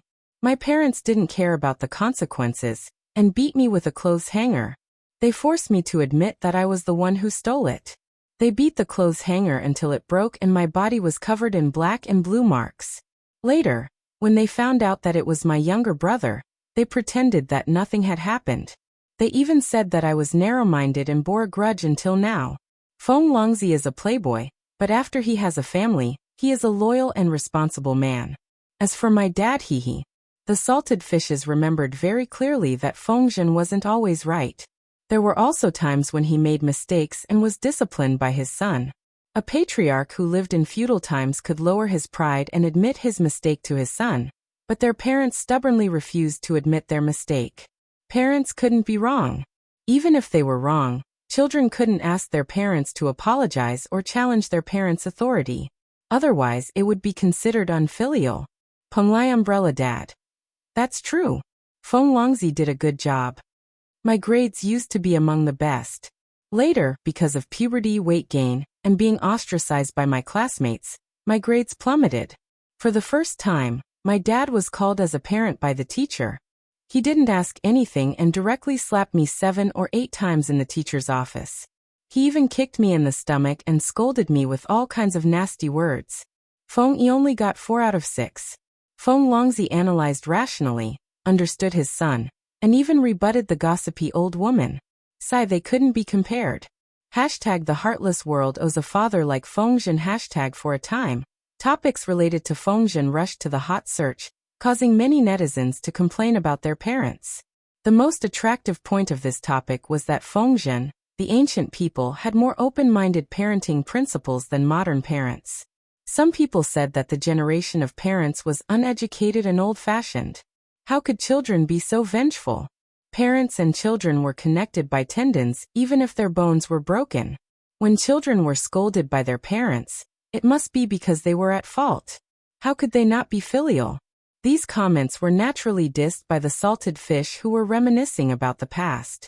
F***ck, even Fengzhen, a standard ancient person, didn't talk about filial piety all day long. Instead, he said things like, the father is kind and the son is filial, and the father is not kind and the son is not filial. A group of modern people rushed to clean up the filial piety, and even said things like, parents can only understand the painstaking efforts of their parents. These remnants of feudalism should really transmigrate back to be ancient people. Maybe they would be even more famous than they were now. What painstaking efforts? Wasn't it because they had become parents and changed from being controlled to controlling others? Was it because they wanted to maintain the authority of their parents? If they really understood, shouldn't they reflect on themselves? Wrong is wrong, right is right? The salted fish didn't think that parents who stubbornly refused to admit their mistakes could set a good example for their children. Shanyumuxi Muyuzi. TSK, this kind of spicy chicken soup for irresponsible parents to clean up the mess is the most disgusting. For a time there was a craze on the internet to learn from Fengzhen. To learn how a feudal man should be a father and a husband. One wouldn't know if they didn't dig, but once they did, they were hooked. Even if Fengzhen was a middle-aged ancient man in his 40s with a wife and a son, it didn't stop a large number of female fans from following him. Jiang Pingji looked at the grand scene on the bullet screen, and looked at Fengzhen with a teasing gaze. TSK, how refreshing. A prodigal son that everyone despised could actually become a good father and husband. This is probably the generation gap. A generation gap every 3 years. Based on this calculation, the economic and technological level of this era and the salted fish dimension were many generations apart. At the same time, Fengzhen didn't know that he had become an internet celebrity in the other 2 dimensions. He said he despised his son, but his body was honest. He sent someone to smuggle some things for his son. Peanut cake. This kind of snack was very cheap for salted fish. One could buy a caddy of it online for more than 20 yuan, but it was rare in this era. Not everyone could afford to eat it. Feng Yi generously shared some with her friends. The graduation exam was a big event for them. Afraid that they would make a mistake during the exam and affect their performance, the students didn't dare to eat too much. Feng Yi was a little hungry after taking the Ming and Luan exam. You can't tolerate hunger. Eat more yourself. They stayed in the crowd and had wide sleeves to hide their faces. Secretly eating something wouldn't attract attention. Feng Yi said, "Father gave me a plate. It's enough." Sun Lan seemed to have thought of something and looked at Feng Yi with envy. You're tuning in to the Li Mei's Wuxia Whispers YouTube channel. We're so grateful for your support and don't forget to subscribe to join us on this incredible journey through captivating stories. Your generosity through donations truly makes a world of difference, as it's the primary source of revenue that allows me to expand and enhance this channel for you. Thank you from the bottom of my heart for being a part of this adventure.